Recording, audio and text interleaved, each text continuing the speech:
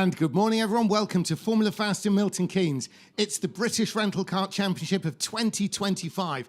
And what a championship it's going to be. This is a fantastic event every year. It's got the biggest prize fund, or biggest potential profit, should I say, for any karting in the UK. And it starts really the international indoor season. It's the first of the big national events which are well attended by all the international drivers. We have a full international contingent here. We've got two world champions in the shape of Vika Schlets and Ruben Boutens. Ruben Boutens is also a 6 times winner of this British Championship despite being Dutch. We've got other champions of the BRKC also in the mix, such as Sean Briley, and we've got some new features for this year 2025. I'm going to be supported in the pit lane by Anthony Jordan here. Good morning. And Anthony, how are you feeling? Are you looking forward to it? I'm looking forward to it. I'm warm right now, but as I head down into the pit lane with all the drivers in the karts, it's going to be absolutely freezing. Don't get anything wrong. It looks warm, but trust me, it very much isn't. But this is going to be an exciting one. 2025, and rightly said, brand new features this weekend, and I'm very much looking forward to what we're going to be seeing. And one of the consistent features, of course, is something that's not really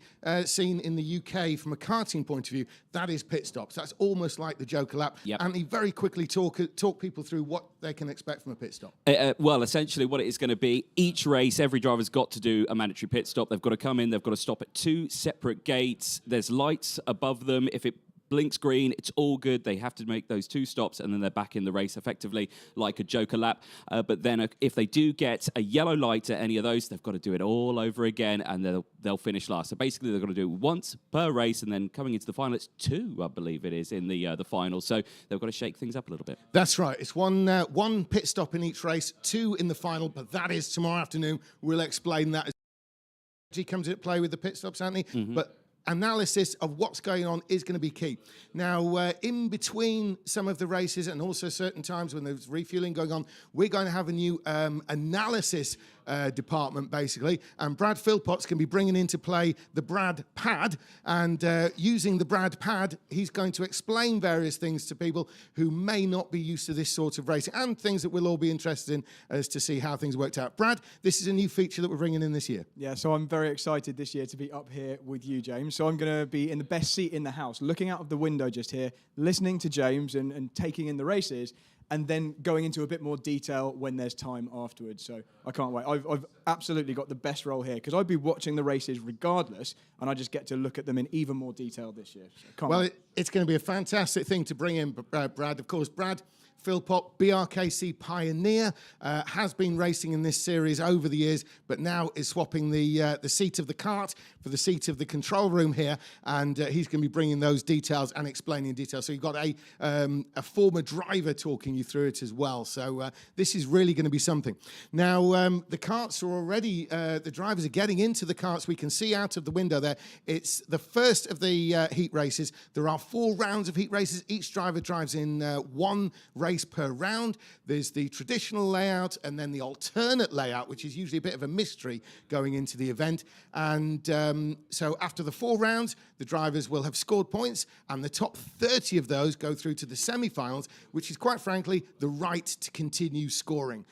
So obviously that means the other 70 are eliminated for the event, but this will be tomorrow afternoon that these will be taking place now. And so the top 30 go through, and then from that, the top 10 scorers go through to the grand final. Now, in the grand final, all bets are off. It's going to be first past the post who wins it rather than the one on points. So they're scoring points to get to that final, and of course, winning the grand final means you're going to be £1,000 better off. A huge amount of profit, probably the biggest profit in all of British motorsport in any one calendar year. Yeah, you might win more if you win a touring car race, but you'll certainly spend a heck of a lot more than that to win it. In this case, drivers are entering on around about the £200 mark and racing for £1,000 first prize. Also, free entries to the World Championship, because this is a feeder event, a qualifying event for the Kart World Championship, as are many of the other major European national events. And that's why it's such a strong international contingent. As I say, we have 2 former world champions in competition this weekend. So join us. We're live from now until around about 10:30 tonight, and then from 8 o'clock in the morning tomorrow, right through to when the grand final will be, probably finishing, and the prize going to be around about 7 p.m. It does depend on how things flow. So we're about to get the first heat race underway. We'll be going down for that. please stay with us and enjoy the racing. Thank you.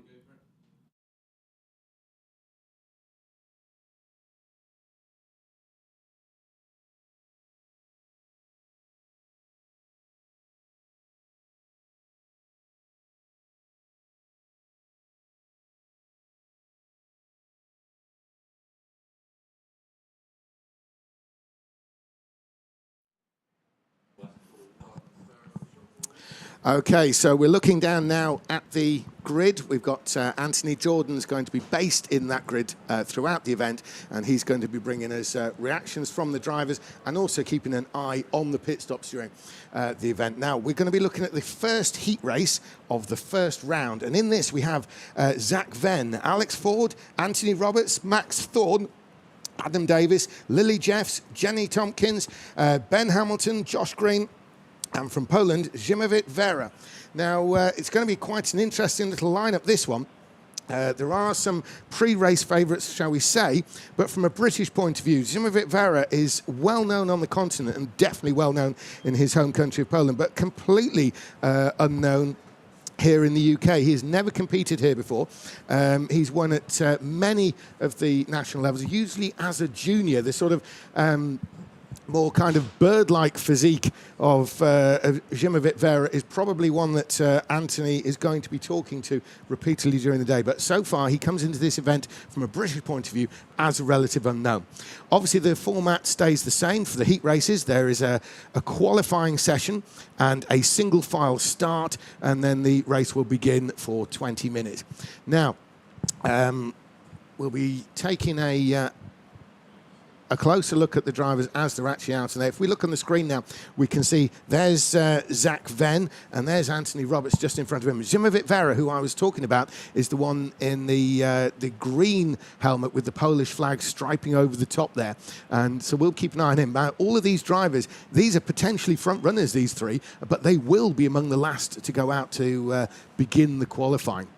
So there they are in the pit lane. We can see that area of the pit lane, this is where they're going to be actually making that mid-race pit stop. Every driver has to make one stop throughout the qualifying heats and the semi-finals. Where Zach Venn is actually the first stop. You can see that dark black block to his right. Each driver is going to make 2 stops in the pit lane. They come down the pit lane, they stop where Zach Venn is now, and then as we look way up near the front, there's another of those black blocks. So they'll be stopping where Zach is, moving again, and stopping for a second time. And the drivers will be having to bring the kart to a stop there. There is a light, and that indicates where they can go or have to remain stationary in that pit stop. So they can't do it on the first lap, and there is a closing time. They can't do it on the last lap either. So we have seen people before actually miss that pit stop window, and even some people coming in too early. So there is a team event going on as well. The teams are scoring points. We'll keep tabs on that as the event goes on. But one of the strongest teams of the lot, in fact, generally in British karting, Bradley Shepherd Racing, they've got a number of drivers in this. They are well populated in this. They have several teams out there, including a couple in this race in the form of Roberts and Venn. So the lights are going green on the track, so we must be getting ready to head out. Yes, in fact, they are. So they're crossing the line there. Now, that is actually the start-finish line. They come out of the pit lane immediately onto that start-finish line. You can see there the checkered bit saying BRKC Formula Fast. And the final ones, there's Vera. And here comes Roberts, and then when Venn joins the course, which he does now, that is every kart now out on track. Contacting the wall there was the number 10. We'll have a little check and see who that is. It's Adam Davis, in fact. Yes, Adam Davis, the Blackpool-based driver, and he's going to start his qualifying lap now. He'll be wanting to not touch the wall on this lap, that's for sure. He's in the snail section, the very famous snail section. A lot of tight racing goes on there, some passing manoeuvres go on in the centre of the snail section there. Now he's coming around this long, fast left-hander onto the backstretch. This is the fastest part of the track, and it's also one where a lot of action takes place at the hairpin at the bottom. There he is turning at the hairpin at the bottom. It's a bit of a curve going in, then the hairpin itself. But he looks like he's lost time already to several. So we'll see. He's going to put the first qualifying lap in. So first of all, it is Adam Davis. He sets the benchmark there. But Jenny Tompkins beats him immediately. She's one of the BSR drivers, but she's been beaten by Max Thorne. Alex Ford comes up into second place. So it's currently Max Thorne, Josh Green into fourth. It's still Thorne, Hamilton and Zimovit Vera. Zimovit Vera has taken the provisional pole position, and that is going to be the one that counts by the look of it. They all cross the line, and that is everybody across. It's Zach Venn. Zach Venn takes it. The final driver to make a qualifying attempt is now first in the standing, and he is just 0.1 of a second ahead of the flying Polish driver, Zimovit Vera, with Anthony Roberts in third, Max Thorne fourth, Alex Ford is fifth, Ben Hamilton is sixth, Jenny Tompkins 7th and Josh Green 8th with Adam Davis 9th. Lily Jeffs rounds them out in 10th place, just a second down. So they're going to form up on the backstretch. The marshals are going to get them lined up. There they are coming forward. And Zach Venn ahead of Vera, the Polish driver. They are taking up their positions at the front. Now, Venn will be the one to dictate the pace coming round the final couple of corners to start the race. The race actually begins on the start line, but the drivers will begin to accelerate coming out the final hairpin.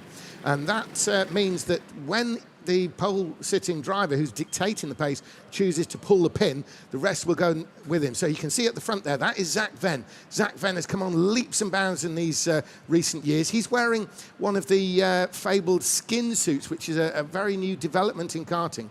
And the skin suit has actually been ratified by the FIA and the CIK for the first time literally last week. So this is a very, very new development in suit design, very much like the what a bobsledder would wear, or maybe a time trialing cyclist. Now, here they come. Zach Venn, wearing one of those skin suits, is going to take the start ahead of Zimovit Vera as they come around. When will Venn go? He's on the throttle now, and Vera goes with him. It's a good, clean start, and it's Zach Venn who leads the way to open up the 2025 British Rental Kart Championship. There he is in the Snell section, keeping things covered. No moves yet there. Yes, there was a move up the inside by the looks of things. They are side by side. It looks like a couple have made up position. Somebody down there. It's all a bit dark down there. We'll keep an eye on Zach Venn at the front, though. He's got what could be described as the most comfortable lead you could ever expect at this stage. 1 kart length ahead of Zimovit Vera.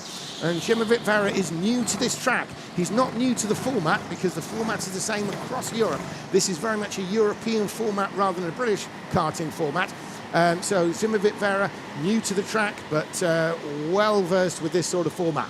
So there's Venn. He's coming out of the Snell section now, and Zimovit Vera is closer. He's closer than he was last time, surely. As they come onto the backstretch, down they go. This is the fastest part of the track, and Zimovit Vera is holding a bit of a watching brief. They're pulling a slight gap on third, which is Roberts, who in turn is pulling a bigger gap on Max Thorne, followed by Ben Hamilton, Alex Ford, Jenny Tompkins being pushed out 7th, Josh Green 8th, and Lily Jeffs 9th. Adam Davis, Anthony, can we come to you? Adam Davis in the pits. We can indeed, yeah. The number 10, Adam Davis. It's a good stop on gate number 1. Gate 2, looking good. It's a long hold on the red light, but he's back out, and it's a good stop.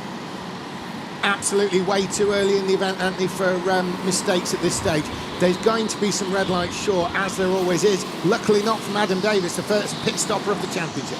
Yeah, exactly that. You don't want to make mistakes at this early stage. You bang on with saying that one. But again, he's gone early. This is a tactic that we've seen in multiple years from drivers who have been qualifying in these heats at the back. They want that clear track to try and get those good times in. They don't want to get caught up in traffic. Let's see if that pays off for him and see if he can get the switch over. And that's exactly, Anthony, as you say, where this sort of strategy comes into play. The driver making the early pit stop there will feel as though they're being held up a little bit, feel as though they could be faster on their own. Maybe there's a lot of racing going on around them and it's affecting lap times. So they'll come in a little bit early, and that will mean that they have clear air with which to pace themselves and run at their pace, especially should they feel that's faster than those around them, and in turn leapfrog those drivers who they're currently with. Now, obviously, if somebody's got all the air they need and the drivers around them are running the pace they want, then a later pit stop will come into play, because you don't want to have that pit stop and come out amongst traffic that may be detrimental to your performance, such as a situation that the 3 and 4 front runners now find themselves in. That is Zach Venn, of course, from Vera and Roberts and Thorne. So Venn we can see in the Snell section. Now Roberts and Thorne are actually managing to stay with the leaders. Now you can see they've been waved on there. That looked like one of the BSR boys waving at Zach Venn, and also, of course, Anthony Roberts, as they make their way around this final hairpin there. Outright pit signalling isn't really the done thing in the indoor karting, although there will be very much help from the sidelines. Definitely team drivers supporting other team drivers, and even friends supporting friends, and letting them know little details about what's going on, whether to push, whether to hold, things like this. It's definitely something that will happen. We'll see that a little bit from the sidelines. The camera angle doesn't really catch where the edge there. It's not really the pit wall as you'd expect in any sort of outdoor racing. Any signalling will be done. It's more further round the course, actually on the exit, the Snell section. But here they are to put another lap in. It's the opening heat race of BRKC 2025. So far, every lap has been led by this man here, Zach Venn. Zach Venn wearing one of the new skin suits. Anthony, it's going to be very interesting with the skin suit as the day goes on. Some people are saying it's absolutely the future. Others more determined to stick with the regular suit. Honestly, I've not actually had a good close look at one of these skin suits. I'm looking at Zach Venn driving past the pit lane now. I've got to say, I thought it was just a suit that was a little bit too tight for him. So that's what I thought it was. But if it's a new development, then I'm all for it. And yeah, I'll be curious to see how that progresses over the course of this weekend. Now, I want to give a quick update on some pit stops as well. We did have another one. Lily Jeffs, the Jamie Chadwick Series Sodi champion previous years, she pitted earlier on. It was 2 good stops. However, the switchover for Adam Davis worked out. He's actually managed to get ahead, and he's actually pulled away. No other pit stops as of yet, only those 2 stops. Absolutely, and Lily Jeffs does continue there in the 10th place, which, as you say, means that Adam Davis has moved up a place. And from Adam's point of view, this is exactly what he will have been looking for, and the whole reason for the early pit stop. On the other hand, Zach Venn here is probably going to be one of the last into the pits. He will be actually relying probably on people from the sidelines to tell him, you know, listen, you better pit on this next lap. Although there is a board also in that area of the track which does say, you know, last lap for pitting, and some words to that effect.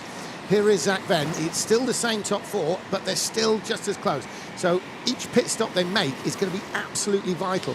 Anthony, down in the pits, do the pit stops seem as though they've been quite fast so far, or just really what we'd regularly expect, people playing themselves in more than a lightning stop? It's the first stops and the first heat of the weekend. They've been pretty stable. We're not seeing people go absolutely right to the edge trying to get the most out of it. Again, we said it earlier on, you do not want to risk having a bad stop. You don't want to have to come back in again in your first race, because that could mean you don't make the final. You could lose the chance of getting in that final in that first heat of the weekend. You certainly don't want that. So the stops have been pretty calm, but like I say, we've only seen those 2. We're still waiting to see everyone else. And yes, another new feature, you were talking about it on this one. There is a new light on the start-finish line gantry. It does say when the light is flashing, pit's closing. So when that light comes on, if someone hasn't pitted, they've got to get in the pit straight away.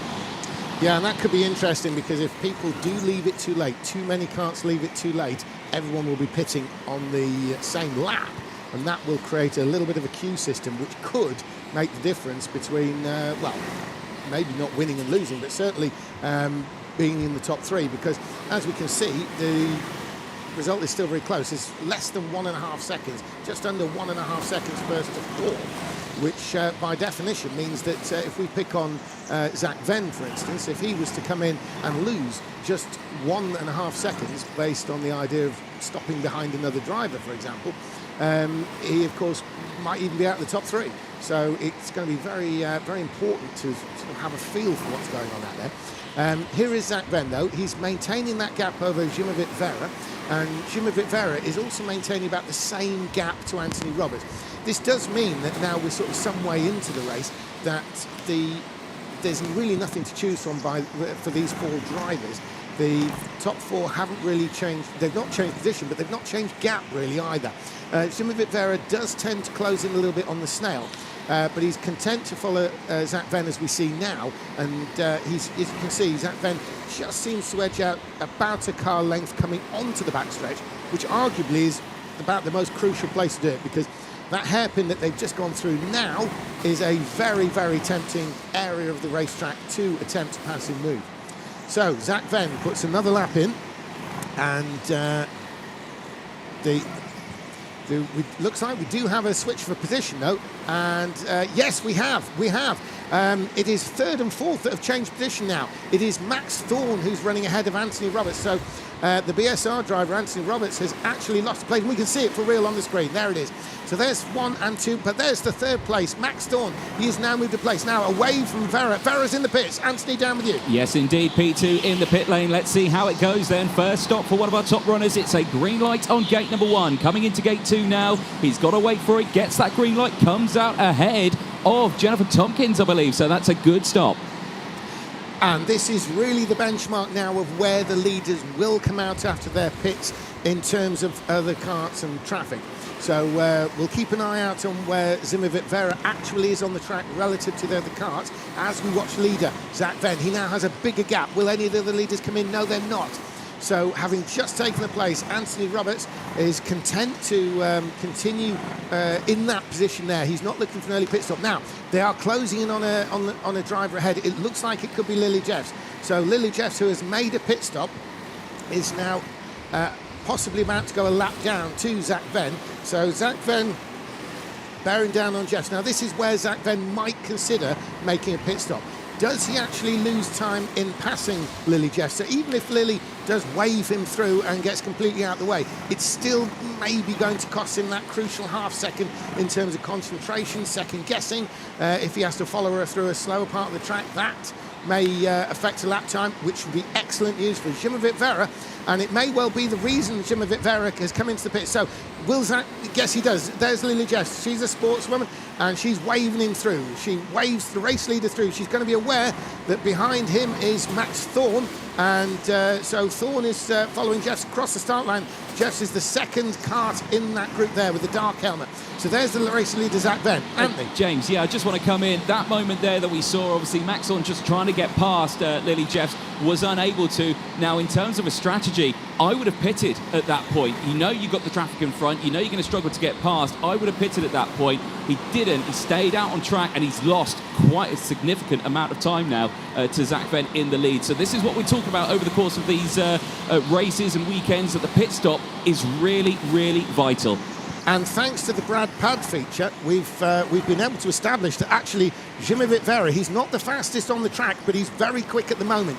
And of course, we've seen Thorne take time to pass Lily Jeffs, and this is to the benefit of Zimovit Vera. It's very possible that Zimovit Vera had actually looked ahead, seen Lily Jeffs, and thought, right, now I'm pitting, and hope that the others won't. Will lose time trying to put Lily a lap down. Even if she's waving them through, it's still going to cost them an element of time, and that fraction may be all that Zimovit Vera needs. So it could well be that if Zimovit Vera actually wins this heat race, he may well have done it already, you know, in that early pit stop, because none of the leads come through. They're getting waved on. There's Zach Venn, a lot of support there. That must be various of the Bradley Shepherd Racing team drivers. Bradley Shepherd himself is not here this weekend yet. He's certainly not competing unlike in previous years, but obviously Bradley Shepherd, those who know him, you could cut him in half and you'd find a kart inside there, so he's probably going to be keen to appear at this meeting at some point. Meantime, his driver is still in the lead, and so Zach Venn continues in the lead. The BSR team looking to open this event with a win in the form of Zach Venn. Now, it must be said, Max Thorne has found some speed somewhere. Is he fastest? Yes, he's the current fastest lap of this race, and he's really closing down on the leader now.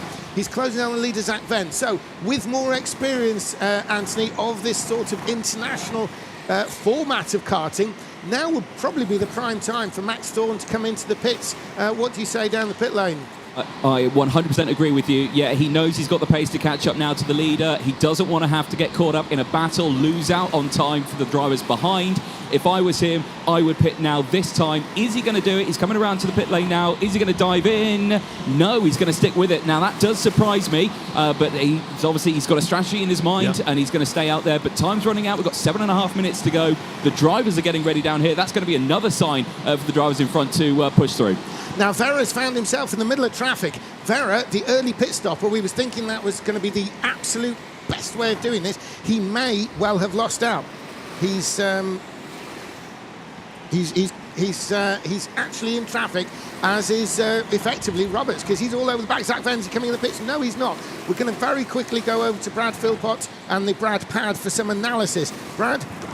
Oh, well, you actually already picked up on it, James. I was just going to point out that Vera was finding himself in traffic, which is exactly what he didn't want after his early pit stop. He will have hoped that those drivers ahead of him would have already made their pit stops to clear his path. Unfortunately, he's now not benefiting from any blue flags. He's just having to fight his way past each driver individually. So what looked like a really good strategy, he was actually closing in on Ven in the lead. Now the gap isn't as good. It was down to around 10.5 seconds. In fact, looking at it now, he has managed to close up another 10th. So under 10 seconds, potentially it might still work out if he manages to clear this traffic quickly. 10.5 seconds, Brad, is what we think is a pit stop on average, correct? And in that case, well, from my point Vera of view... is leading this race. Yeah, I think Vera is leading the race. Superb. So the pit stop, early stop strategy as the two actual on-the-track leaders battle it out. Zach Ven and Max Thorne, will they be picking time out of each other? Is someone going to come into the pits? No, they're not. And closing in is Anthony Roberts. Now, this, what is going to be a three-way fight for the lead, could turn out to be very much the benefit of Jimovit Vera. Jimovit Vera spends his whole life in this sort of format of karting. Oh, and in the pits. Anthony down in the pit lane. Benjamin Hamilton in the pit lane. 2 good stops, absolutely fine. It was the same for Alex Ford on the previous lap as well. He's also pitted, so it's literally just our front runners here that are waiting to come in. So the top 3, those front runners are coming past the pit lane now. Clearly no intention to go in yet. They're clearly going for the sort of long run. We've got 5.5 minutes showing. So it'll only be about sort of 3 and a bit minutes before they have to think about coming in. There's a wave there, Max Thorne. Was that a get a move on, or was that a into the pits this time? They're coming down the back straight. Is Thorne going to make a move? No, he's not. Could this mean that he's going to make a move to the pits? If he's not making a move on the driver ahead, is he in this time? Yes, he is.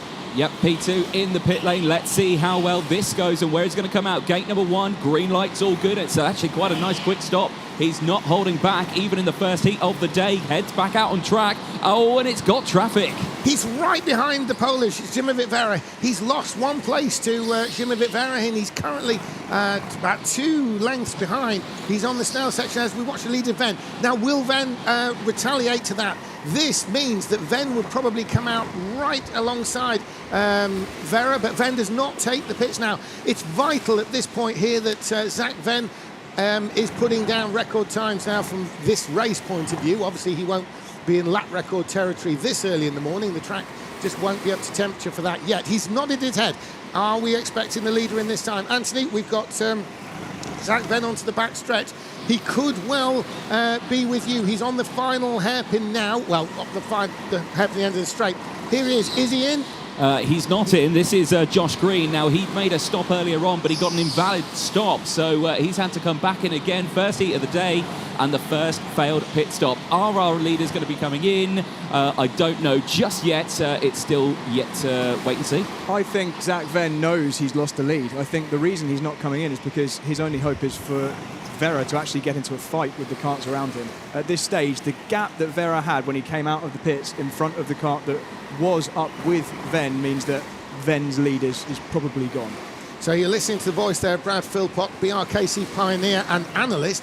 And so, Brad, just going back to that point, we could possibly see Zach Ven slotting into that very gap that's between Vera and Thorne, isn't it? Yeah, the gap's now down to 9 seconds. So he's closed an entire second down on the race leader over the last few laps. So he was pretty close behind when he made his pit stop. I really think unless Ven has some kind of amazing exit to the pits and manages to block him, Vera has coming in. He's coming in. He's in. Race leader is in. Zach Ven. Let's see how well it goes. Gate number 1 gets the green light. It's a nice quick stop. Gate number 2 holds, gets the green. Where's he going to come out though? I think he's lost the lead.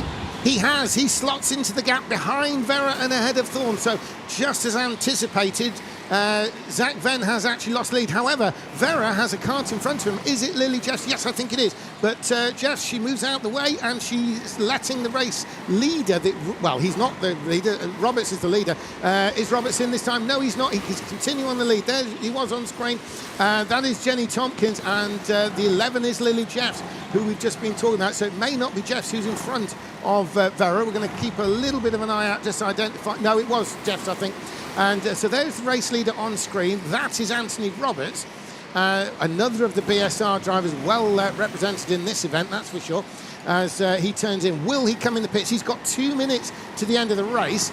Surely it'll be this time. No, it's not. He's going to really push this one out to the last available lap. He has to be fast at this stage, even if he's not fighting for the win. It's, you know, he's any one of the top 4 positions at the moment coming out of the pit. So if he can make some quick lap times now, he will come out obviously more favourably.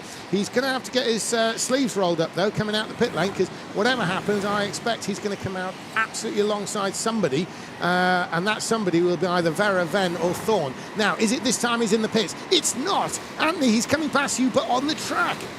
Yes, indeed. The lights are flashing now as well, saying the pits are closing. He has to pit this lap. If he fails to do so, he'll come away with a penalty. He needs to pit this time, and let's see how well it's going to go. We just saw very briefly as well, Jennifer Tompkins, she came into the pit lane. Good stop for her as well.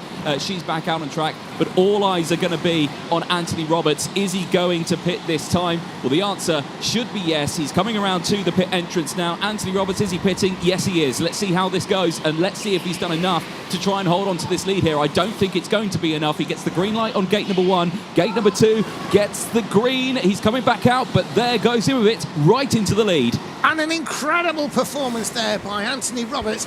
Zimovic Vera has taken the lead overall. He's actually done it with, by karting standards, quite some margin. But Anthony Roberts has managed to leapfrog himself from a 4th place during the main part of the race right up into 2nd. But he's got a rearguard action against Thorne. Surely he's thinking 2nd is now going to be the best. He's never going to catch Vera from here with just 22, 21, 20 seconds on the clock as they come across the start line. But here is Max Thorne. Max Thorne is probably got about 2 laps to try and do this. Is he going to be in the snail? Not this time, but Thorne's all over the back of Anthony Roberts there as we exit the snail section. Now this part of the track is crucial as they come around this long left onto the backstretch. What is Thorne going to go down the inside? Look at Roberts there. He's over on the inside. Super defensive line there as they end the lap. This part here, surely we're going to be seeing the last lap board anytime soon, but we'll be looking out the window for the checker flag as you watch on screen. There's Roberts, this is for 2nd place, and there is Thorne, and there is Zach Ven behind. It's Zimovic Vera who's out of screen. There he is, just going away from the picture. That's the lead he has built up. He was the early pit stopper. He didn't have to lap anybody, but he did end up in traffic later in the race. However, there he is. There's the race leader, the young Polish driver making his British Rental Kart Championship debut here and now in this very race, and he's going to open it up with a win. Here's the win for Zimovic Vera. An incredible win there by the Polish driver Zimovic Vera, very young, so many years in front of him, but vastly experienced already. An incredible 2nd by Anthony Roberts. Fantastic 3rd for Max Thorne, and poor old Zach Ven. He did most of the leading. It looked like it could well have been his race, but he's been pushed down to 4th. Jenny Tompkins came in 5th, and if we look further down, Ben Hamilton, he was 6th. Adam Davis came in 7th. Alex Ford was 8th. Josh Green 9th. And Lily Jeffs rounds them out in the 10th place. But an incredible opener there. Anthony, they're coming back in the pit lane now. You've got, I think it's Roberts who's first in, and Thorne, and Zimovic Vera is the 3rd one in the lineup there. I've got to be honest, I've obviously had to comment on him in Poland, but I'm not even sure if he speaks English, but see what you end up with. Well, I will see what I end up with, and he's also got one of those skin suits on as well, so I'm curious about this. Do you know what? I've never seen one of these before. Yeah, these are absolutely intriguing. It's like what you'd expect a bobslayer or a exactly. sprint cyclist. I'm just trying to think the protective value of it, because, of course, a normal karting suit, grade, it's supposed to be abrasive resistant to tarmac or concrete, and this just looks like you'd get torn apart in it. So, well, you know, they've got their FIA, CIK yeah, they're approved. So it's Kart Skins is the company that currently makes these ones that all these guys are using, and out in Belgium there, and they've actually literally in the last week got the accreditation, which includes, would you believe, for abrasion. Really? Well, there you have it. I'm very impressed with that. Right, let's see if we can jump in with Zimovic Vera, who is just getting himself sorted out with his weights. Of course, all these drivers need to be weighed, of course, when they exit the kart. If they come in underweight at all, they get a huge penalty come their way, so they need to make sure that they are all above board, because minimum weight, of course, of this one is 90 kilos. So if you are coming in anywhere under that, I'm just going to double check on this weight. Oh, look at that, 90.5. That is just over, but that's all good. Zimovic, can I have a quick chat? I will take off my helmet. Okay, he will take off his helmet first. Well, that was English, so that was good. That means we can have a chat then. While we wait for Zimovic then, let's see if we can track down Zach Venn, who I think has made a run from Anthony, while you're waiting for Zimovic, Brad just wants to point something out from the Brad pad. Go. So we're going over very quickly for literally 30 seconds to the Brad pad. Yeah, I thought I'd make myself useful for this first race. So what we're looking at here is a pass that at the time seemed pretty crucial. This was Thorne overtaking Roberts early on. So we're actually looking at the top of the picture just here to see what happens. And the move begins just at the edge of the shot, and you're going to see it completed in the next shot here. And he makes a really nice move down the inside, has enough of the kart alongside Roberts. But what then happens later on is Roberts manages to get back ahead through strategy, playing the long game, staying out longer. The race wasn't over just because he was overtaken early on.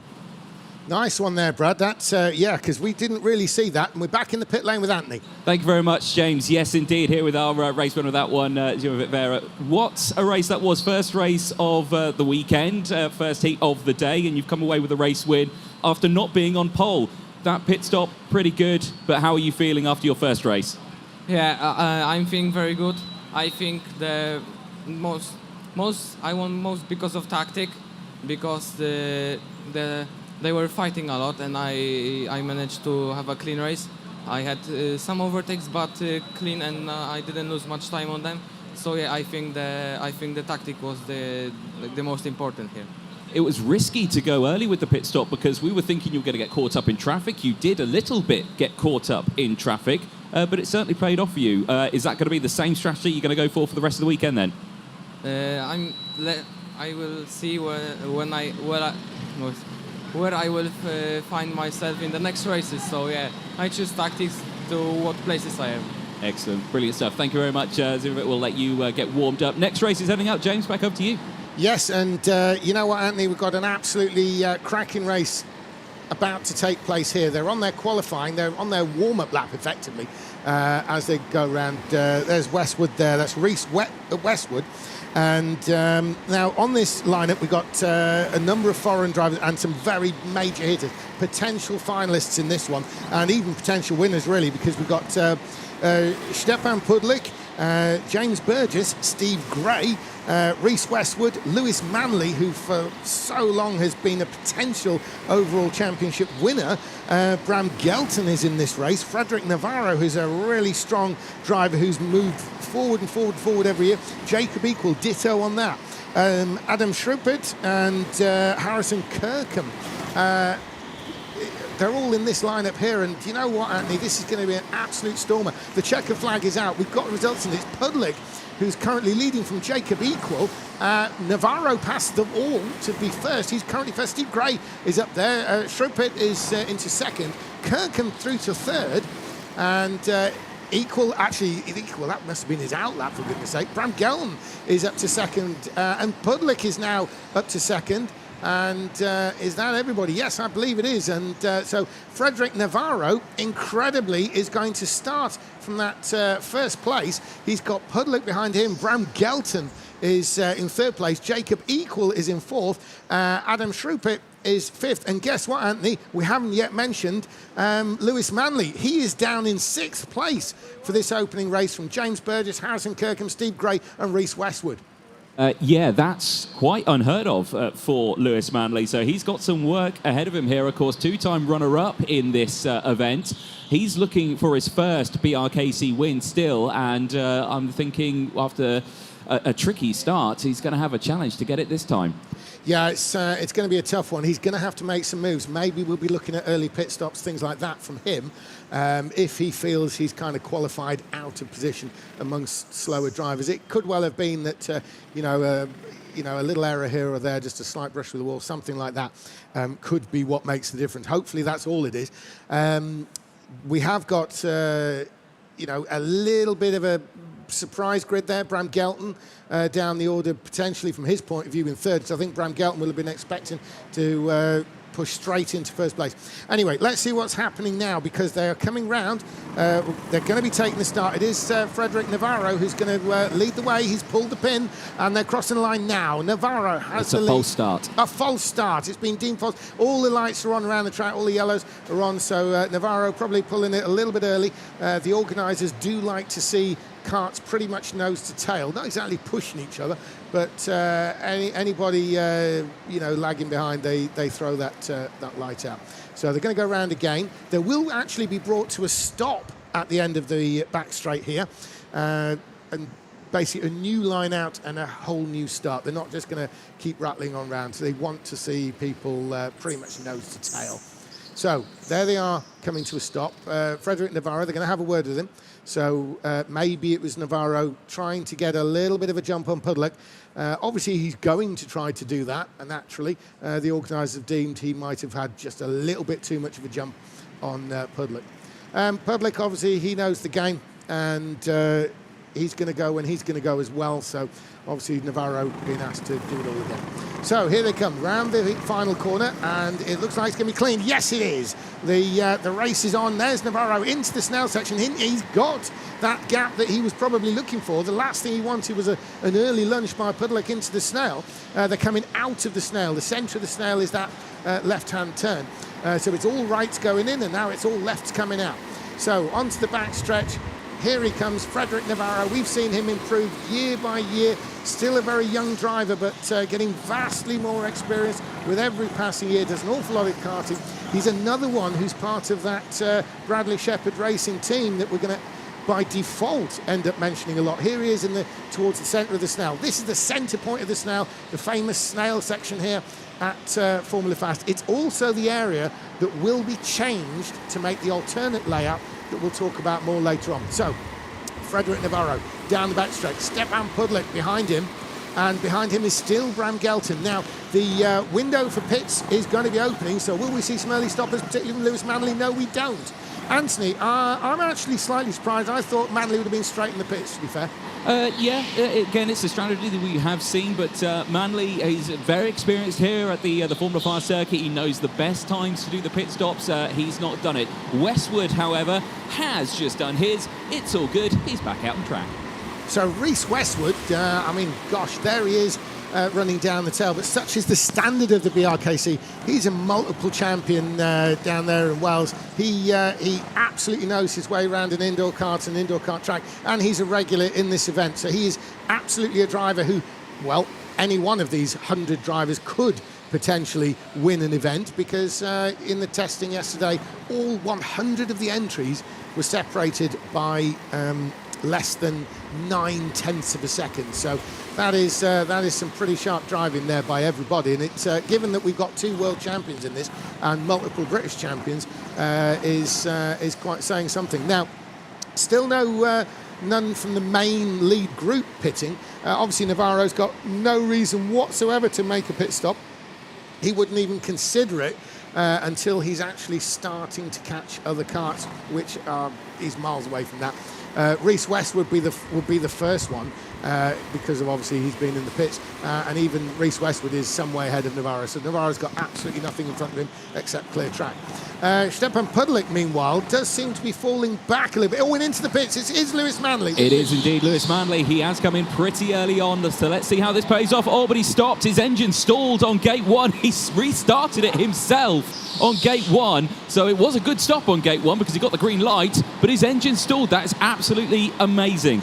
Oh my goodness, and Lewis Manley, the trouble with the BRKC is it's so competitive, it's so tight, that literally everything counts. So, you know, you could end your championship right here and now at less than 9 o'clock in the morning on Saturday, and will Lewis Manley, he's got a lot of work to do to pull forward from this. Now, he is a multiple champion of this track, so over the years, Lewis Manley has been racing here for way over 10 years in the local track championship. He's been racing the BRKC ever since it first came to this venue as a permanent fixture in 2014.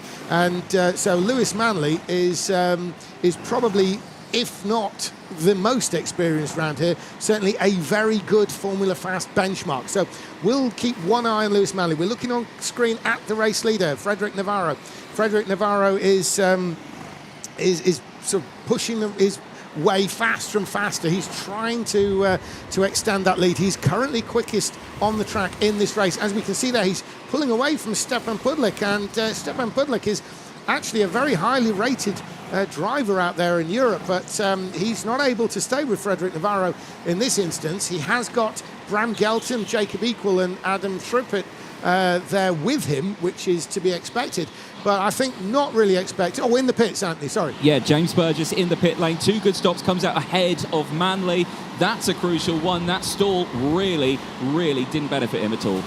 Yeah, that is actually going to hurt. And Lewis Manley, he is a fairly emotional driver, and he'll be feeling this one. He'll already be sort of feeling on the back foot from an overall championship point of view.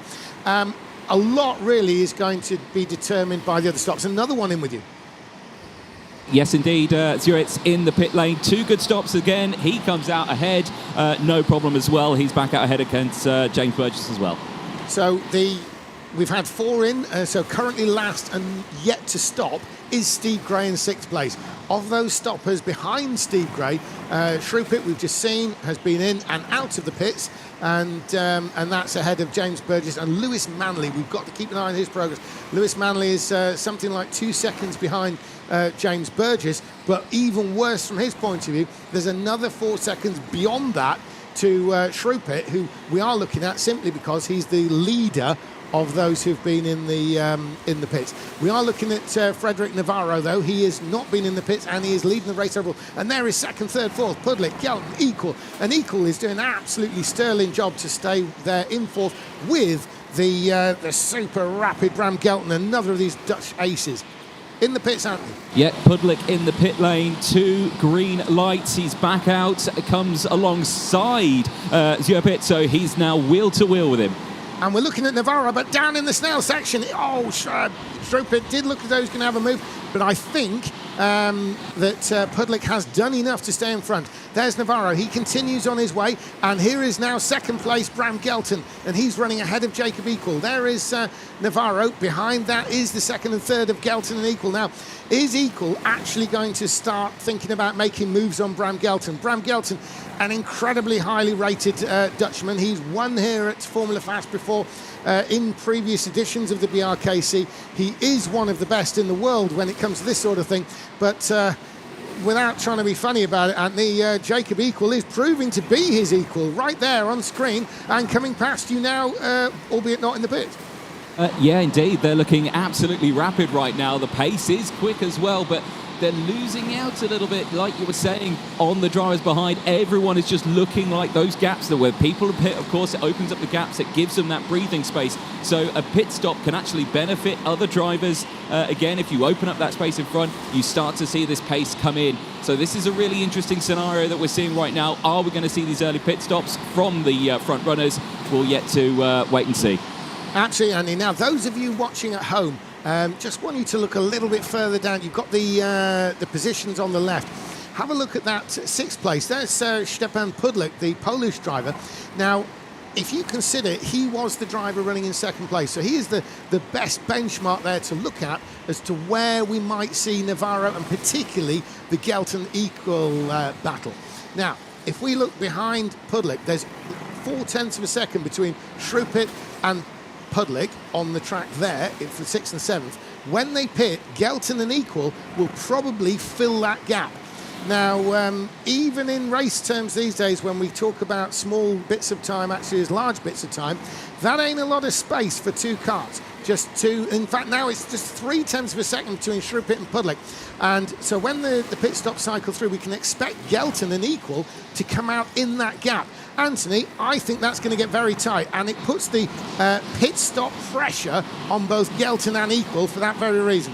It most certainly does, and this is where timing is crucial in this, because again, if they start squabbling, they'll lose out on time. They don't want to do that. These two Polish drivers, you would think they'll work together in this one. They need to push themselves along in this one to try and outdo them on the pit stops. But again, it's a very, very fine line here from both the front runners and now drivers in that mid-pack who are essentially still fighting at the front. So again, it's a tricky moment here. The top four still yet to come in. They're staying in form right now, so we're just going to have to wait and see. Absolutely, Anthony, and sensationally, as we see on the screen, that is Pudlik and Shrupit. Now, the gap that I was talking about has come down to less than a kart length. So somehow, Equal, who's now taken second place, Jacob Equal's up to second, ahead of Bram Gelton. He's done it on the track.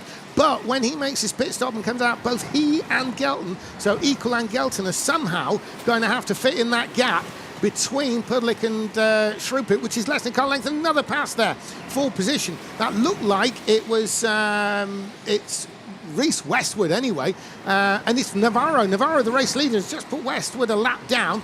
Navarro has yet to make a pit stop. He's got just under 10 minutes left in this race. He's got plenty of time to do it. We're not really expecting that driver there on screen there in the orange, the Bradley Shepherd Racing Team driver, Frederick Navarro.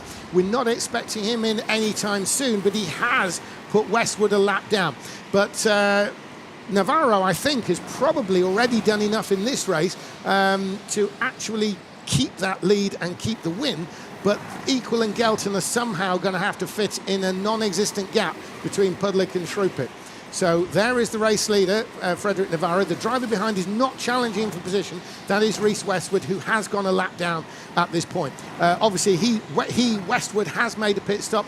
Navarro has not made a pit stop, and Navarro is also the current fastest driver in this race, which is why Westwood's gone a lap down. Westwood will probably unlap himself during Navarro's pit stop. Now, in fact, though, is it a new quicker lap? No, not quite. In the pits, Anthony. Yeah, Steve Gray in the pit lane. 2 good stops. He's back out behind Lewis Manley, and yeah, no dramas there at all. Steve Gray, driver from Blackpool. As with all of these karters, he drives as a how do I put this? He drives in a professional manner and conducts himself in a very professional manner, but this is not actually his job. His job is not kart racer. He's actually a tram driver in Blackpool, would you believe? So driving is his business, but not normally racing around a track like this. So we might well be hearing from Steve Gray later on, but Steve Gray is part of the Unthinkables team with Adam Davis. They come across every year from Blackpool. One of the most memorable BRKC races of previous years was a 1-2 for those, and hence the Unthinkables name, because Anthony, apparently I described it as being unthinkable that they would be first and second, and it kind of caught on. So Frederick Navarro, far from unthinkable, is him winning a race here as he's continuing that massive lead, and you can see the sheer speed that he's putting on the opposition there as he's pulled away from Reese Westwood there, continuing the lead. He's still got 7.5 minutes, so there's absolutely no pressure to make that pit stop. At this point in time, he's probably well advised to stay out there in front. And have we got some information from the Brad Pad? I just wanted to give you a bit of an update on poor Lewis Manley's race, because Lewis, one of the favourites at every BRKC, as you mentioned before, twice a runner-up in the final. Today, his qualifying obviously didn't go well, and as we saw, he made that early pit stop and had the issues, which we'll look at later. But the reason I'm talking to you now is because, unfortunately, the pace just hasn't been there. I think any chance of a higher position than he began has gone, because the leaders, in fact, the top 5 or 6, are just 1/10 quicker per lap. The problem is, where we were looking for him to close down that gap, it's actually been extending since the pit stop. That was one thing we were going to keep an eye on, so thank you for that, Brad, because the Lewis Manley, very much one of the local favourites, not only in terms of person, but also likely winners. His championship has got off to a particularly difficult start. He is listed down in 8th place. Obviously, we've got a couple of people still to come in the pits, but those people will probably be in front of 8th anyway when they come out. So Lewis Manley is languishing there from his point of view in 8th place. As Brad was saying, he's not quite on the same pace as Navarro, Equal and the rest, and so therefore that's potentially a little problem for him there. Anthony, while I was talking, was it Bram Gelton? Did we have Bram Gelton down in the pits, or has he just dropped back? No, he certainly did. It was a good stop as well. 2 green lights came out ahead of the lights of Pudlik and Tripod as well. So he's in P4 now, so it's a good stop, well timed. But you can see that battle. It's currently coming into the final section now. They're coming past me here at the pit stop. That's going to be an exciting one. Yeah, and crucially, Bram did enough out on the track to come out just ahead of Stepan Pudlik and Adam Shrupit, because obviously those two, it was looking like he would be alongside. Obviously, when you exit the pit lane on the snail section version of Formula Fast here, you are on the inside for several corners, and that is crucial in terms of defence because, of course, coming out of the pits, you're not going as fast as those already out on the track where that pit exit is. Talking of pit exits, Navarro, we haven't even seen a pit entry for him yet. Oh, they're fighting. They're fighting at that final corner, and it's been yellows are coming out. Now, that was absolute wheel-to-wheel action there between Bram Gelton and the likes of Pudlik and Skripal there as well. Now, he's been restarted. Green flags are back out again, but that was as dramatic as you could see it in an opening heat. Absolutely, and incredibly, Bram Gelton is about to be lapped because coming down the inside, there's Frederick Navarro and Steve Gray. Steve Gray doesn't realise that's the leader. Steve Gray's actually a lap down, so Steve Gray will not be aware that that is race leader Frederick Navarro. He thinks he's in a race, and so will Bram Gelton, and Navarro could lose a lot of time here. This could be to... Navarro needs to come in the pits. It's as simple as that. Now is the time to pit for Navarro. Is he coming in? Anthony, he's not coming in. Unbelievable. No, and he's getting a bumping warning as well, so he's got to be super careful out there. Also, we did just have a pit stop. Harrison Kirkham came into the pits as well after that brief yellow. He's had a good stop. He's back out on track, but he's come out behind Pudlik, so Pudlik's found himself now up into third place. And Bram Gelton is only one step ahead of Steve Gray. He's in 8th place. This is to Lewis Manley's benefit, who's moved up a place to 7th. So clearly, an incident down there has cost Bram Gelton dear as they come around. There is Steve Gray we're looking at. He's chasing the actual race leader, Frederick Navarro. Steve Gray will have probably no idea that Navarro there is the actual race leader as Navarro closes in on Bram Gelton. Navarro's made his way past Gray. He's probably running pretty much the same pace as Gelton, so there's a little bit less pressure to pit maybe, but I would have thought a pit stop now for Navarro. No, he's not coming in. He's all over the back of Gelton. He's going to hate it when he sees the replay when I say this, but I've got to say Frederick Navarro is probably showing a degree of inexperience there from a strategic point of view. We've only got 3 minutes to go, but I just want to quickly go over to Brad Philpott. Brad, is this possibly a bit of an error by Frederick Navarro not to have pitted? No, I think he's safe. He's got a 5-second gap really to the first kart that could threaten him, which is Pudlik. So equal. Hasn't pitted either, so he's got a nice, comfortable 4.5-second gap to him. In now. And in comes equal. So provided Navarro pits within the legal time frame, he still looks very safe. Super. Well, thanks for that, Brad, because, you know, that did need some clarification. So Navarro, we think, is safe. Shaky, though it was looking. I wouldn't be too keen to lose any more time than what he has, but he is continuing in the lead. As you say, equal has yet to pit. I think Pudlik... Yep, he's coming in now. He's coming in now. Race leader in now. Let's see if these stops are going to be good enough to maintain that lead. Gets the green light in the first. Remember, if you get that yellow light, you've got to come in again. He gets the 2 green lights. He's clear and dry by some way. Yeah, he's definitely got it sorted. He's got 2 minutes left of this race. Everybody's been in the pits now, and race leader into the pits and race leader out. Frederick Navarro, he did it all on those laps before the pit stop. He built a big enough lead, helped by some battles behind, but he did it on the track. We could see he was pulling away, and that has allowed him the luxury to pick and choose the pit stop time, and also to make sure that he doesn't cut anything in the pits and have a penalty and have to come back in. So Navarro continuously, but crucially, Jacob Equal has come out ahead in that battle with Pudlik and Gelton. There's been some, you know, biffing and banging going on further back that ended up with a stalled Bram Gelton facing the wrong way on the racetrack, which we had the full course caution for earlier. But Jacob Equal has done what he needs to do. I mean, if he's not going to win the race, second is the next highest load of points, and that's what he's going to get if positions stay the same. There's just over a minute to go, which is going to be about maybe 2 laps left. So there we are on screen now. That is the race leader. It's Frederick Navarro. He's looking really good round here. Frederick Navarro is a driver we've seen come through and through better every year. He, of course, you know, back in 2023, he was in the top 33.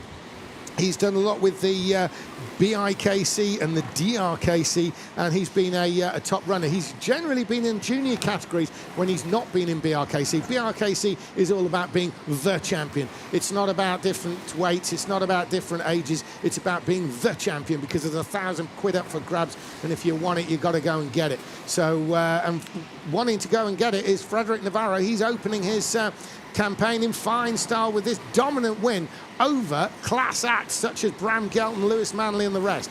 So here he is. We're probably going to get just one lap left, really, as he crosses the line now, which we think, or I think, could well be his final lap. There he is, Frederic Navarro. He's on his winning way. He can really cruise it home here. He's not going to want to, though, because, you know, he doesn't want to give anything away. He wants to win in dominant style. Dominant style is what he got one last time down the back straight. No, they're giving 2 laps. 2 laps. There's 2 laps to go in this race. He's going to have to cross the line once more as round he goes. This is the final area of the track, this final hairpin now. Now he begins the very fast run through the left, through the right, over the finish line, and into the Snell section. This is the last lap now for Frederic Navarro. It's going to be an emphatic victory here by the young man. He's rising through the ranks in British karting. He's part of the BSR team. Bradley Shepherd will be very pleased at this result. They lost a win in the earlier race thanks to the speed and experience of Jean-Vivit Vera, but Frederic Navarro is certainly making up for that, and here he is. He's going to take the flag, and Navarro wins. Frederic Navarro wins the second BRKC 2025 heat race from Jacob Equal, and Stepan Pudlik is in third. Harrison Kirkham's going to come through in fourth, and he does. And then it's Adam Schlupert, and we're looking for James Burgess. And only then do we see Lewis Manley. Lewis Manley's going to cross the line soon. We've got Bram Gelton going through in 8th place. Steve Gray's coming through in 9th. And Reece Westwood has already completed the race, and he's in 10th place. So outstanding effort by young Frederic Navarro, and equally outstanding effort by the epic Jacob Equal, with Stepan Pudlik there in third. Anthony, they're coming into you, but what a win there by Frederic Navarro. Certainly so. Well deserved. No drama there whatsoever. Had the pace. Gives a thumbs up to his fellow Bradley Shepherd Racing teammate just behind him. But that is exactly what he needed. Now, there's a few drivers who I want to have a chat with on this one, as the last kart's just making its way into the pit lane. I want to head down very briefly to Bram Gelton on this one. I'm sure he's a driver who probably doesn't want to talk, but as I'm an irritating person, I'm going to dive in there straight away and have a chat with him very quickly. Bram, I know that was a tough race on this one. What happened there at the final corner? I don't know, he just kept pushing me wide, so I thought, no, I'm not having that. So It's a tough one, isn't it? But it's still the early days. Let's see what happens. the field is way too strong to get results like this and get in the final. So. Well, let's see what happens, mate. Best of luck for that one. But, of course, plenty was happening in this. Lots of words being happening. I'm going to chat to our race winner in this one as well. He's just getting weighed. Of course, going to weigh 90 kilos. Anyway, under that, you're absolutely fine. Frederic, brilliant start to your weekend. That's exactly what you wanted, a race win and comfortably as well. Yeah, definitely. I think the kart led me there, and the team, of course, with the strategy. But let's talk about a lot that's going to be happening. Of course, that's only your first heat. You've got plenty more to go. How is the track feeling? It's very cold in here, as it always is for BRKC, but all is well. Yeah, all is good. The track feels great.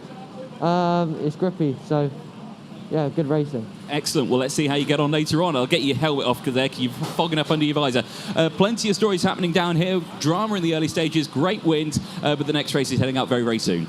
And we're going over to the Brad pad with Brad Philpott, and he's just going to explain something. Yeah, so really one of the stories of that race was the pit stop for Lewis Manley that didn't go very well, and it wasn't really his fault as far as we can see. On the Brad pad right here, you can see Lewis is in the pits. He's made his stop, and the engine stalled. Now, he takes the initiative here and finds the pull cord and manages to get the engine started. So, extremely good effort there. We have seen that go wrong and actually cause injuries for drivers at other events. So, if you do that, you are taking a risk with your arm, and Selina Balnager will tell you that. The second pit stop there was obviously, the second stop was fine for Lewis, but he was then in a kind of no-win situation. So, unfortunately for Lewis, not a good start to the competition.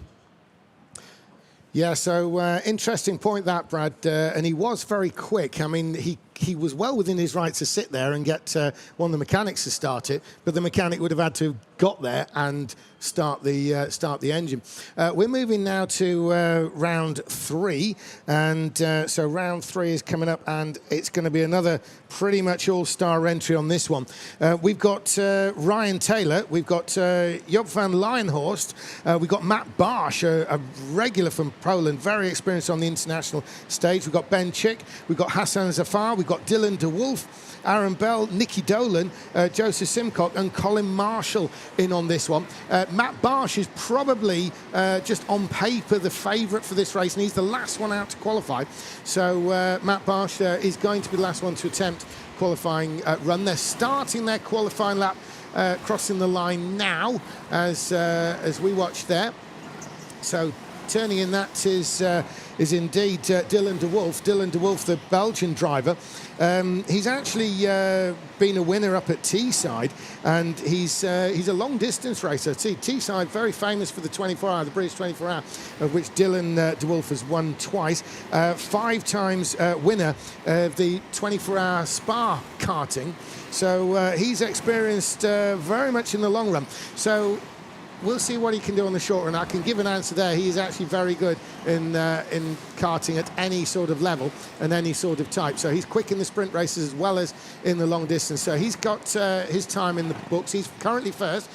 Colin Marshall's listed as second from Hassan Zafar, as Ryan Taylor shows through and full. But Matt Barsh is up to second. Matt Barsh is up to second now, as we'd expect from the likes of Barsh. So currently it's Dylan de Wolf, and that does in fact conclude the qualifying. As sorry, just going to bring in Brad Philpott on the Brad pad. No, I'm just commenting on how the top 2 there absolutely had the pace on the field. Normally you see very, very small gaps between all the karts, all the drivers in BRKC. Yeah. And in that qualifying session, there were 2 clear drivers out front, a good half a second ahead of the rest of the field. Well, I would like to throw out this one, Brad, is what you're looking at there is 2 drivers who know about the single qualifying on indoor track. If you look at the others, it's all kind of British runners beyond that. And of course, here at Formula Fast, BRKC is the only real time in rental karting you're going to be making a pit stop. And having a qualifying like this, it's kind of a little bit, dark area for some of the other guys.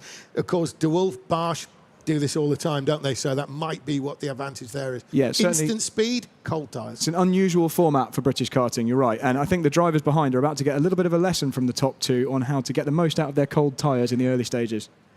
Well, the one who's going to have the front row seat on that is the one shaking his hands there. That is, of course, Colin Marshall. Colin Marshall is staring down the back of Matt Barsh as they take the start. Can he stay with him? That's the question. What about Hassan Zafar? What about Ryan Taylor? They're following. So is Nicky Dolan. Nicky Dolan does seem a little bit down the order. We know he can run at the front. As across the line they go to start is Dylan de Wolf, who leads into the Snell. There's Matt Barsh following, content to stay behind him. Colin Marshall is keeping a watching brief. Can he stay with Matt Barsh? That's the question. He's got the Polish driver in front and the Polish veteran now. Matt Barsh has been racing internationally all over Europe on a regular basis for over 10 years now.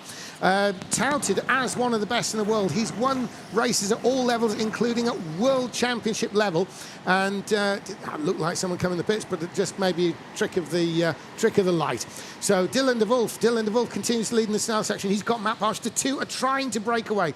Now Matt Barsh in this position is going to be very keen to keep things calm but keep things fast. He's probably not going to challenge Dylan de Wolf anytime soon. The most important thing from his point of view is going to be to build up a gap there to third, which is exactly what's happening. There's already getting on for half a second there. Colin Marshall is trying his best because he in turn is opening up a bit of a gap to Hassan Zafar. But it's not fast enough to stay with the others. Hang on a second, in the pits. Josip van Loenhorst in the pit lane. 2 green lights. He's back out, crucially, right at the back, but he was nearer the back anyway, so could be a strategic stop there. Yeah, Job van Lionhorst pitted from last place. Nicky Dolan somehow has dropped even further back to 9th. That's not really a position we're used to seeing Nicky Dolan. He's got Aaron Bell in front of him, Ben Chick, Joe Simcock. They make the second half of the race there, moving forward. Joop van Lijenhorst, though, has been in the pits. So the only thing he can do now is get his head down and find some speed. We're going to keep an eye on lap times for Lijenhorst to see how well that's worked out. But meantime, talking of lap time, Dylan de Wolf is actually opening up something of a gap to Matt Barsh. Needless to say, though, Matt Barsh is currently quickest in this race, albeit he does seem to be dropping back. So Dylan de Wolf is obviously maintaining a very fast, a very consistent pace. So, Anthony, you can see down there from the pit lane, and you've got someone in. I do. I have Nicky Dolan in the pit lane for company, and it's 2 green stops and back out, crucially now, behind Lijenhorst. Lijenhorst has taken him. In fact, I was thinking that there might even be something of a gap there, but there's not. Lijenhorst way in front. Yeah, they're equal on lap times, but Lijenhorst is a few ticks ahead. And you're right, James, to point out Lijenhorst, because he is quicker than all of the karts up to P2. So he's the 3rd quickest kart on track. That early stop is exactly what he needed to do.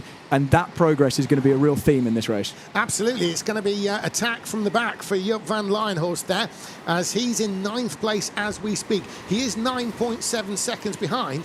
So, on what we understand the pit stop to take, should Dylan de Wolf or Matt Barsh make a pit stop now, which they won't, because they will definitely be leaving it late in the race, looking at the way this is shaping out, they would actually lose to Van Lijenhorst. He would literally go last to first if the leaders were to stop now, and obviously everyone in between be behind. Oh, in the pit, sorry, Anthony. Yeah, Aaron Bell into the pit lanes, come back out right next to Nicky Dolan. Dolan's just taken it, though.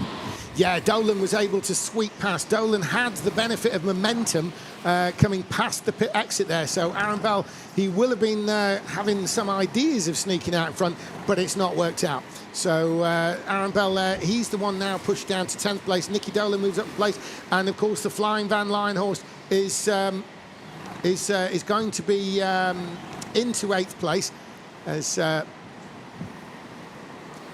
So Joop van Lijenhorst, he's still within 10 seconds of the race leaders having made a stop. So if everybody came in now, Van Lijenhorst will be the leader. And Dylan de Wolf, it's possible that with team backup, he will be getting some information. There are no radios to these karts, but certainly Dylan de Wolf, they will have a fairly understandable form of communication as he continues round onto the back stretch now. This is the fastest part of the track. Matt Barsh is more or less keeping him in sight, but Barsh in turn is actually dropping back. The gap has opened up to a second, so Dylan de Wolf is clearly on something of a mission, albeit he can't match Lijenhorst. The best lap, I believe, is actually Dylan de Wolf. Is that correct, Brad, with the Brad Pad? Yeah, so de Wolf now seems to have a real pace advantage on the field, and it's still him and Barsh out front looking like the quickest pairing. Van Lijenhorst's pace has kind of settled in around about the mid-pack now, so in those early laps where there looked some promise, unfortunately, for whatever reason, maybe the karts in front just getting the hang of this, we've now got Hassan Zafar, who's looking like the 3rd quickest kart on track. So the progress for Lijenhorst is going to be a little bit more tricky now. Yeah, so Hassan Zafar, he's only 1/3 of a second away from the kart in front, which is Colin Marshall, and they are operating 3rd and 4th. So if you discount Dylan de Wolf and Matt Barsh, they are definitely best of the rest at the moment. But again, when these pit stops cycle through, it's going to be Joop van Lijenhorst who's definitely going to have something to say about this, whether that's for 1st, 2nd, or even 3rd. But Van Lijenhorst is doing what he needs to do to potentially be on the podium, at least in this race. We'll see what happens. Still no pit stop for the 2 leaders. Now, those of you watching at home who may not be used to, from a British point of view, of watching for any kind of sort of pit stops, will probably be wondering what would be the strategy here for de Wolf or Barsh. And the strategy at this stage would be quite simple. Neither of them are being held up by each other. You know, they're not fighting, they're not losing time, nor are they catching back markers. They're also very fast, and to pit now would just put them straight into traffic when they came out. So the last thing on their mind now is going to be to make a pit stop. This would be the worst strategic decision, would be to think, oh, well, I've got to do it at some point, I'll just throw it down the pit lane now. That would be the absolute wrong thing to do. The right thing to do, because they have speed, they have track position, and they have the lead, you know, they are 1st and 2nd, so they are like the head of the event, would be to stay as they are, keep putting those laps in, get further into the race. Obviously, somebody like Dylan de Wolf with so much success in the long distance particularly, he will be well aware of the strategic element, and pounding out those laps consistently within tenths of seconds of each other and wearing down opposition will be a great strength of his. So this situation right now is exactly what a driver like Dylan de Wolf will thrive on. Anthony, we've gone into a bit of a pit stop lull, which can be a bit of a feature of a BRKC event. It's almost like you're either going to pit early, pit late, but never in the middle. Yes, there is a bit of a lull. I'm a bit lonely in this pit lane at the moment. So, but yeah, no, you bang on in correcting what you're saying there. It does mean that you are going to get a busy spell right at the end. Now, we usually get one or two of these over the course of a weekend, where you'll see one or two pit on the second or third lap, and then nothing happens for the rest of it, and then all of a sudden the light flashes and you've still got 8 karts waiting to pit. So it can get a bit interesting when it comes to the pit lane, because if you time it correctly, you can actually get it really perfect, where the first kart comes in, you've got a bit of a gap, and then you don't lose out on any time. But if you pit at exactly the same time, you lose out on so much time. Absolutely, and we've seen stacks in the pit lane before, and of course, most frustrating for those who are in that stack is it usually happens when there's no time to leave it a lap later. It's the last available lap in that race for a pit stop. Of course, that therefore means that it's no way you can back out of it when you're committed to that last lap pit, or last available lap pit stop, and you see everyone else in front of you coming in. Must be a right nightmare there, Anthony. Well, yeah, it is a little bit, because obviously I've got to check the kart number, I've got to check the name for that, I've got to look at the lights, I've got to look at the gate, I've got to then look at who's on track, I've got to look at a lot of things basically. So hopefully, now that we've got Brad, he can probably keep an eye on a lot of things for me as well. I was thinking it was more of a nightmare for the drivers, but you know what? No, we don't care about the drivers. It's a nightmare for me as well as the driver. No, you're absolutely correct. It is a nightmare for everyone. And quite clearly, a bit of a nightmare for the commentary team, because we'll probably get mixed up on numbers, and you've got to figure it out. We're going over the Brad pad. Yeah, so basically, I think the reason there's this bit of a stalemate in terms of the pit stops is kind of because of itself. Because the midfield haven't pitted, that hasn't provided the gaps for the top karts to drop into. So, as you mentioned earlier, if the top two were to pit now, they'd come out in around about 6th or 7th position and then have to overtake 4th position, despite being, obviously strategically on the other side of the track to those karts. So they're really waiting for the karts in the middle to kind of get out of their way, even though on track they're on the other side of the circuit, and then they'll start dropping in. Just an update on Van Leyenhorst. The pace seems to have just fallen away a bit after that kind of early flurry of good laps. He's now looking like potentially 7th position. Still better than the last place. So the strategy's probably still paid off, just not for a podium like we were maybe hoping right at the beginning. Well, we were thinking that Van Leyenhorst was a potential winner at one stage, given the speed and gap. I wasn't quite that hopeful, yeah. but yeah, certainly. Maybe it's a bit of commentary hype, but the fact that he was setting record laps and he was within 10 seconds of the first and second did seem to be playing its part. But you think that 7th could be pretty much what he's going to be hoping for now, yeah, which is better than the 10th he started. I think he's a good 10 seconds behind that lead gap when things shake out after the pit stops as it stands. Okay, so we'll continue, though, if you don't mind, Brad, to keep an eye on the Van Leyenhorst situation. Meanwhile, we've still had nobody in the pits. There's Dylan de Wolf, and Dylan de Wolf has got a big gap on Barsh. Anthony, no, there's Barsh in the background. So we're seeing on the screen there Dylan de Wolf, and then there's an even bigger gap to Matt Barsh, and Matt Barsh has fallen well off the pace all of a sudden. He's dropped to 1.7 seconds behind. So those of you watching at home, there's Matt Barsh now. So we can see that gap. They were originally, maybe 2 kart lengths apart, but that gap has really opened up in these last couple of laps. I'm going to look at the screen. I can't really, it's not that obvious about why that might be. Dylan de Wolf is currently fastest, but it's only by a 10th. And the previous laps, they're almost identical, within just hundredths of a second. So it's just been a creeping move forward by the incredible Dylan de Wolf. So as we continue to watch, as Matt Barsh, look how close they get to the barriers here, using absolutely all of over the road. Now, momentum is crucial in an indoor kart.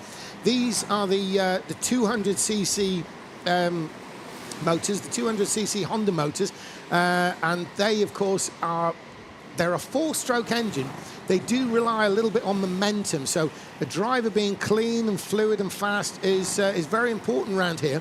Maintaining that momentum is key. And obviously nothing affects momentum like a brush with the wall. Just going over to you for a moment there, Brad, just a little question here. Is this the same engine as they use in the outdoor with the GSX engines? Yeah, essentially. So these aren't the kind of shorter life, more race-tuned versions. Obviously, these being at an indoor rental kart circuit have to last a long, long time with a lot of people driving Well, they've them. got to last a lot of hours this weekend, haven't they? So. But yeah, essentially the same kind of engine. But it's the same build, the same motor, albeit different state of tune. Yeah, basic components are going to be the same. Superb. Well, a lot of people, obviously, that growing series outdoors, a lot of people will be aware of that. Meantime, on the indoor version, here is Dylan de Wolf. He continues with that lead. We've got about 7.5 minutes to go in this race. Dylan de Wolf has put 24 laps in. He's got a just over 2 seconds lead on Matt Barsh. And then, of course, further back there's Colin Marshall. I've got our race leader in. Yeah. Dylan de Wolf is in the pit lane. It's a green light on gate number 1, gate 2. This is vital where he comes out. Green light on gate 2 as well. He's got traffic, but it's a good stop. Yes, it is, and he comes out comfortably ahead of the new second. Oh, sorry, he comes out comfortably ahead of 4th place, which is Hassan Zafar. So Hassan Zafar is able to see Dylan de Wolf, and he's probably able to try and get de Wolf to sort of metaphorically pull him forward. If he can just keep a sort of fixed eye on him, that'll probably help him in his personal race against Colin Marshall. Meantime, on screen, we are looking at Matt Barsh, the Polish veteran now.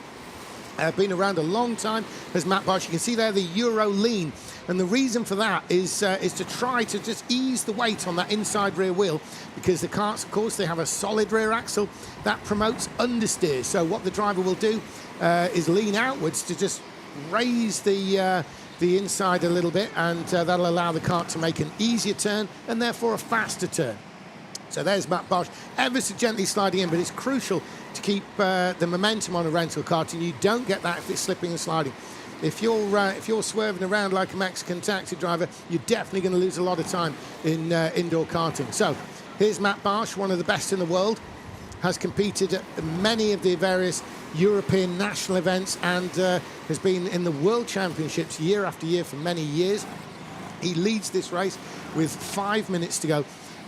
Somebody really, Anthony, we saw kind of Dylan de Wolf make a little bit, could be argued, a bit of a random pit stop there, maybe to get it out of the way. He is now actually following someone. He's now following Colin Marshall. Colin Marshall is yet to pit. This is playing at Matt Barsh's hands. Yeah, certainly so. You kind of took the words out of my mouth there, because Barsh has got no traffic in front of him. Yes, okay, he's not far away from getting to the drivers who are about to be lapped, but Dylan de Wolf, I think, has managed to just get past, and in that time, now we've got someone in the pit. Colin Marshall. Colin Marshall in the pit lane. Green on gate number 1, gate 2. He's holed for a long time there, but he gets the green light, comes out with no traffic whatsoever. That releases now our previous race leader, Dylan de Wolf, to now really go to work and try and reclose that gap to Matt Barsh. Barsh is in. Okay, this is a crucial one. Where is this going to come out? How's gate number 1? Gate 1 is good. Comes into gate 2. It was a good entry into the pit lane as well. Didn't lose a lot of time. Wolf's going to go past. It's a good stop, but he's lost out on a lot of time. And as well, Moore's coming in now. We've got the number 15 in as well. Joseph Simcock, he's in. Didn't have a great qualifying, but it's 2 good gates. He's going to come out absolutely fine. Yeah, Simcock comes out in relative safety, and he's going to maintain that sort of midfield position there. We are looking at the race leader on screen. That is Dylan de Wolf, and Dylan de Wolf, really in those laps where he seemed to open up that gap, sort of, 2/3 into the race, the sort of beginning of the second half there. That is where the work was done. He made enough of a gap to be able to come in and out of the pits without having to fight for that position coming out of the pit exit across the start line. And of course, that allows him to guarantee he's going to make some clean, clear pit stops. So there is Dylan de Wolf. He's coming down to the turn at the end of the back straight there. We see so many overtaking moves down there. Hassan Zafar is now up to 2nd place. He's yet to make a pit stop. Matt Barsh has resumed in 3rd. So I'm thinking down to you, Anthony. Are we only looking at Zafar of the people to make a pit stop now? No, we've got Ben Chick, Safar, and Ryan Taylor. They all need to pit, so there's still 3 pit stops that need to happen. Yeah, and they are position 2, 4, and 5 at the moment. So Matt Barsh is the interloper there, having made his pit stop. Such is his speed that he's been able to go in and out of the pits ahead of Ryan Taylor and Ben Chick. Joe Simcock, of course, is in 6th place. He's made a stop, and those behind him: Marshall, Van Lionhorst, Aaron Bell, Nicky Dolan. The Van Lionhorst move to the front appears to have fizzled out somewhat. He's resting in 8th place, crucially from his point of view, behind a number of pit stoppers like Simcock, Marshall and Chick. But he's up to 7th now all of a sudden. He's been able to get ahead of Ben Chick. So Joop Van Lionhorst started 10th and is now 7th, as we look again at Dylan de Wolf with just under 3 minutes to go. So there's de Wolf. Look at the cool, controlled style of Dylan de Wolf. He knows that a win here are the points he needs. He knew that he had strong competition, particularly from the likes of Matt Barsh. He knows Matt Barsh. He knows what Barsh can do. And winning a BRKC heat race is exactly the sort of thing that Barsh can and has done in the past. It is still Dylan de Wolf for the fastest lap of the race, though, and in fact that was on the last lap. So Dylan de Wolf is going faster than ever, as he's just over 2 minutes away from this win. Surely it's in the bag for him. He's the fastest on the track. He's got a big comfortable lead. We can't even see Matt Barsh. There he did for a moment in the background, but generally on screen we're only seeing Wolf. Oh, in the pit, sorry Anthony, we've had a visitor. Yeah, Ryan Taylor, and unfortunately for him, he saw a yellow light on gate 1. He'll have to repit again. It's a bad stop for Ryan Taylor. Oh my goodness, and we can expect him in probably on this very next lap, because there aren't many laps left with which to do a pit stop. The drivers cannot make a final lap pit stop. So he's probably going to be in again, and there's another one. Yeah, Hassan Safar, he's had the same drama as well. Gate 1, yellow light. He'll have to pit again also. Dear, oh dear, trying to cut a fine light there, and Zafar has paid the price. He's probably going to be in next time and back in. Yeah, this is, again, Ryan Taylor back in for his penalty stop. He gets 2 green lights. He's back into the race. So those watching at home, basically you come into the pits, you stop. When the light goes green, you go forward. You stop a second time at the end of the pit lane. Light goes green, you go forward. Now, obviously, people are trying to cut a fine light and maybe even slightly moving just as that green light's coming on. In this case, we've seen Zafar and who was it? Marshall, both cut too tight a line. Oh, in the pits. Yeah, this is Hassan Safar in for his penalty stop, and he's all good. 2 green lights. He's back out on track. Both lights green, and Zafar rejoins. It's going to be a bit down the... Oh, gosh, yes. He's dropped way down to 9th place, so a punishing outcome there. We've got less than a minute now on the clock, so clearly it's going to be like less than a lap, maybe 1 lap, maybe 2 laps to go. We'll see what's happening with the checker. But there is Dylan de Wolf. Dylan de Wolf has got a huge lead by indoor karting standards, 4.5 seconds. We are talking about some of the best drivers in the world at indoor karting. And I don't say that lightly, because many of these are World Championship regulars and compete in all the various national events. Just because it's the British Championship doesn't mean it's full of only British drivers. Equally, when you know, we have British drivers going out to the French, the German, the Dutch, the Polish Championships, the Italian Championships as well. And Dylan de Wolf is one of those international drivers coming back to race here at Formula Fast in the British Championship. Possibly the top karting championship of the year, certainly one of them, and definitely the most important indoor event of the year, and that starts the international year as well. So a lot of these guys, it's opening up their 2025 account. Dylan de Wolf surely must be on the last lap now. Yes, he is.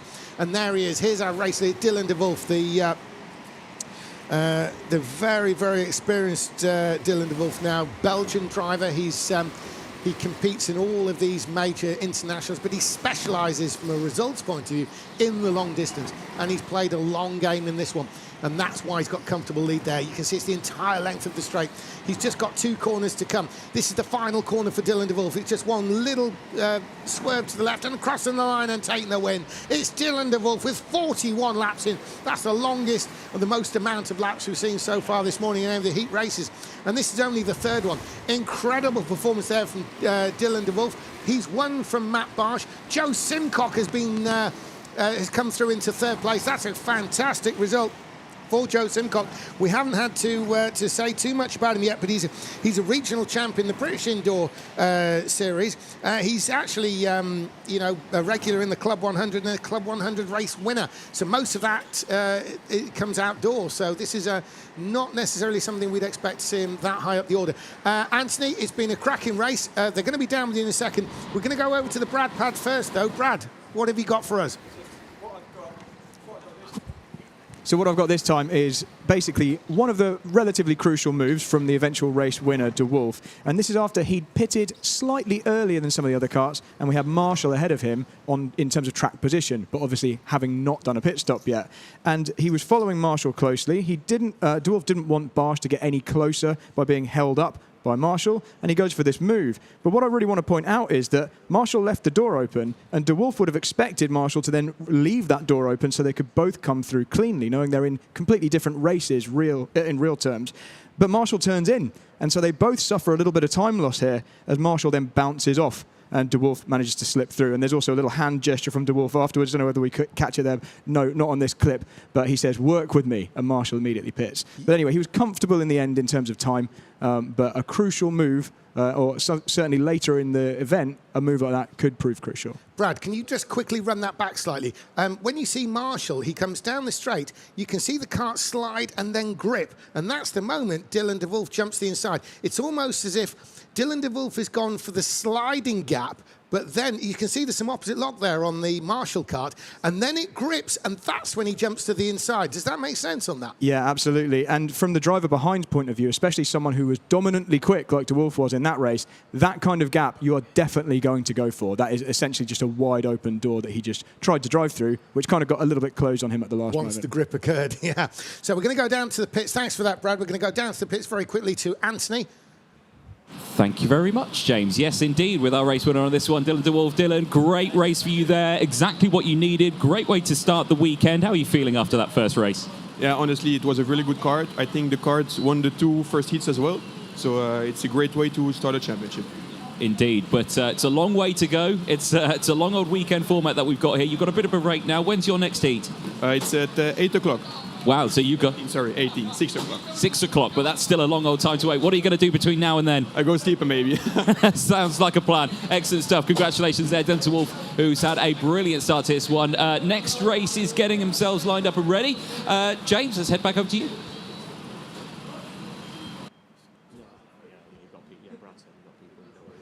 Okay, so we're heading out now for heat race number 4, and actually a surprise visitor. And although it's no surprise because he's a regular here in the British Rental Kart Championship, we've got Steve Gray. We're going to go through the entry list and then we'll bring Steve's opinion. Now, in this heat race 4, we've actually got some more of the foreign champions involved in this. We've got Nikolai Adamchuk, we've got James Wiltshire, the Welsh driver, one of the Welsh brothers, Ivan Jana, the Hungarian multiple champion, Sven Hendrickson from the Netherlands, Johnny Elliott is making his first appearance for 2025, Richie Clark is in this, Vika Schletz, former champion here, is in this race from Kuba Pocholski from Poland, Damon Veldink, a Dutch driver that we've not really seen before, and the returning Joe Hamblett. So with this, Steve, this features some of the top European drivers, particularly former winner Vika Schletz. What can we expect to see here? First of all, good morning, James. Always great to be back up here in the box with you and all the guys here. Fantastic event, as always, but this is one of the events that I wanted to commentate on because you look at the drivers named in this heat. It's ridiculously competitive, and it's going to be really good to see who comes out at the top of this. Vika Schletz, again, a driver who's been mentioned a lot this weekend. He's going to be on form. Johnny Elliott, you can never count out Johnny Elliott in anything. So, yeah, this is going to be an absolute belter to watch. Well, Johnny Elliott, traditionally in the BRKC, there's always a lot of drama centering around Johnny Elliott. Every year we say the same thing. He's probably tired of us saying it, but it's going to depend on which Johnny Elliott we get. If we get the winning Johnny Elliott, these guys had better watch out, and I include Vika Schletz in that. Absolutely. Johnny Elliott has the skill and the speed to win this race. Certainly, you know, without disrespect to the other British entries in here, you would consider him the top Brit in this, hands down. Yes, absolutely. He is definitely somebody who's got what it takes to challenge and, if possible, beat the likes of former champion Vika Schlets. Vika is definitely going to be looking over his shoulder there.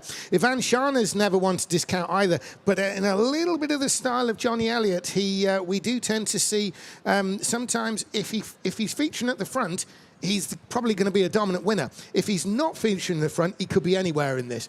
And so we'll be keeping an eye on that in particular. James Wilshire, one of the Wilshire boys from Wales, they've been coming on strong in recent years, Steve. We can expect him to show well, along with some of the other entries, such as Pichulski. Pichulski is always a guaranteed front runner.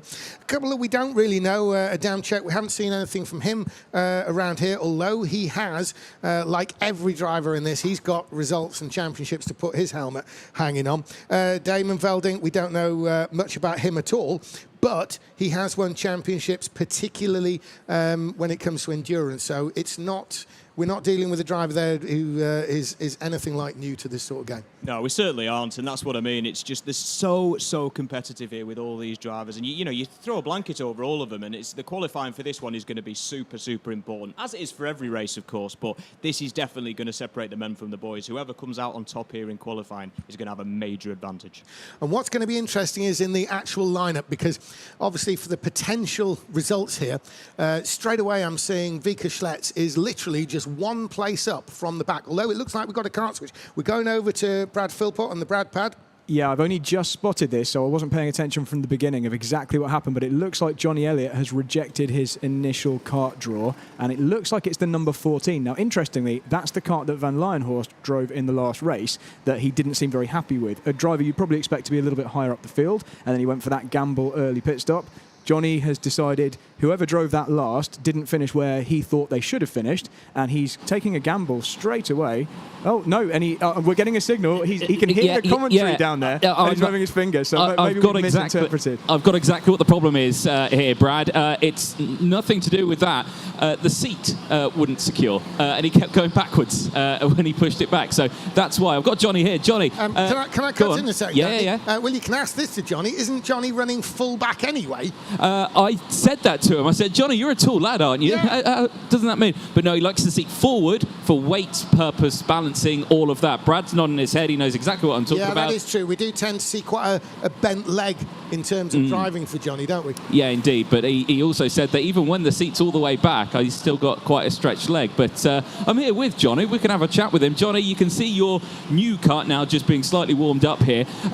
Is that a confidence booster knowing that your karts might be a little bit warmer for qualifying? Yes, yeah, it is. You know, I wasn't in best moods when the seat went back, but now, yeah, I'm settling in, and hopefully we can have a good race today. Yeah. Brad's in the Brad pad up there. Are you worried he's going to say things during this weekend? Yes. Excellent, good stuff. Well, we'll let you focus up, ready for your qualifying. But yeah, there you go. Interesting stuff all the way throughout. But everyone's prime seated, ready to go. But all the meanwhile, while Elliott's kart's getting warmed up, everyone else's karts are getting cold. And we're just going to quickly go over to the Brad pad. I just want to ask you guys, what would you prefer? Would you rather have a kart that's just finished a 15-minute race, or would you rather have a kart that was in the spares row that has had 3 recent laps of warm-up like this one is? That, by the way, to everyone watching at home, this is part of the rules. If you are forced to take a spare kart, Johnny's been forced by a mechanical problem here, then that kart is allowed to be warmed up, because there's a disadvantage you're being forced into by going into the spares row. Yeah, it's getting warmed up, but it's not race warmed up, is it? So it might feel... I think I would probably still go for the reasons Johnny's going for the spare. I would go for the spare, because you know you've got a whole race to deal with this. He is going to start. He's actually going to be one of the last out, so we're going to see the fast drivers potentially at the back. Steve, you're obviously competing in this event. Would you have done the same move as Johnny given the situation? It all depends on the situation. The problem with the cold kart is obviously, as you know, these guys have said, you get in a stone cold kart. Although it's had a couple of laps, it's not racing laps. There's also the fuel levels to take into account as well. The spare karts could be bunged up with fuel, whereas the other ones aren't as, maybe half full or whatever. It's a tough one. If in honesty, I would probably go for one that's already been out, but that's all depends on. Even if the seat was maybe wondering about. But then depends if the driver, like you say, like Johnny has done. If you look at the driver, he should be higher up, and he isn't. It's, every situation is different, James. Well, we've got drama surrounding Johnny Elliott already, and he hasn't even taken to the track yet. Nothing new there. So we're sort of starting as we mean to go on, really. As Johnny Elliott will be the last one out, we are going to keep tabs on his performance as with all the others. So they're on their warm-up lap now. You're looking at the karts on their warm-up lap now, and it looks like Velding, a relative newcomer to us, is going to be the first one to be setting a lap time. There he is, Velding. He's going to cross the line now, and so the qualifying laps are on as Velding is on screen. There he is. As is Velding? Yes, I believe it is, but we'll just be doubly sure on that. So as they come around onto the backstretch, the karts are. They're actually quite closely bunched, really, by normal qualifying standard. The gap from first to last, although Johnny Elliott is creating a little bit of space behind there. So the lap times are going to start coming in now as they cross the line. They get the flag. First lap, it is Velding, and he is quick, but he's been beaten by Hamblett. Adamczyk is third. Scharner goes to the top. Ivan Scharner, the Hungarian champion. Vika Schlets to second was that, as Pichulski's beaten him to second. And let's have a look here. So the qualifying is complete. Elliott has completed. It's Scharner from Pucholski, Schlets, Hamblett, Hendrickson, Velding, Adamczyk, Clark, then Johnny Elliott, and then James Wilshire in 10th place. Steve, Johnny Elliott, we know, has got the speed. As we look at Ivan Scharner pull up to the front there, can we see him make some movement in this race? Is it going to be an early pit stop, do you think? Possibly an early pit stop. I know he'll be disappointed with that. 9th place. It's never good to be starting back there. He's going to have to do a lot of work to make his way through. But we know Johnny. We know he can do it. Great effort from Scharner. Pole position. He'll be buzzing with that. Pucholski in second and Schlets in third. This is going to be a cracker, this. Yes, it is. Vika Schlets will probably consider that he would have wanted to be on pole for this. So I think if there's going to be some movement early, it might be Schlets. But, he's very experienced now. He knows how to play that waiting game. Scharner, though, is, a signal back there. It's all probably like run with me on this, just follow me, because if they can pull out a gap, then that guarantees they're going to be first or second after the pit stop. So here comes Ivan Scharner, the Hungarian champion, is going to lead them through the start, and the race is on. There is Scharner. He's heading into the Snell section. He's hoping that Pucholski keeps him doing. Here comes Schlets already. Schlets is making moves. He's up to second on Pucholski there. There's a little bit of a gap as a result of that to Ivan Scharner, but I don't think Schlets is going to think too much of that. He's going to come steaming towards Scharner. There more movement. No, I thought there was a pass move going on there, but just a defensive move. Johnny Elliott continues to run in 9th as they complete that opening lap. It's Ivan Scharner from Vika Schlets who's moved up a place. Pucholski.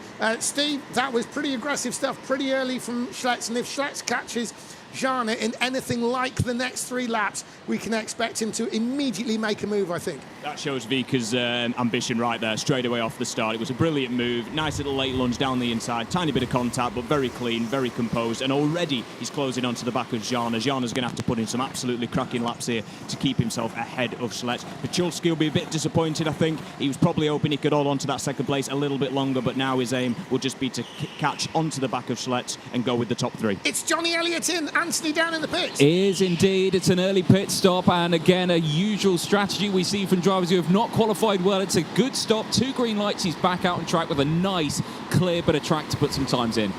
And we're going to go over to Brad Philpott with the Brad pad. So Elliott's in. What do you make of it? I was looking at those lap times from qualifying, and Elliott was only a couple of tenths off of the karts around P4 or 5. So I think he's realised that with a warmer kart later in the race, he's actually going to have the pace of those karts that have qualified higher. So this might be one of those stealth moves, and especially if those karts stay bunched up and start battling up ahead. Yeah, keep an eye on those Elliott lap times for us, please, Brad, as we continue to watch Ivan Scharner, the Hungarian champion. Now, by my eye, Vika Schlitz is closing in. Vika Schlitz, the former BRKC champion, is closing in on Ivan Shana, the Hungarian champion. Now, these two know each other very well. They both compete in all the various international championships. They'll be racing each other in France. They'll be racing each other in Germany and in Poland and all the others, and in the World Championship. They've both won at all levels, including world level. This is going to be a tight one, Steve Gray. It's, I mean, who do you fancy out of these two? On sheer aggression, you'd naturally go for Schlitz, but Ivan Shana, one of the nicest guys out of a kart, but he's going to be a little bit feisty out there on that racetrack. Being nice doesn't win you anything in this championship, I know that. But no, it was a great lap time from Vika on the last one. He did his personal fastest lap, and the gap actually has come out a tiny bit. It was 0.6 of a second, it's now 0.7. So maybe Jana's now just finding that bit more grip to just eke away ever so slightly from Sleds. But Sleds will see this. He's got, you know, all his pit crew are down there telling him what the score is, and he'll be looking at the boards as well. Drivers of this calibre, they know exactly where they are on the track, the gaps to everyone. It'll all be in his head, and he'll have a game plan of exactly what to do. Absolutely. This is nothing new for Hungarian champion Ivan Shana. Ivan Shana there is the one in the green and blue helmet that we're seeing. So those of you at home, there is Ivan Shana. He's the one we're talking about. He's being chased in by the gold helmet there of Vika Schlitz, former BRKC champion. He has won this event outright, has Vika Schlitz. He's closing in on the Hungarian as well. So Vika Schlitz there is doing everything he can. Now, Ivan Shana is being Ivan Shana, which is pretty typical, deceptively fast. And we've got James Wilshere with the fastest lap of the race. He's in 9th place at the moment, and he's showing the quickest lap of all. And it's not as if there's a fight up front that would be a time-losing fight. Steve Gray. It's gone back to Vika Schlitz there. As we can see, he's visually closed in on the race leader. But what a purple patch there for James Wilshere. Have we had another one in the pits, Anthony, while we were talking? No. I've been pretty lonely. Only Johnny Elliott has been in. We are still waiting for everyone else. I'm not sure who it's going to be. They're all really close at the moment. So, again, if any of them pitted now, they'd have the clean track. They'd have to deal with Johnny Elliott, however. Yeah, no one at the moment. And, well, will we get a pit stop for Vika Schlitz? Because Vika Schlitz has really closed in on Ivan Shana. Will he consider a passing move, or will he consider a pit stop? I think at this stage of the race, he's probably going to want to go for a passing move if he's going to do anything, because that pit stop, you know, just throw it in the pits, he could come out anywhere. As you said, Anthony, about coming out around the Johnny Elliott area, because Johnny Elliott's going to get pretty racy with anybody that he's in direct competition, particularly if he feels a bit out of place. And suddenly he finds someone like Vika Schlitz there to tackle. He's going to go straight in like a rugby player, isn't he? But look at Vika Schlitz. Now, Shana goes defensive. The reason he's gone left is to block the inside, which he does, into that very, very popular passing point. Vika Schlitz, he's all over the back of Ivan Shana and into the pits. Yep, 3rd place is in. It's a good stop in towards gate 1. Green light, so no drama there whatsoever. In towards gate number 2. Absolutely spot on there, and comes out ahead. So Pachulski ahead by a long way from Johnny Elliott. We're going over to Brad Philpott. So Pachulski has pulled an absolute blinder there, and I'll explain why. Obviously, the two leaders are racing. They're losing time as we speak, and neither of these guys can pit, because the two leaders know that whoever pits second out of them will have the advantage as they leave the pits. So they're waiting for the other driver to blink. All the while, Pachulski is going to be making progress through the field. Absolutely right there, Brad. And an immense lunge by Vika Schlitz on Ivan Shana. And any lunge you do on Ivan Shana is going to have to be immense. And Vika Schlitz has pulled it off. Such is his standard that he can do such a thing without getting penalties. He's pointing to his head. Ivan Shana will have seen that. Vika Schlitz there. This is the way these guys at this level do communicate with each other. And Vika Schlitz there, you saw him wave at Shana. He was saying, think, mate, let's pull away, because both of them know, Steve Gray bringing you into this, both of them are fully aware of that Pachulski threat that is looming, albeit a pit stop away. Yeah, and the fact that they have lost time having that battle, it was again a fantastic move from Schlitz down the inside into that last corner. The braking was absolutely on point. He must have been on the limit, but they are really now, they're going to have, I can see these two now going to the end, because they're going to have to try and gain back that second and a half that they maybe have lost having the contact. And Pachulski, like you say, fantastic pit stop at the right time, could have pulled an absolute blinder. So, Steve, from a driver on the track perspective, we can see that Ivan Shana now, his best chance of winning this race race is not to try and win it now. If he can stay with Schlitz, the only hope these two have now is to pull something over Pichulski for when they come in and out of the pits, and then sort it out once they've got Pichulski out of the equation. The only way they're going to defeat Pichulski now is to not fight and put in good lap times that effectively leapfrog him when they make their pit stop. Pichulski, of course, is out of picture, those at home, because we saw he did make his pit stop while the Schlitz move was going on. Yes, this has to be qualifying laps now from these two guys. Every single lap, no mistakes, full concentration, and otherwise Pichulski's going to jump them. You can see it, but already look at Schlitz, already just slightly pulling away 6/10. Maybe a slight mistake there from Jana onto the top corner. We didn't see it. Yeah. Well, Schlitz, I think, has made up something coming out of the snail there. And so basically what we're dealing with is this is how strategic this all gets. Jana, who is actually starting to fall away a bit from Schlitz. Schlitz is currently fastest on the track. And the biggest wrong thing Jana could do right now is actually attack Schlitz, because that would mean that they would lose time and Pichulski would come through the winner, we think, at this stage. Meantime, though, we do have Vika Schlitz there, former BRKC champion, in the gold helmet. He is leading the way. There he is on screen. A fantastic close-up hit there as they come across the start line. It's Schlitz from Jana for the actual current lead. It's Joe Hamblett into third place. And Joe Hamblett isn't really a driver we mentioned that much in BRKC, though he is around. He, of course, has twice been a champion with Club 100 from an endurance point of view. Over the other side of Milton Keynes in the outdoor track, again, another endurance race at Daytona Milton Keynes in the 24-hour race. He had a third place. And, you know, in the in-kart championship that they have there, again, outdoor series, he's had second in the championship. So Joe Hamblett is no slouch, but with all due respect, in everything I've just mentioned about him, he's not competing at international level.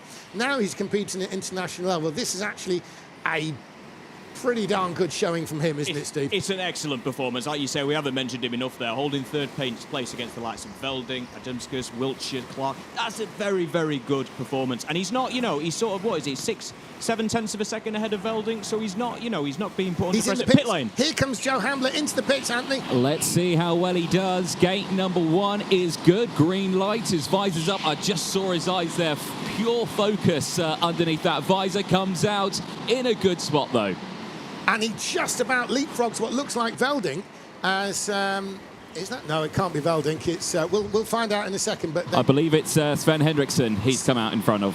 Yeah, that will be right. Sven Hendrickson. Now, you are absolutely right there, Anthony. And he only just managed to hold on because Hendrickson, of course, had momentum across the line there as Hamblett was just leaving the pits. So, Steve, just as a driver here, talk us through a little bit that pit exit.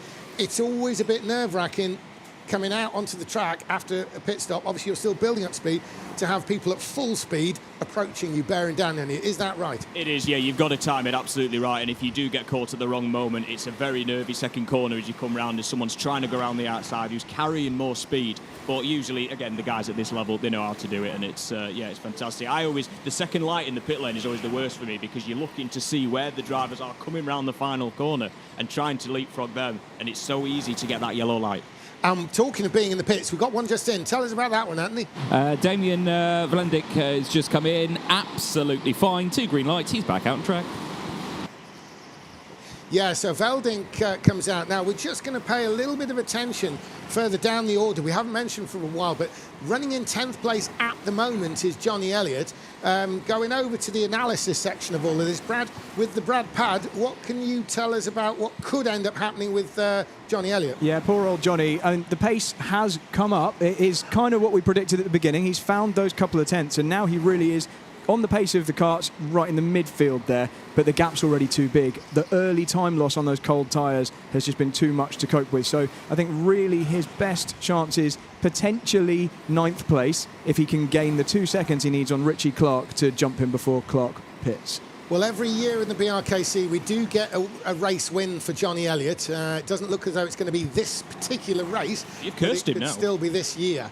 Well, we always see a win. He normally pulls it out the bag somewhere.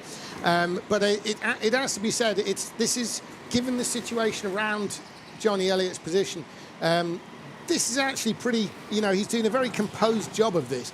it would be very easy to do some crazy things, make random pit stops and things. But Johnny, despite obviously what's a bit of a rear guard struggle and currently running last, although that might change as the pit stop cycle through, Johnny's doing quite a composed job of this, Steve. Yeah, he is, and it's like you just said, James, it's so easy to lose your head when you're in a position like that. You're in sort of a world of your own, you're on the track, there's no one around you. You know, it's so easy to just slip back and start making tiny mistakes. Your head goes into overdrive, thinking about things. It's very tough. But as Johnny, you know, I'm sure, like you say, he'll come through. So we're going over to the Brad pad. What have you got for us, Brad? I was just pointing out that the lead gap is now coming down. Shana is now right on the tail of Sleds and just set the fastest lap. So battle at the front, really hotting up. Well, that's very interesting, because when we were talking earlier, when you were... Richie Clark in the pits. Richie Clark in. Yes, indeed. 2 green lights, but he didn't seem happy with that. Not too sure why. I think his pit entrance was okay. He did hit the barrier a little bit, but he was not happy with that stop. Yeah, and he's come out just in front of Johnny Elliott now, so on track at least. We can see them, they're both exiting the Snell as we look at the race leaders entering the Snell. Now, we were talking a second ago, Brad was mentioning about how Shana has closed in on Vika Schlitz. That's quite interesting, because he did really close in while we were discussing another point, and then a gap opened again, and then he started to make some inroads with faster laps. He is currently fastest in this race. He has the best lap. This is Ivan Shana we're talking about. There's Vika Schlitz, and right behind him with the green on his helmet is Ivan Shana, the Hungarian champion that we're discussing at the moment. So there's Vika Schlitz, and he's being chased down by Ivan Shana. There's just under 7 minutes left to go, so still plenty of time to make a pit stop, and no real reason here. Steve, you've got something? Yeah, I'm just looking at this. This is going to be a fascinating battle. Kuba Pachulski, of course, he came in early. The gap, we say, don't we, as a rule of thumb, 10 seconds for a pit stop. There's going to be about 9.6 at the moment. So Jana and Schleds, they need to just keep these qualifying laps coming in, and maybe it's going to be such a fascinating battle as to who's going to come out in front. The momentum from Pachulski is going to be so key in that first corner when they all come out of the pit stops. Well, we allow for about a good pit stop, 10.5 seconds to add to the lap time. Now, Kuba Pachulski is 10.0 away from... would that be the... Yeah, that is from the leader. Schlitz is defending, so it's getting smaller. Basically, when Schlitz came out the pits, he's going to do so alongside Pachulski, who in turn will have the momentum advantage, which does mean, Ivan Shana could find himself third, despite the fact he's all over Schlitz for the lead right now. So these two really do need speed. Now, at this level, they will be aware of that. They'll be getting some signals. They'll know what screens to look at. And there's Shana. Now, Shana there was... it's a strange thing, isn't it, Steve? Because you literally, when you're racing indoor kart, particularly at this level, the drivers do actually almost have eyes in the back of the head. Somehow, Schlitz, will know that signal was given, and Jana's signal there literally means I will not attack. Now, that also will be something to be picked up by Schlett's Blue Star team, and they will have some sort of signal to Schlitz that relays that. Shana, the reason he'll have done that, he knows exactly the Pachulski situation that we've been talking about. We're looking at first, second. Kuba Pachulski, who could yet win this race, is not even in the picture because he's made a pit stop. The two leaders we're looking at have not. They've got about probably, what do you think, 3 minutes to do this, which is potentially 6 laps around here. Vika Schlitz leads. He's not under challenge from Shana. But as we said all race long, Shana, the worst thing he could do now is get racy with Schlitz. What he needs to do is get lap timey in conjunction with Schlitz, and only then will either of them have a chance of winning this race.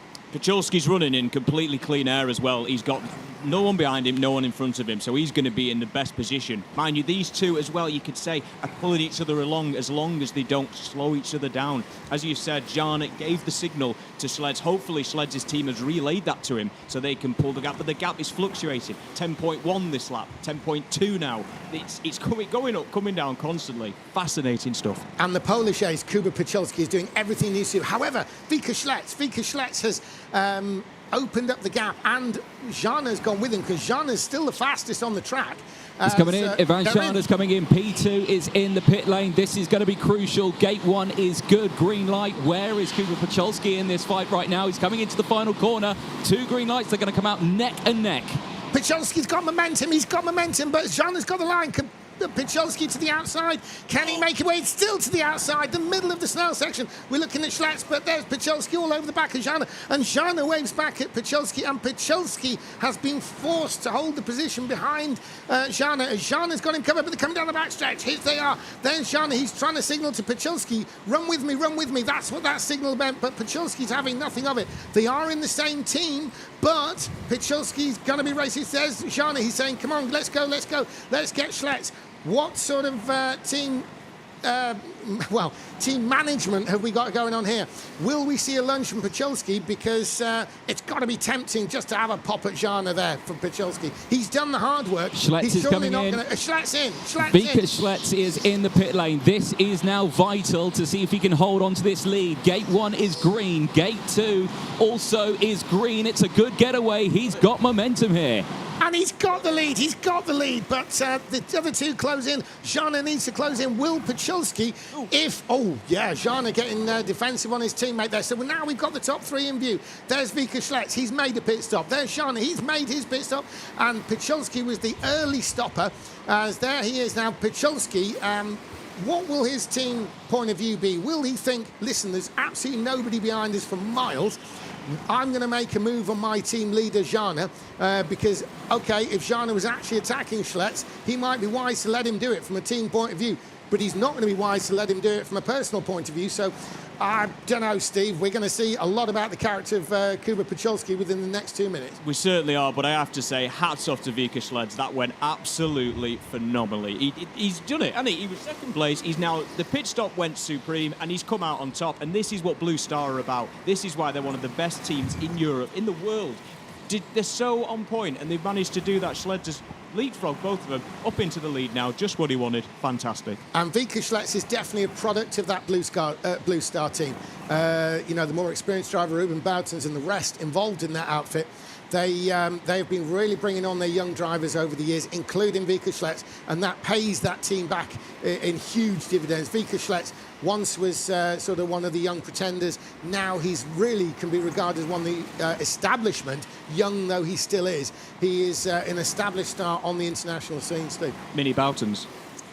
Well, he was deemed that at some point, and if you remember a couple of years ago, he actually defeated Ruben Boutons for that BRKC Championship in pretty much a straight fight. So the pupil, the student became the master. The student did become the master, but he's getting defensive there on Jana. So Vika Schlitz is feeling the pressure. He knows he's got the two teammates behind, as there's very little time left. Surely we've got about 1 lap to go now. And I would be surprised if we got much more. Jana's just signalled back to somebody. I think that was actually back towards the pit. I think up the inside there, Jana. And very defensive driving there by Schlitz. He's really feeling the pressure on this last lap, and they're going to be coming round. There's 2 laps to go. Sorry, he's coming round. He's going to be holding that inside line, and we've not seen Vika drive like this all race. He's definitely feeling the pressure. And look at Jana. He's trying to just do anything to distract him, but Schlitz, cool as a cucumber, defends as they're going through now. This will be the start of their last lap. And Kuba Picholski is definitely riding shotgun here. He is going to allow Jana a full attack on Vika Schlitz. This is going to be the last lap. It is the last lap. Jana had a look there in the Snell, but the real action is probably going to be in the backstretch. Has Jana shot too early, though? Jana shot the bolt too early. He's created too much of a gap. That lunge down the inside the Snell, possibly fairly impatient. This is where the move would have been. Picholski will be furious there in third. Why did you do it so early, Ivan? If you weren't going to do it, I was going to do it, will be Picholski's thought. But here comes Schlitz. Schlitz, oh no, they've still got 1 lap. This is the last lap now. So Jana has to close in. This is it. It's now or never. So Jana, no, he's got defensive. They've lost more time. That's what was not needed. See that gap there open up on Schlitz. That is the error. That is... you'd have to say, Jana, he didn't really need to do that. He's obviously worried about Picholski. Maybe he's feeling that Picholski's run out of patience right there. And it's going to be a win, though, for Vika Schlitz. The former champ wins again here at Formula Fast. What a result there by Vika Schlitz. Steve, the two teammates behind sort of tripped over themselves there, I think. You did, and you can sense it. They're not happy with that at all. It was like you say, Jana just put the gun too early. If they waited, maybe onto the back straight, and Schlitz knew it. Schlitz knew it as he came round onto the back straight. He had a look behind him, the tilt of the head. He knew he'd done it there. But yeah, great drive from Schlitz, absolutely on point. And yeah, Jana second, Picholski in third. What a race. And we're going over to Brad Philpott with the Brad Pad now to give us some analysis here. There was a crucial moment early in that race, and that was when Sleds made the move on Shana down into the hairpin at the end of the back straight. So let's just watch that in half speed and see. It was a dummy, and then he sent it to the inside and was fully alongside by the time he got to the apex. Let's just watch that back one more time. Down the straight, you've got Shana there looking like he's defensive, and as he moves back towards the racing line, Sleds just goes for the gap. Absolutely perfect move, and the live chat on YouTube were liking that too. Absolutely. The live chat on YouTube and the live chat in here, we're loving it. So we're going down to the pits with Anthony Jordan. We are indeed. Vika just gets weighed. He's at 91 on there, so he's a kilo over. Vika, congratulations on that one. I'll let you get your helmet off as the next race gets themselves sorted out and all well. There's actually, this next race, guys, is going to be brilliant. There's some proper names in this one, so looking forward to it. Right, Vika, you got your helmet off now. Perfect. That's exactly what you wanted there. Tell us, that start of the race, that overtake, exactly what you needed. Yeah, indeed, it's actually what I needed. I saw the gap and I go directly for it.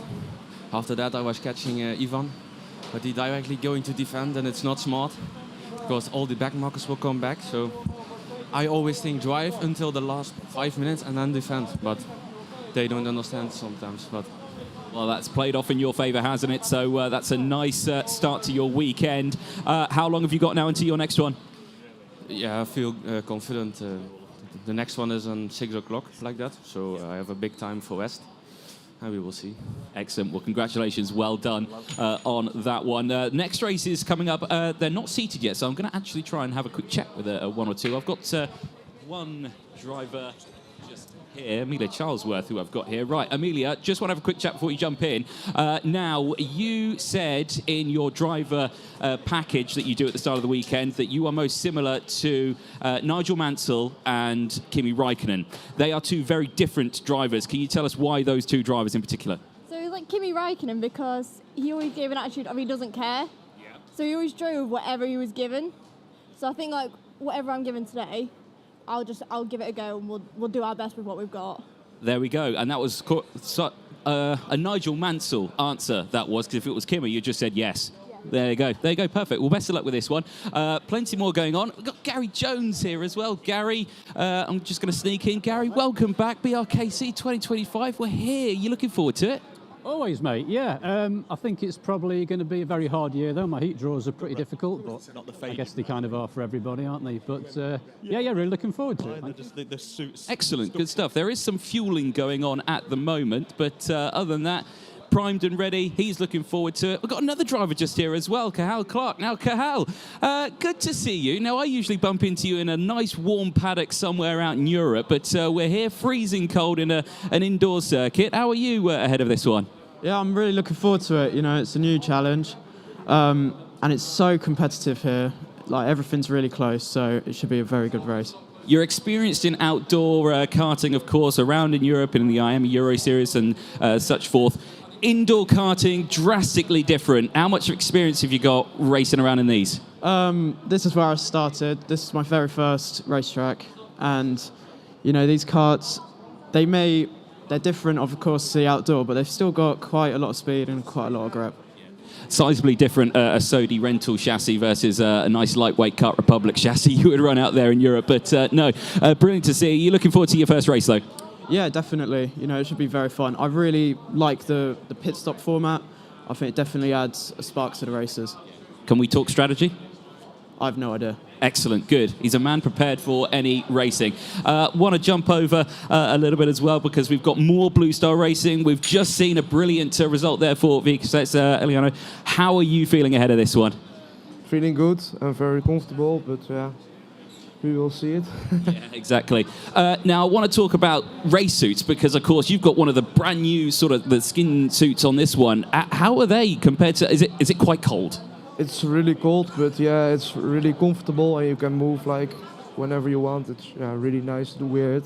Also, if you're driving in the summer with it, it's really nice. Excellent. Well, we look forward to summer, but maybe not now because it's, like you said, it's absolutely freezing, isn't it? Well, good stuff there. Boys, let's head back over to you because obviously refueling currently underway now. This is going to bring a new dynamic, isn't it? Yeah, well, it's sort of does, sort of doesn't. The biggest probable dynamic is it gives the karts a chance to cool down.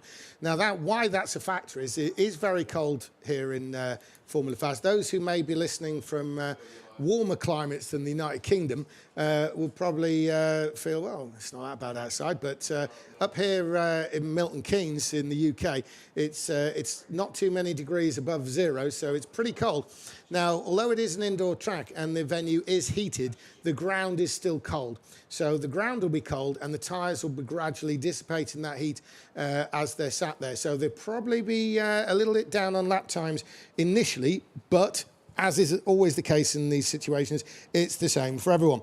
We're looking down at we've been considering some of the results here. We've got a total wild card in terms of Cathal Clark because obviously very, very competitive driver, IME Euro Series champion, you know, things like this. But this is outdoor, totally different discipline of karting. So got the potential form, but we haven't seen them yet on an indoor setting. We had this a few years ago with former world champion Colin Brown, who actually, made a debut indoor, straight in at BRKC level. And despite the fact he was a former world champion, it was difficult for him. The discipline was different. He's never had to make the pit stops before. He quickly got on the pace, though, so he turned a fairly lowly position from his first heat race into race wins later on further down the event. So we'll be looking to see if Cathal Clark can pull off a similar stunt. Going in, though, race favourite, got to really be Eliana de Vos. Brad, you've got something for us? Just wanted to give you an update on why we're refuelling now, because obviously we have an intended gap halfway through each of the heat rounds, and that's normally where the refuelling takes place. So this is quite an unusual gap. And it's partly, I've just had a message from race control, partly because the pace is so fast today. There's more grip out there than normal. We're already down to the 30.0s, and we're right near the start of the event. So you do tend to see the quicker times come in later on. So the karts are going so fast, we're potentially using a bit more fuel than normal. Yeah, well, that's a very real possibility, and the last thing the organisers want to do is have anything run out of fuel on track. Brad, while you're there, you've got something to tell us about Johnny Elliott, I believe. Well, only that his kart did come on, as predicted. He did get up to pace, and as we know, all the karts here are extremely close on performance, but that obviously... that's when they've all been running for the same amount of time. And having had the spare kart there, it took its time to get onto the pace. The tyres warmed up, and that really is the main limiting factor here on this slippery surface, is tyre temperature. And by the end of the race, he was only a tenth, just over a tenth slower than Vika, who won the race. So 1/10 between the kart that won and the driver that came last is very, very tight. But unfortunately for Johnny, it was too little too late, and there really wasn't much he could do. We always find something to talk about with Johnny Elliott, don't we? He's always central to the action. And in this case, the people at home will have we won't have seen much of Johnny on the track there because of the situation. So basically, it's just as simple as the tyres being that bit colder earlier on. He had a slower initial pace as the tyres came in. So it would literally be the first 3 or 4 laps that cost him a result in that race. Yeah, and it's just really one of those things. Mechanical issues are just part of motorsport, and so, he suffered one there. Yeah, and even more important then from a strategic point of view was to make that early pit stop, because if you're going to have a lap disadvantage for the time it takes to make the pit stop, it might as well be on one of your slower laps early while the tyres are warming up, right? Yeah. Or would you want to get them warmed up faster than if you're faffing about in the pits? I think you're in a losing situation, whatever you do. If you don't have the pace, you're not going to stick with the pack, and you're also not going to make up any time when you're half a lap behind, having stopped early. So it's just one of those things. And I know Johnny obviously very, very well.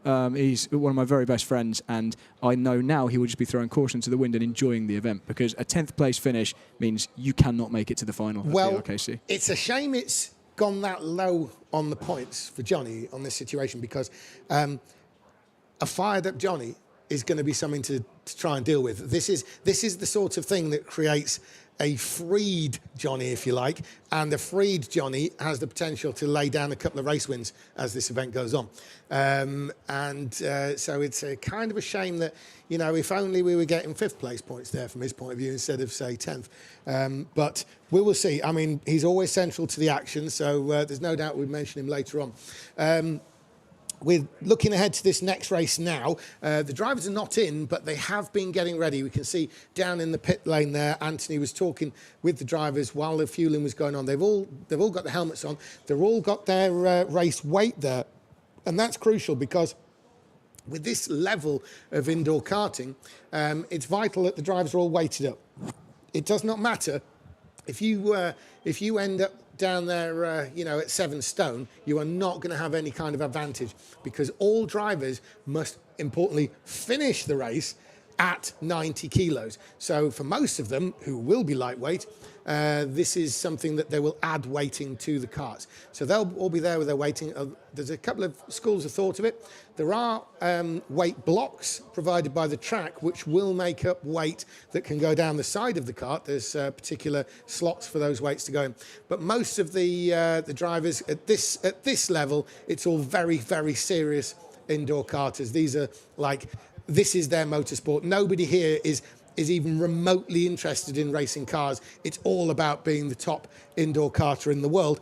And for these guys, and so they have their own seats that slot into the actual seat of the kart. Steve, these guys will be looking at the seat provided to them in the kart as simply the frame at which they'll insert their own seat, which is weighted up to hit them at exactly 90 kilos. Because, of course, you make your own weight up to 90 kilos, you'll be bang on. You use the circuit weights, you might have to be a couple of kilos over in order to not come in under. Is that correct? It is, and of course, every kilo makes, loses your time. Doesn't matter if it's minuscule, half a tenth of a second, anything. And it's all, as we've seen in all the races here, every tenth counts. And I always like to refer to Dante Dillon for this because we know, as we've said before, James, Dante's such a small guy, one of the loveliest blokes you'll ever meet, but I think his seat insert at one point weighed more than him. And yes, we in his younger days, yeah, because he is another one of the sort of bird-like physique. That's and racing snake. That was the one, wasn't it? Racing snake. Well, he's going to hate it, but he'd almost be like even lower than that. We're talking racing tadpole here for Dante Dillon. But Dante, obviously, he's a little older now, but when he first started, he was very much a junior racer. He actually wasn't able to lift. No. He was the one who wasn't able to lift his own weight. That's right. 2 or 3 people had to help I'm going him. to bring this in later on when he was actually taking his first heat race. But while we're on the subject of weight, Sean Brierley, of course, former BRKC champion, is actually coming in at over 3 kilos weight. So he's not adding any weight and he's 3 kilos over. So it sounds like a major disadvantage, but one thing I would always point out to that is I've raced in the World Championship a couple of times as well. And I remember one year when I was racing in the World Championship years ago, the champion that year, Robin Borremans, came in at something like 5 or 6 kilos over the weight limit. Yeah. Now, that wasn't because he was some kind of massive chunk of a guy. He's one of these really stacked Belgians, who's proper gym fit. So he had a lot of upper body strength, and that was where his weight was. So he was really able to manhandle the kart around. So he wasn't like flopping around in the kart.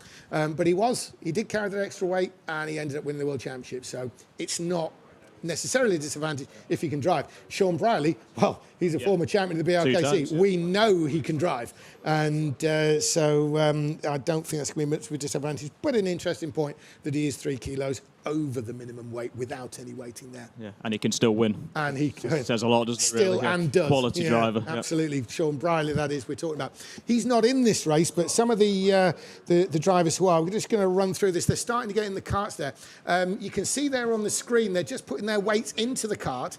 That some will go in the seat and maybe 1 or 2 will just bowl straight out the back. Again, going back to racing the World Championships, I remember coming in one time, I went out 1 kilo over the weight limit, but such is the World Championship that I lost a bit of weight during the race and came in half a kilo under and got disqualified. So you've got to be very careful. So sometimes the exact seat weight measurement in your own bulk seat, and then a couple of kilos in the slots. You could make a diet thing, couldn't you? The KWC diet plan. Go in and lose half a kilo or a kilo in a race. Exactly that. It'd be very popular. Do an edition of one of these national and international kart events, and you probably come out to lose come out a tad lighter, won't you? Yeah, probably the cheapest diet you'll ever do as well.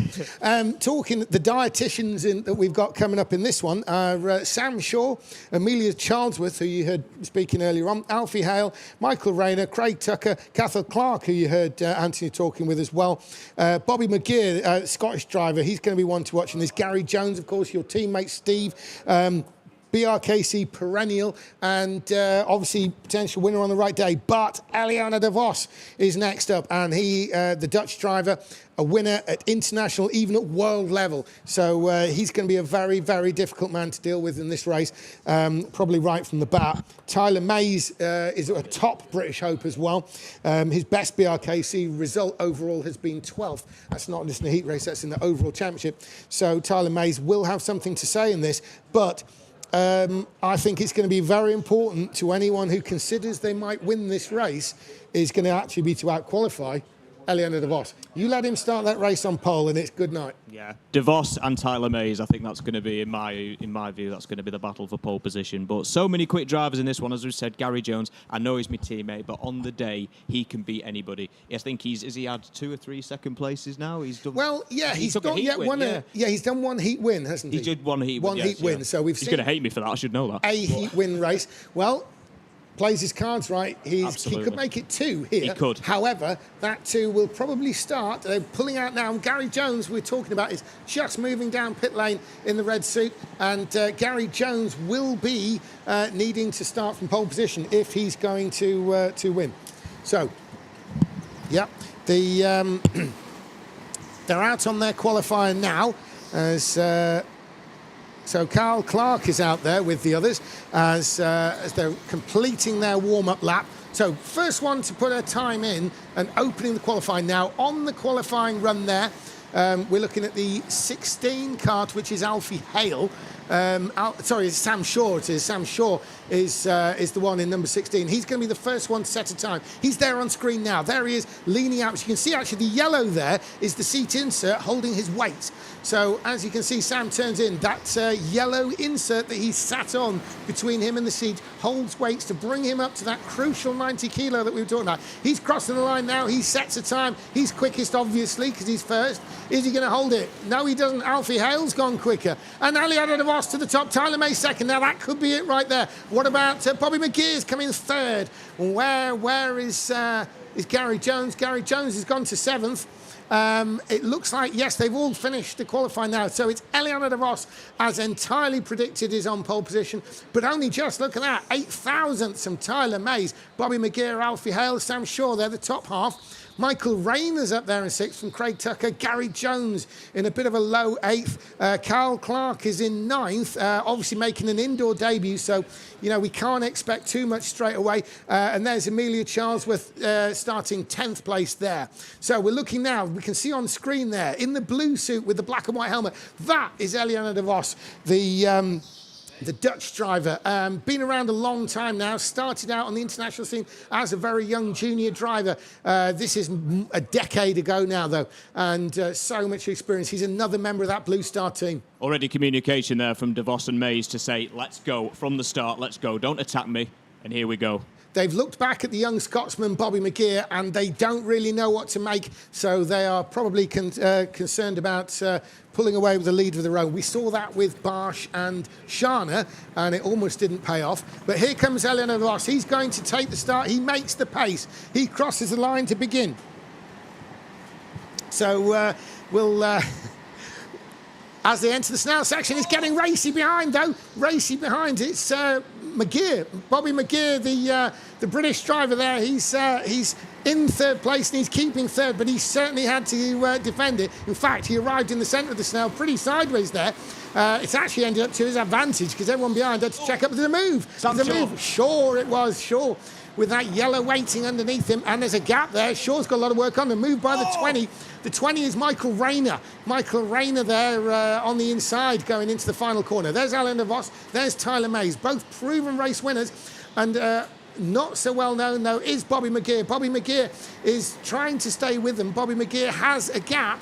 That gap is to his benefit because it allows him to attack without having to worry about defence, particularly into this corner at the bottom end of the racetrack.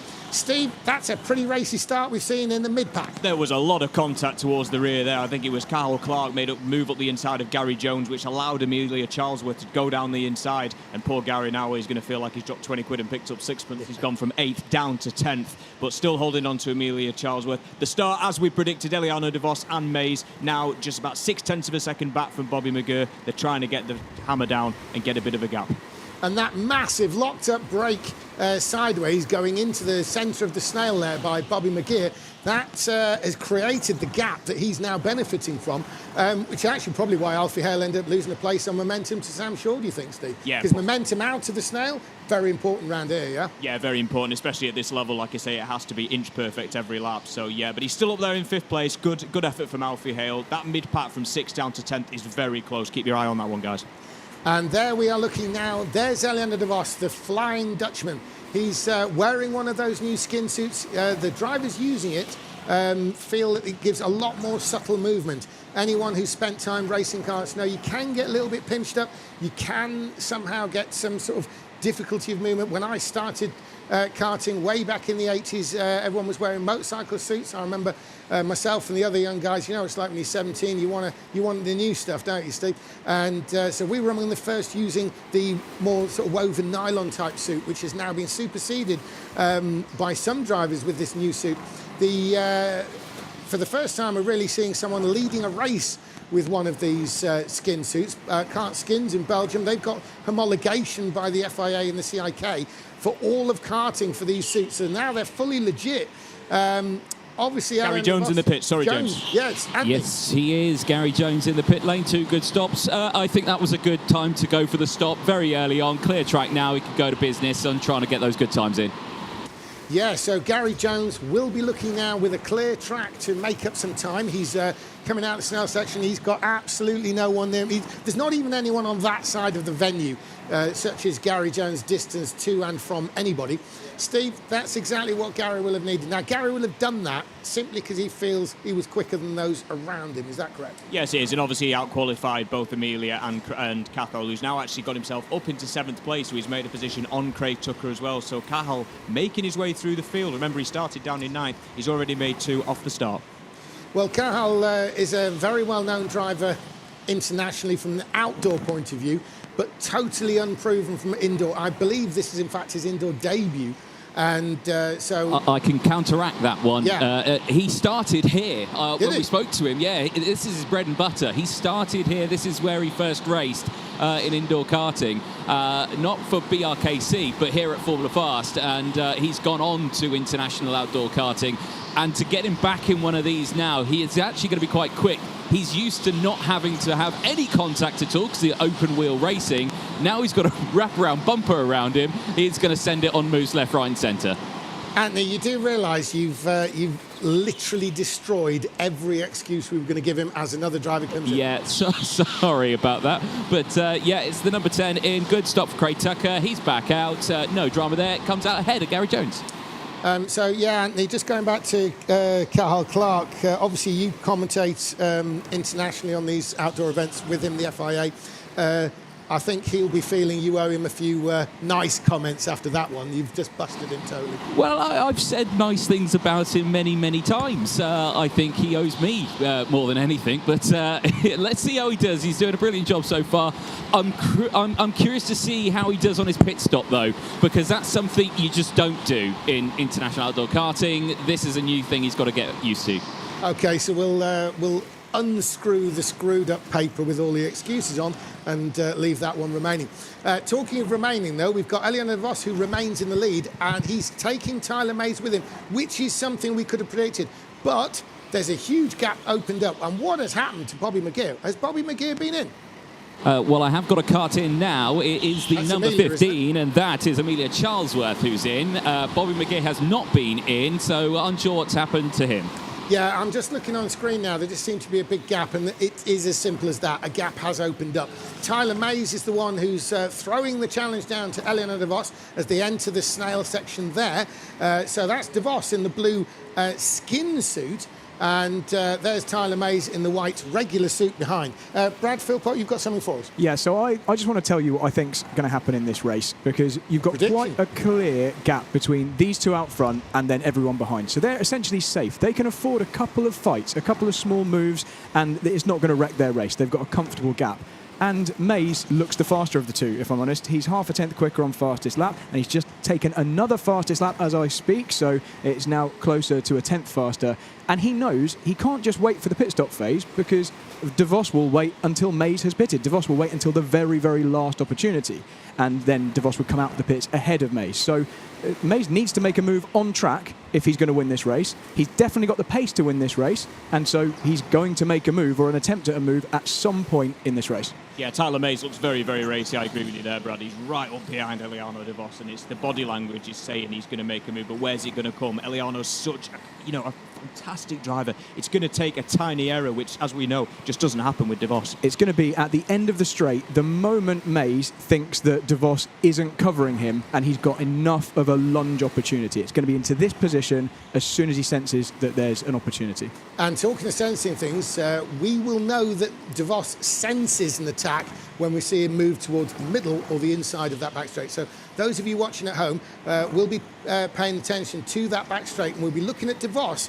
thinking about being defensive as much as we will a lunge from Tyler Mays, because Tyler Mays is playing a pretty cagey game. But those who know Eliano De Vos, you know, he would make the meanest of poker players, wouldn't he, Steve? Eliano De Vos. He's so cagey. Whatever you're willing to do, he's willing to match you. You know, he would.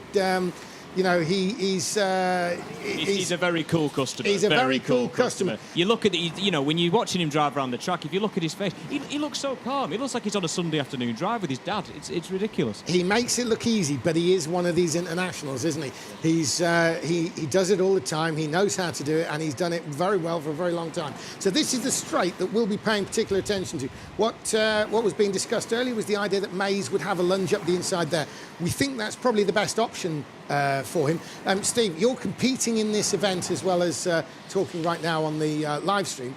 Do you feel that moves in the snail area, this very bit they're in now, change as the temperature changes or as the event moves on? I mean, obviously, everyone always makes a lunge at the end of the straight, but is a move more or less on in the snail depending on how far through the event is? Yeah, if the grip's there, then you can do it. And again, it all depends if the person in front of you leaves just that little bit of a gap. But of course, you're always going to get contact into that snail section. If you're going down the straight and you're able to lunge at the last minute, there is a chance you can make the move a lot cleaner. But like you say, all it takes is a tiny mistake. And guys at this level just do not make mistakes. No, and talking to guys at this level, one of them making the benchmark of that level is Eliano De Vos. But Tyler Mays, he's been around a long time now. We've seen him race, we've seen him win here at Formula Fast in the BRKC. He's normally an outdoor driver as his sort of regular bread and butter karting, well known within the Club 100 sort of outfit. But he's now obviously focusing on his indoor at the moment in the BRKC, and he's focusing on Eliano De Vos. So, Brad. Traffic for the leader, and this is going to be crucial. Is this the opportunity for Mays to go down the inside? Because De Vos is going to have to pick a side to go past Charlesworth here, and if it's the wrong one, that's going to give Mays that opportunity. Charlesworth may well just get completely out of the way, but she's already made the pit stop, so it won't be by going into the pits. Yeah, so Amelia Charlesworth there is probably going to be aware that Eliano De Vos is bearing down on her. Where she waves them through, or she allows them through there. So she's gone to the side, moved out of the way and allowed the leaders through. She's obviously gone a lap down, but she's made a pit stop. So she's going to unlap herself when they go in. A good thing for Amelia Charlesworth to do now would be to try and stick with them and let them pull her around the track, because it's not just about them. If she can stay with them, she will end up doing their lap times. That might allow her to leapfrog those who may be in front of her when they cycle through their pit stops. So Amelia Charlesworth could benefit from this if she can stay with those two leaders. But look at Eliano De Vos. And Tyler Mays, neither of them are planning on giving a toe to anybody, it has to be said. Steve, we're waiting for this to sort of do something now, aren't we? You couldn't get a cigarette paper between those two. No. Tyler is really, really on it, and it's going to take, like Brad said, a move into that last corner. But it's when does it come? When does it happen? As you say, De Vos is going to go right to the end. He's no reason to pit. He's controlling the race. He can just stay out as long as he wants. Tyler Mays is going to have to make this move on track. Yeah, De Vos will be well aware of that. This is somebody who is not going to be feeling any pressure from Mays. Yes, okay, he's going to feel some competition pressure. I get that, but he's just going to sit there and say, "Show me what you got."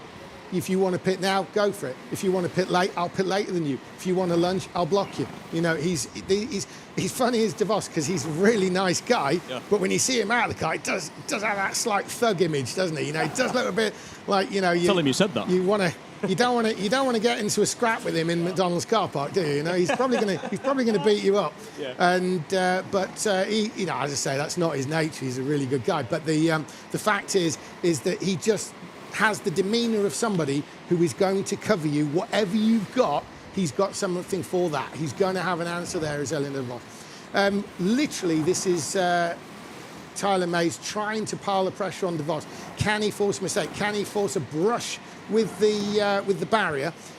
Because if DeVos loses momentum by slide or by barrier, then obviously that's going to be to Tyler Mays' game. But he's so close, isn't he? In fact, if DeVos hit the barrier or caught the barrier at all, it'd probably affect Tyler Mays at this point. And this is the closest Mays has been for a while. He's been losing out on the exit of the snail, but now he is a little bit closer, and Mays just set the fastest lap. They've been trading fastest laps for the last couple of laps, and it's now back in Mays' hands. So, Brad, as a former driver, you know full well that an good exit to the snail is vital on any run down the backstretch. So if Mays is going to make what we believe is the predicted move down the backstretch, the snail, is where that move is actually going to start. It's 100% what Tyler will be thinking about at this phase of the race, because he's really close to DeVos in lots of places, but you can see this little gap. The camera is a bit deceptive at that view because it makes him look a little bit closer than he is as they get to the end of the straight. Then we get into the braking zone and into these final two corners, and he gets right back onto his tail. So there is a bit of traffic in front of these guys now. I think you've got Sam Shaw and Alfie Hale are involved in their own battle in 4th and 5th place, so this could play a massive part, just like Amelia Charlesworth was. Obviously she moved out of the way, but are these two going to be as kind?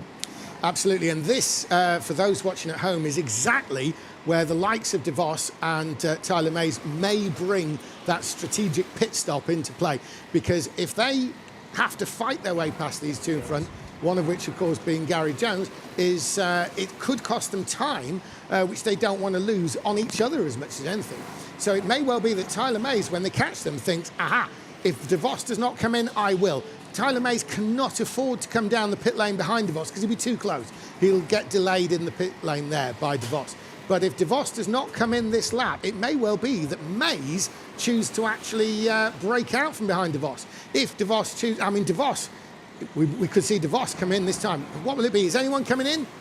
No. Now, this is going to be very interesting because DeVos is now almost committed to having to pass Gary Jones on the track. The speed difference between the two is such that he's going to have to make a move or lose time to Mays. Surely one of these two is going to be in next lap. What do you think, Steve? Yeah, I reckon because Gary Jones is... I don't even realise if he realises Iliano's... He's waving him through. Yeah, so that's okay because they went about half a lap there with right behind. And as well, Craig was... Whoa, and pushing his way through is Tyler Mays. He had to do that, really. Gary did everything he could do, but he had to be somewhere. The big loser, of course, was... Gary Jones has actually managed to leapfrog Craig Tucker as he moved out of the way to allow Iliano and Tyler through. Craig Tucker was trying to let the leaders through and ended up letting Gary Jones through as well. So, yeah, that's it. So they now have almost saved that pit stop. It's only really these two in the race for the win. But the fact is neither gained nor lost in that stop. Now, let's have a close look here. We're ending the lap. So, Ellie Ross is ending the lap. Still 5.5 minutes to go. So, we're going to take a close look at the snail section here. They're entering the snail. It goes right going in and left coming out. Now, a crucial point is here. Now, Tyler Mays needs to get some momentum there. He'll carry that momentum here. He'll carry that momentum all the way around this left-hander, all the way around the left here that we can see. This is all momentum from the snail. And the momentum down the straight here is where he'll make the move. In the pits, Anthony. Yeah, it's Cahal Clark in the pit lane for his first and only stop. 2 green lights. He's going to come out right in front of the leaders. That is suboptimal. And he's going to let him through. He's got to let him through. He's seen one. He's seen the other. Cal Clark does manage to observe both. Obviously, the standard he's used to, he's going to have that level of awareness. That is great news from a point of view, particularly of Tyler Mays, because it would be very easy for someone in Clark's position to spot the leader, move out of the way and jump back in. And in that case, be right in front of Mays. So Mays has probably got the biggest gap between him and Eleanor DeVos that he's had all race long. Can he close that in? Now, the snail section, as we say, is the crucial bit. It's this midpoint of going from turning right to turning left. There, this, from Tyler Mays' point of view, that momentum he gets all the way through this long left exit in the style. We're going almost 360 degrees, by the way. Will give him momentum on this straight for a lunge at this point of the racetrack. Steve, that's a hard thing to set up and invite one. Well, let's just go back to Anthony. Anthony, we had someone in the pits. We certainly did. Michael Rayner into the pit lane, driving the number 20. Good stop for him. 2 green lights. He's in a pretty calm situation for him. I've got another driver coming in now straight away. It is the number 9 coming in, Alfie Hale. Good stop on gate number 1. Hale comes into gate 2. Looks good. 2 green lights. He said he's quicker than his brother. That was pretty quick. Let's see how it compares later on. Yeah, well, he's not doing badly at all, Alfie Hale. Not a name we know too well in the British Rental Kart Championship. Is obviously fairly new to the international scene, but what he is doing is a good job. He went into the pits in the top half of the race, and he's come out in the top half. Another one in. Yeah, Bobby McGurr is in the pit lane now. Good in gate 1, good in gate 2. His race has not been the one for him. That pace has been a little off, so he's got clear track now, so he can do some work here, but it's not been the race for Bobby McGurr. Well, Bobby, he was running 3rd originally, and he's still up there despite the fact he's been in the pits, so we'll see how that works out. We've got Sam Shaw, we believe, yet to come in, and obviously the 2 race leaders. So really, this is almost going to be a bit of a pit stop race at the moment because Sam Shaw. Yes, indeed. Sam Shaw is in. Gate 1 is good. Stops at gate 2 nicely. Gets the good getaway. Comes out behind Bobby McGurr. But still a good stop. Yeah, that was an important one for Sam in his battle because he's just about a second away from Bobby McGurr. They're 3rd and 4th places as Elliot de Vos. Another lap in. 2 minutes, 2 minutes 15 now as they go through the Snell section. We're going to see pit stops fairly soon, but I think you were right straight away, Steve. De Vos and Brad, I think you pulled up on this one. De Vos is just going to be playing a cover game to Tyler Mays. He's just going to sit there and wait to see what... Mays, hand up. Anthony, Mays is going to be in the pits this time, surely.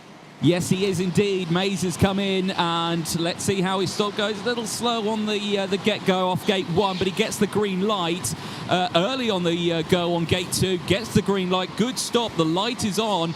We have to see our leader come in this time, but crucially, how are they going to end up? Yeah, this is this next stop now. Elliot de Vos knows, and there he does jump up in the seat just to reset himself. He knows Tyler May's been in. Will it be this time or will it be next time? He's in this time. Here comes the race leader, Anthony. Yeah, let's see him really quick on the entrance. No drama there whatsoever. Didn't even clip a barrier. Green light on the first one. Gets the green light on the second. Where is Tyler Mays? He's gained time on him. Yeah, Elliot de Vos, he knows exactly what to do in these situations, and he's done it. He's secured that lead. He's got a bigger lead before than he did earlier on over Tyler May, simply on that pit stop. He came in rapid. Yeah, that's acknowledging his team, who are at the side there. That is the far side of the control tower. Steve, Elliot de Vos has just shown us why he's Elliot de Vos. What a pit stop. That's incredible. He's gained 1.3 seconds on that pit stop alone on Tyler Mays. That must have been absolutely on point. Fair play to him. Again, we say this Blue Star, they're incredible, and that is I can't believe the gap he pulled there. That should not have happened.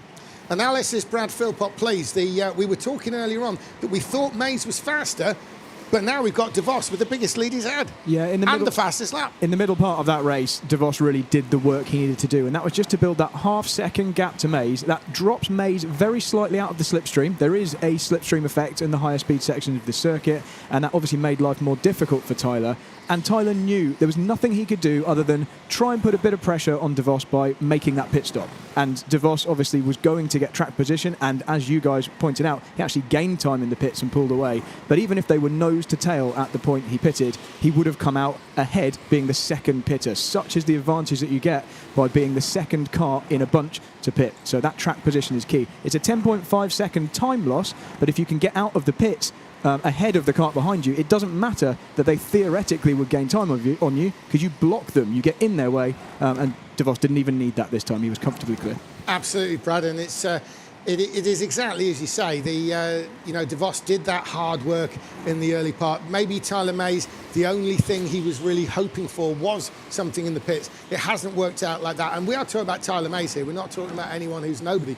And De Vos, he's on his last lap. He's going to take the win. He's catching a back marker there, which is Tucker, but he's going to take the win. And De Vos wins. De Vos, he has got his BRKC 2025 off to exactly the start he was looking for. He'll be very, not relieved is the wrong way, he'll be satisfied with that, I think. He'll have gone into this race, it's almost an open door to win. He got a big challenge, though, from Tyler Mays. Tyler Mays was threatening, but De Vos ended up managing to cover him. Steve, textbook performance from De Vos, but a really, really good effort from Tyler Mays. Yeah, brilliant effort from Mays. Again, it was always expected he was going to put De Vos under pressure, but once again, Blue Star, again, I've said this before, they are really a force to be reckoned with, and brilliant performance by De Vos.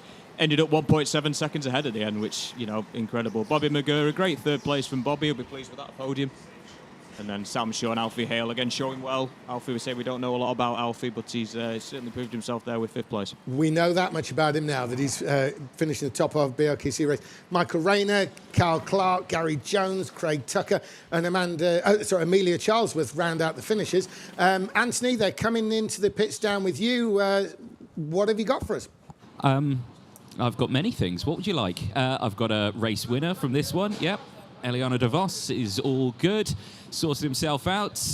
Eliano, I'll let you get your helmet off. We spoke to you before you went out. We're going to get some words from you after you're done. And gotta say, Eliano, the one thing that you've not lost since last year's BRKC is how to do a pit stop. Absolutely nailed that. You gained about a second on P2 on that one. Tell us, how are you feeling on that? Well, I had to take a little bit of a risk because he was really close the whole race and it was very tight the whole race, so I had to take the risk in the pits. Well, all the way throughout this weekend, we see many things, of course, the ups and downs, the changes of karts, anything like that. But are you still feeling confident? That's a great start. You got the 10 points, and it's a good way to go. Yeah, I'm really happy with the result, and we will see for the next of the weekend. Well, good stuff. Congratulations. Well done. I'll let you get yourself warmed up and sorted out for your next race a little bit later on. There's Carl Clark. Of course, lots happening here. Drivers are primed and ready. Well, here's Tyler Mays. You can see he's having a chat and everything like this. Just trying to think what they're talking about. Well, I'll jump in with Tyler and just see what he's got to say on that one. But it seems cordial enough. Tyler, can I just jump in? P2 for you on that one. Good race. How was it from your point of view? Were you happy? Yeah, it was a qualifying race, really. Missed it just. Eliano had better top end. I had better kind of corner into bottom. So I couldn't really go for an overtake anywhere. Pit stop was my only chance, and we saw what he did. So, yeah. Well, you sound pretty cold there. We'll let you go off and get yourself warmed up. It's freezing out there. But as you can see, lots happening. Drivers get themselves sorted out. But a very interesting race we saw there. Pretty calm for such a group of drivers who are big names in this. Yes, absolutely. It's we've seen big hitters so far. We've got quite a few more to come, especially in the next race. We've got former world champion Rico Harbosch will be lining up the next one. So stay with us. We're going to go for we've got a break on track. We're going to go for a quick break on the live stream, and then we'll be coming back with some analysis, and then we're going to see the first of our former world champions in action in the very next heat race. Stay with us.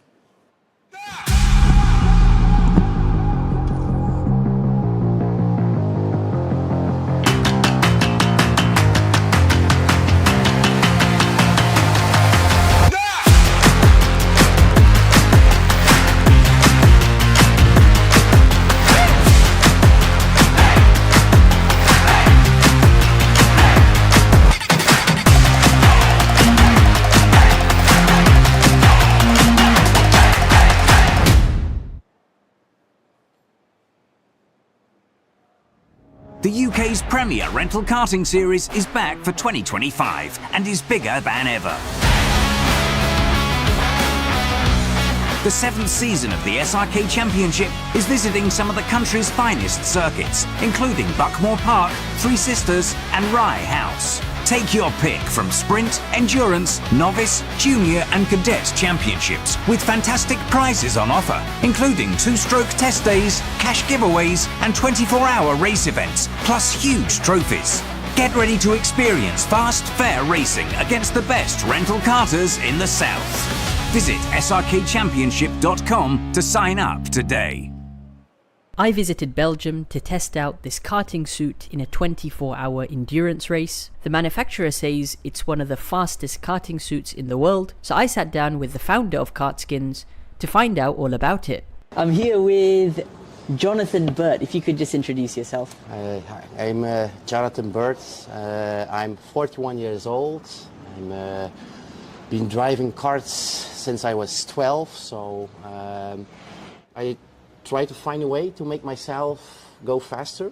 Yeah. So that's how I ended up Googling aerodynamic fabrics, aerodynamic suits, because I saw in other sports like cycling, alpine skiing, they all use these skin suits for aerodynamic reasons to go faster. Yeah. So I said, yeah, maybe if I make a suit in these fabrics, I will go faster in a kart as well. Yeah. Okay, so I'm holding the very first prototype here. That was co-developed with BioRacer, and it was the very first karting skin suit ever made. Wow. It's the one we used for the wind tunnel tests and also for the tests on track with Matthias Bolton. And so you can see it's actually a cycling suit. They put extra long sleeves on it because in cycling they are only allowed to have sleeves like this. So even a cyclist would be faster in the suit, but they are not allowed to by the UCI. So that's the very first suit. It's very basic. You didn't put no designs. No design. So when I put it on the first time and when I came to the karting, everyone was actually laughing. So, but you got to start somewhere. Humble beginnings. We got to start somewhere, and you will see that it only got better and better. Absolutely. All right. So what have we got over here now? So this is my suit I used to drive with before I had the skin suit. This one I used for the wind tunnel tests. It's a HRX suit. Yeah. Typical karting suit. I also used an Alpine Star suit to compare it in tests. Okay. But you can immediately see a karting suit has a lot of wrinkles in it. If you just touch the fabric, this fabric has zero friction. You have the aero sleeves, so that's the high-tech advanced fabric that BioRacer developed. And you see these stripes in the sleeves. They enhance the aerodynamic performance of the fabric. Okay, so this is the suit I used in the Kart World Championship. So it's already with a nicer design. It's actually a copy of my of the design of my HRX suit. Okay. We have, as you can see, you can print any logo on it in high quality. So this is the original suit on the left. This is the original suit. And it's been converted to a skin suit. As you can see, there's a lot of less fabric used than in a normal suit. Yeah. You can see the aero stripe fabric. So the design, we put it everywhere. We put it on the legs and even the body. You can see the lines on the suit there. Yeah. But you can see the design translates over very nicely. It's so similar. Just an exact copy of this design. So this is a better representation. So on. So as you can see, the suit is a lot shorter, but still it's the same size. Wow, that is my karting suit size. This is my skin suit size. Wow. And you can see it stretches a lot.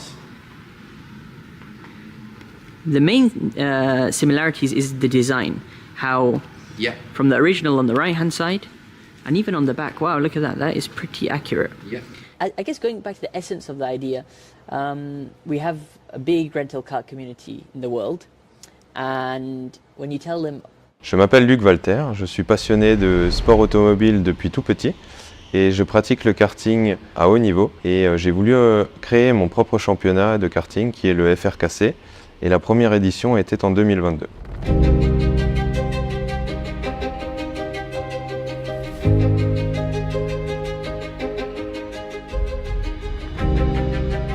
Le FRKC c'est très simple, c'est un championnat de karting de location où nous sommes basés au Metz Kart Indoor. C'est un championnat qui se déroule sur un jour où les 100 pilotes auront l'opportunité de rouler durant 5 manches distinctes, puis les 48 meilleurs seront qualifiés pour les demi-finales et ensuite les 16 meilleurs pour la finale.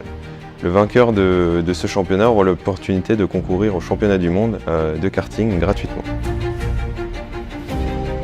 And then we start the match races. Yeah, first against Johan Medard was really good.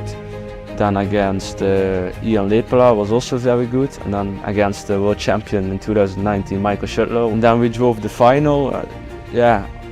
Directly after lap 1, I was pulling away a little bit.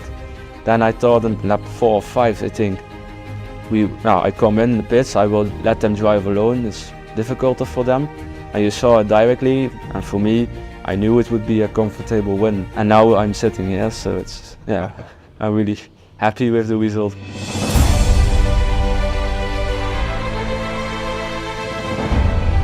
La chose dont je suis le plus fier au niveau du FRKC, c'est que les meilleurs pilotes du monde, certains champions du monde, placent ce championnat directement comme un des meilleurs championnats d'Europe. Et justement, ces championnats d'Europe qui ont plus de 10 ans d'expérience, ça me touche beaucoup. Pour moi, la plus importante chose quand on vient participer au FRKC est effectivement ce plaisir de pilotage qu'on peut entretenir avec ces très bons pilotes et surtout s'amuser et faire du karting à très haut niveau, mais pour un très faible coût.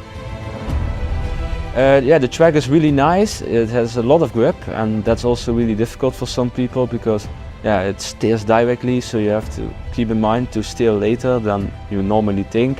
I also like the championship. It's perfect organization, and big thanks to Luc for everything.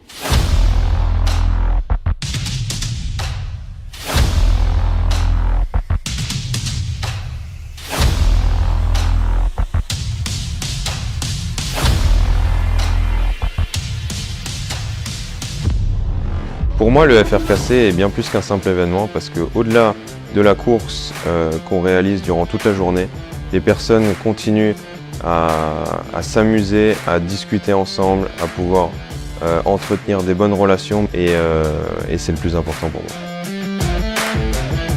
Yeah, of course, I will come back. I will defend my title, of course. Pour conclure, je voulais vous rappeler que le FRKC, c'est un événement de haut niveau, c'est un événement de plaisir et c'est un événement très accessible.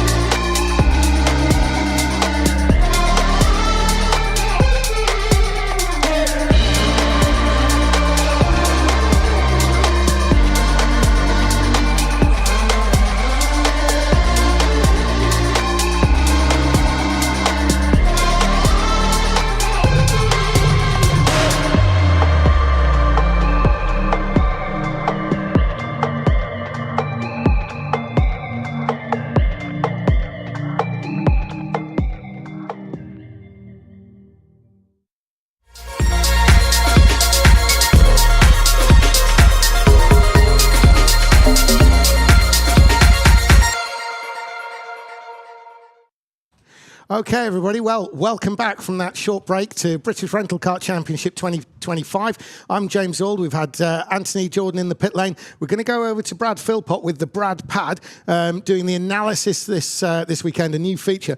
Brad, we've seen some very exciting racing so far. Have you got any snippets for us that maybe even give us an idea what to expect for the future? Yeah, so we looked at a few things throughout the first half of this heat round. We're going to go look back at a few of them, but before we do that, we're just going to pick up on an incident or a potential, it could have been an incident had it gone slightly differently in that last race. And this was one of those crucial moments where Ileana de Vos was trying to stay ahead of Tyler Mays, and Tyler Mays was obviously trying to stick right on his tail. And traffic came into play a couple of times. And in this instance, there were two karts that both of the leaders had to pass on one straight.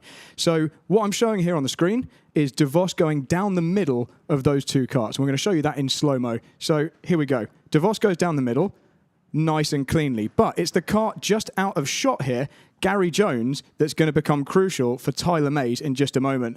So de Vos is through, and Mays knows he has to go for the gap, and he's not in it just yet. And at the last moment, he just gets alongside. Now, when I saw that live, when I watched it out of the window, I thought potentially there might have been a penalty for Mays. And we've seen this before. We've seen drivers get penalties, even though they're lapping a kart and there's contact. But in this instance, I think we can see from the pad just here that it was just on the right side of clean. And I'd say race control probably normally give the benefit of the doubt to a kart that is lapping rather than in a racing situation for position. So that's the first one. And we're going to go back and look at some things which we also looked at during the earlier program. So let's look at Vika Sleds making a crucial move on Shana to take the lead in one of the earlier heats. So it was a real dummy. We're going to wind it back so you can see how he set this up. Shana is defending down the straight, making it pretty clear he doesn't want Sleds to come through. And when we watch this, Sleds is lurking, and at the last moment dives to the inside. Actually has a real moment of oversteer as he makes that direction change just here. You see, he actually has to correct the kart when it gets sideways here. Look at that opposite lock on Sleds at this moment just here. But he gets through cleanly, and then he goes on to win that race. So crucial. Could that be the points that get him to the front of the final? We've got a couple more to look at. Some of these, less consequential than others. Let's go back a little bit earlier. We had De Wolf making a move. This one, again, similar to what we just saw. It's almost always down the inside of the hairpin at the end of the straight. Here he goes. Dives to the inside. And this, I believe, if I'm remembering correctly, this was on Marshall. And although that was for position in the moment, Marshall hadn't yet pitted. So that one was kind of a false battle. And De Wolf obviously wanted to make hay immediately. Couple more here to look at. Let's have a look at this next one. This was Lewis Manley having a problem in the pit stop. And after this, we are going to go to the live session that we can hear has just started out on track. And could this be the thing that stops Lewis getting to the final this weekend? He had to restart his kart in the pit lane. So I think we should go and look at the live action, though. So, James, I'm going to hand back over to you. Absolutely. They're out qualifying now for heat number 6 of the first round. So we're going to go straight back to the track. Thank you very much for that, Brad. Incidents and action are plenty, and that was just in the first 5 heat races. They're starting their qualifying laps as we speak. And as we can see on screen, just going to run through the entry on this one. Tristan Lloydell from the United States is out in this one. Arthur Langley. We've got Rico Harbosch, former world champion, and Edgar Azevedo. We've got Max Opdenkamp, the Polish champion from 2024. Charles Leclerc, Selena Balnegra, former ladies champion. Seb Miller, one of the top British hopes on the international stage, who does a lot of the international events like this, but in other countries. Kylian Badeau and James Miller round out those starters in this event. Obviously, another classic international entry, but what about this? The first of the world champions that we're expected to see, Rico Harbosch, but he's not going to have an easy time with the likes of Tristan Lloydell, the American, or Max Opdenkamp, who's been putting some amazing results together lately. And so we'll see what happens. Seb Miller, possibly one of Britain's top hopes, among the likes of Lewis Manley and Sam Slater and the rest, and Sean Brierley. So we'll see how Seb Miller does in this, and the qualifying results coming in. And it is indeed Seb Miller who's going to start from the first position, the pole position. It's going to be a line start as always. Rico Harbosch, former world champion, is in second place. Tristan Lloydell, American's third. Selena Balnegra, former ladies champion, is going to be fourth. James Miller fifth. Kylian Badeau, not a name we really know well, as is going to be lining up in 6th. Max Opdenkamp, surprisingly low for him. He would have always been one of those who you'd consider a contender for the pole position and the win in this, but he's going to start 7th. Arthur Langley is in 8th. Charles de Kleen is in 9th, and Edgar Azevedo is 10th. Now, they're coming around. This is Seb Miller. Seb Miller's going to lead them to the start. He's got one corner, this hairpin, and, well, they're out of shot now, but Miller is going to pull the pin. He does, and across the line they go to start their first heat race of this particular championship for each of these drivers. There's Miller, another of the BSR drivers, the Bradley Shepherd Racing team. He's leading the way off the pole position there from Rico Harbosch. There's Rico Harbosch with the green helmet. Now, Harbosch is going to want to try and deal with Miller pretty early on if he can, because Harbosch knows the quality that Miller's bringing to this particular table. He's got the lead, and he's actually got something of a lead as well. There's about 3 or 4 kart lengths, and Harbosch is, if anything, fighting a rearguard action against the American Tristan Lloydell. Now, Tristan Lloydell ran very, very well in the World Championships when they were held a couple of years ago in the USA, and that's really what propelled him into the European racing and the international racing away from the East Coast USA, and Lloydell's been performing very well since then. So Seb Miller has about as big a lead as he could ever hope for as he crosses the line to put another lap in the lead. There's still plenty of time to go in this race. He's entering the sales session. In the pits, Anthony. Indeed we do. We've got Colin Badeau in the pit lane. Good stop for him. 2 green lights. He's back out on track. First stop, early pit stop. Nice clean track. Let's see if that pays off for him. A very early, interesting pit stop, that one, because he's not a name we really know. He's performed in other karting, because everybody here has. He's got results and things to put his name to, but he's not someone we really know in the BRKC. And so Kylian Badeau there, that's a very interesting pit stop there, Anthony. Normally people pit to get away from others at this early stage, so he obviously feels he's been held up in the mid-pack. So thumbs up there to Tristan Lloydell. Lloydell is holding that 3rd place, but look at the lead that Seb Miller's got already. He's turning into that crucial hairpin at the end of the backstretch where a lot of action takes place and no one's near him. He's getting faster every lap, and looking at this, he's also the fastest on the track at the moment. He's leading the race, and he's fastest on the track from former world champion Rico Harbosch. Rico Harbosch, we've seen here before, but not recently. He's making a bit of a return. We're going over for some analysis, Brad. I just wanted to point out that Rico has now managed to just about arrest this lead extension that Seb Miller's trying to pull out. Rico was the quickest in Sector 2 on that last lap, and the lap times are now gone from about 2 tenths different to, on that last lap, half a tenth. Seb pumps in a 30.2, and as I say it, Seb proves me completely wrong and goes another 2 tenths of a second quicker. So maybe his lead is more comfortable than I was giving him credit for. Well, it could be said that that's a shining example of this level of karting from an indoor point of view, is that the drivers know what's going on. What's happened there is Rico Harbosch, as you said, he couldn't allow that gap to get any bigger. There's no way. If he wants to win this race, he can't have gaps like this going on. So he was responding to that. Seb Miller, who's going to be able to spot this on the board, actually out on the track, he has in turn responded to that. So we've got a bit of a cat and mouse battle going on with Lloydell there in the 3rd place trying to get in the mix. Now, Lloydell's the one in that black helmet and white suit. We're looking at the former world champ, Rico Harbosch there. See how he's leaning out there, those of you at home. What it is that lean is to actually just lift that inside rear wheel a bit, and that allows the car to steer a bit better because they have a solid rear axle and it'll try and drive straight on. So look for, as they go through the corner, see how Rico Harbosch is leaning one way or the other. He's almost leaning the opposite way to what you'd expect. The natural assumption will be to lean in. But particularly in rental karting, increasingly in karting in general now, this Euro lean, as it has been dubbed, is something that every one of these top drivers, which is basically everybody of the 100 drivers here, will be using. Because you see Seb Miller doing there. There's Rico Harbosch. All this lean outwards. See, he leans outwards one way, leans outwards the other. And there's Tristan Lloydell just dropping back a little bit on Harbosch. And looking at the analysis there, it is actually because Lloydell's falling away. It's not really because Harbosch and Miller are going faster. In the pits, Anthony. Charles de Kleen in the pit lane. Gate 1, good. Gate 2, good. He's going to come out, though, behind Colin Badeau, who gets himself up now into P9. Yeah, Colin Badeau is definitely, the first sort of, score on that early pit stop that he made has been taken. So his whole point of that very early pit stop, Kylan Beddoe, would have been to leapfrog the likes of Charles Decline, who would have been running around his position. So Kylan Beddoe does move up to 9th. Charles Decline is in 10th. They are the only pit visitors so far.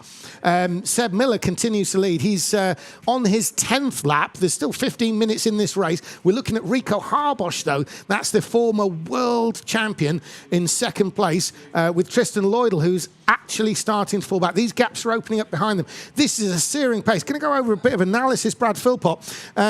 Really, I kind of want to read something into these gaps that are opening. What have you got? Yeah, so your job here is to make the race come alive and make it exciting. And my job is to bring a little bit of objectivity to it. And I'm going to throw some water on the fire of this race and say, it looks like, as you mentioned, the gaps are starting to just increase. There's not really a particular fight that's developing. The leader's pulling away from P2 and P2's pulling away from P3. But I'm going to give you some hope. Selina Balnegger is looking like she's closing in on Tristan Lloydell. That's the fight, I think. It's for the 3rd place on the podium in this race. And that's what I think is going to be exciting as the pit stop strategy unfolds.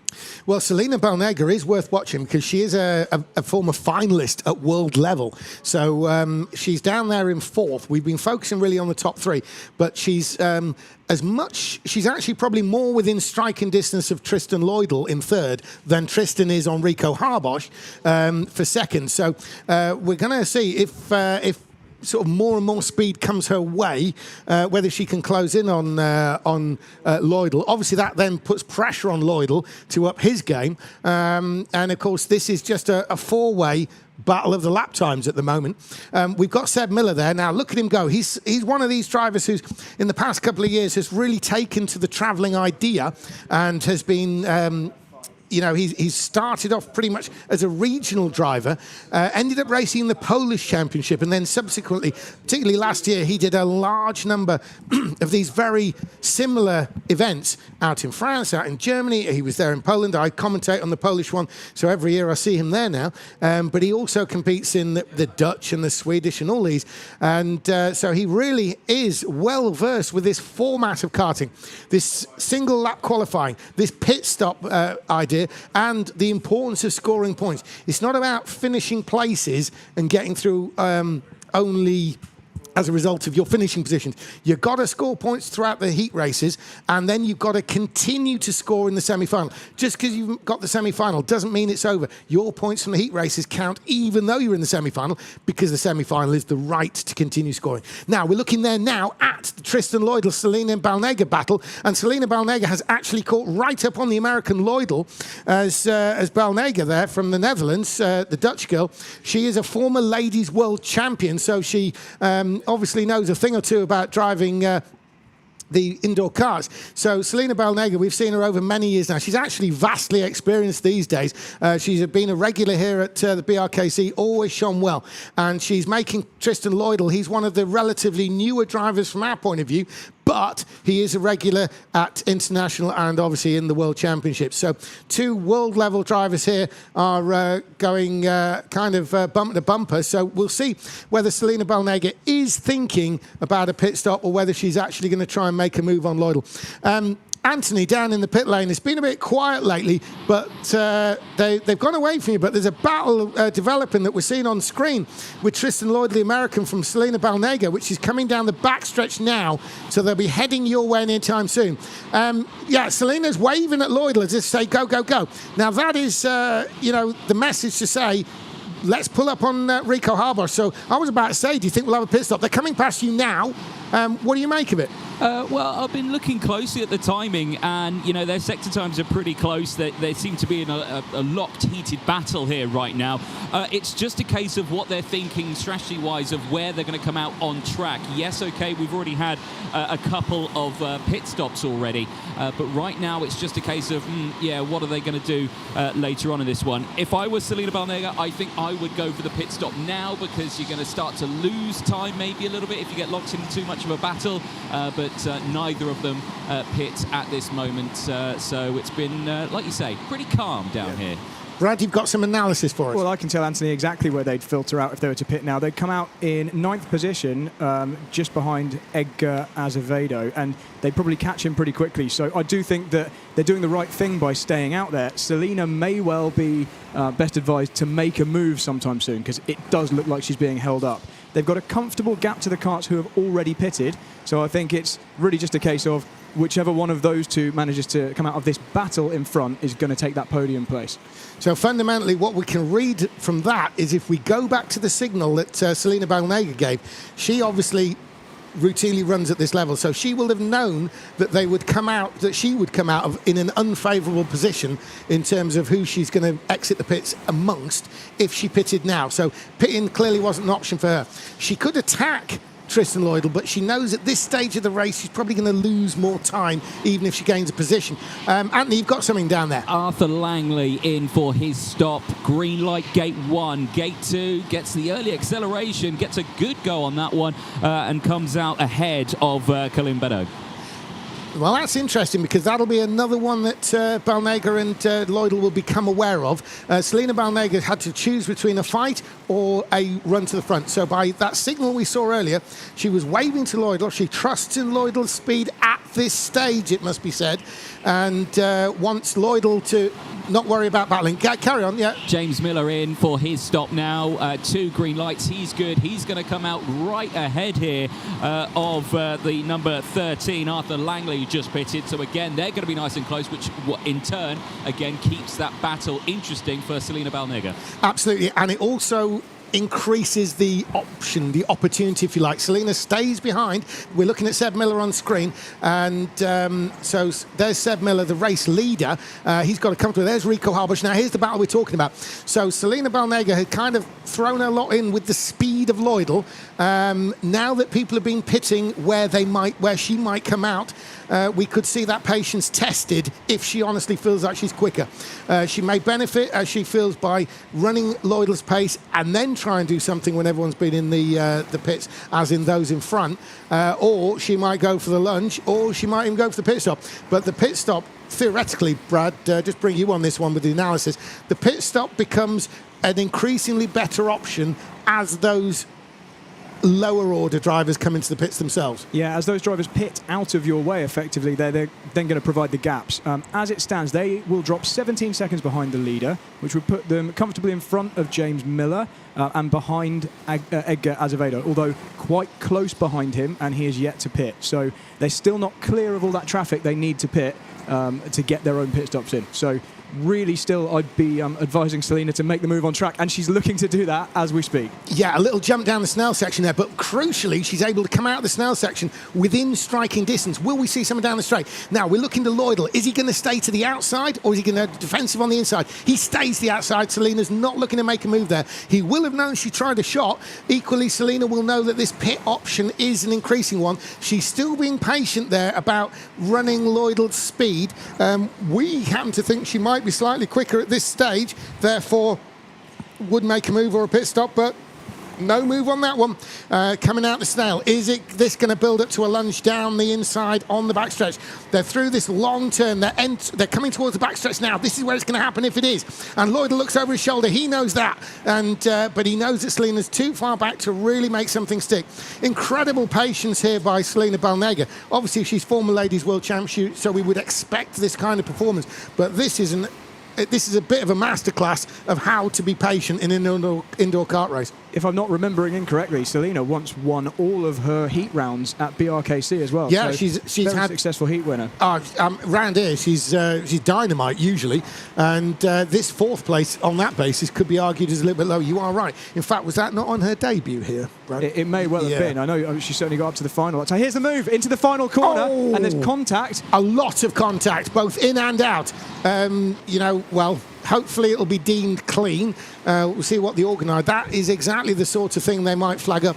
That last corner is probably what we would class as the third option of the overtakings. The first option would be the end of the backstretch, which is what they're heading towards now. Selena Balnega has actually pulled up quite a gap, but most of that is because Lloydell ended up firmly in the wall.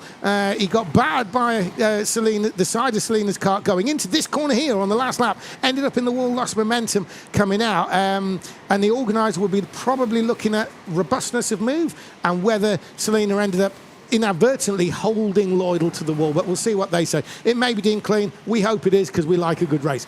So Selena Balnega is the one on screen now. So she is now assumed third place.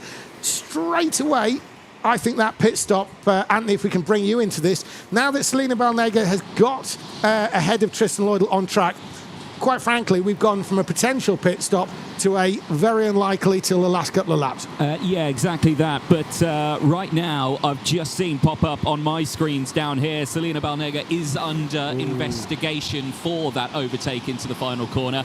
I did have a front row seat to that overtake. It was quite a forceful one. Lloydell was not happy with it at all. His hands threw up in protest almost immediately, but that's completely understandable with any overtake.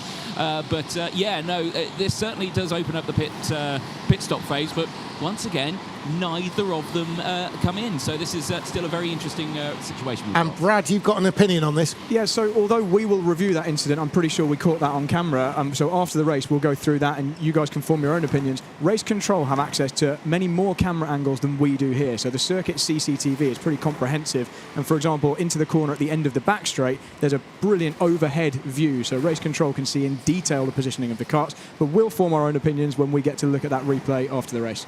Now, also on the analysis point there, Brad, do you think, I mean, obviously it's very subjective because we're not Race Control. I'm just thinking of the people at home who've just seen all that. Would Race Control be more interested in the impact going in or the fact that Selena was still in contact with Tristan while he was also contacting the wall? On the exit, so there's almost 2 points contact, if you see what I mean. Yeah, Sebastian Miller, sorry guys, I'm just going to kick off. Sebastian Miller in the pit lane from the lead. He's come out in third place behind Selena Balnega, but it was a good stop. Also now, Tristan Lloydell is in the pit lane. He's also had a good stop. He's back out on track as well. He's coming out in around about 6th place. Nice one there, Anthony. Sorry, carry on there, Brad. Just to answer your point, James, I didn't really see clearly what happened on the exit. I think really the crucial part of that move was how it unfolded going in and towards the apex of the final corner. As you said, really the third choice move on the lap. You'd probably go at the end of the back straight or into the snail, or if you have to, into the final corner. Balnega in the pits. She is indeed, and it's a good stop on gate number 1. Goes into gate 2. It's all good. I did pop up to Race Control briefly to ask about that under investigation. There's possibly something coming at the end of this race, so Selena Balnega is not out of the woods yet.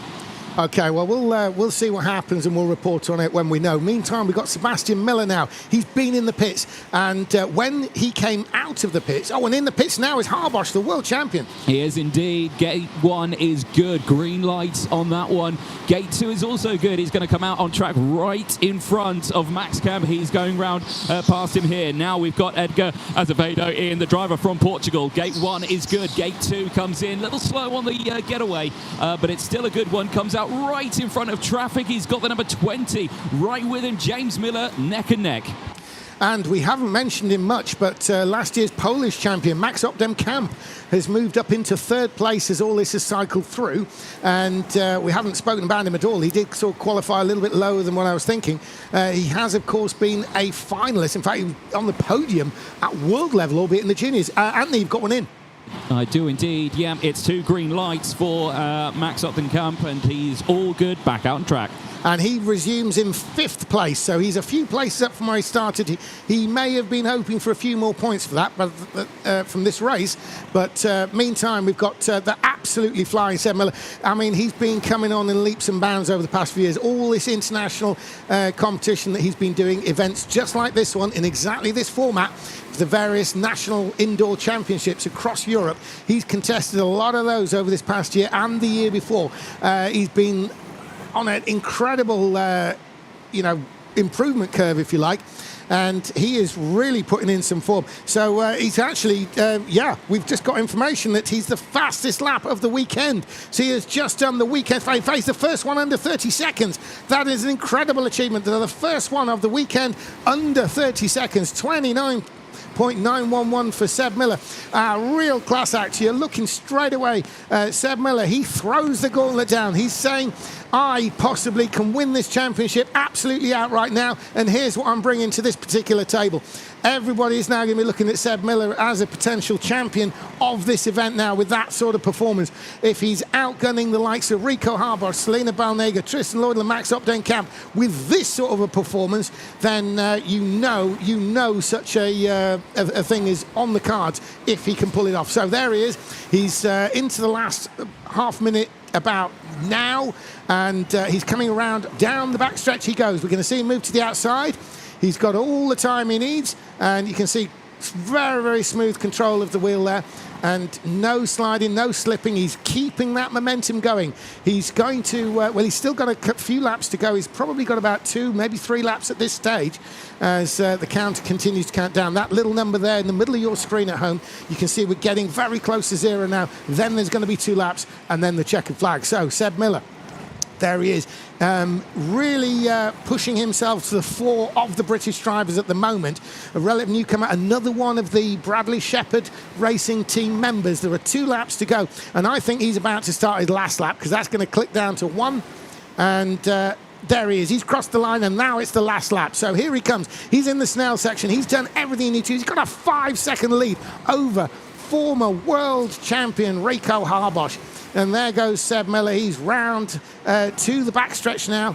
There he is, onto that backstretch. There, he's heading down to the headland. It's the fastest part of the racetrack. He gets turned in, a very nice and smooth run there.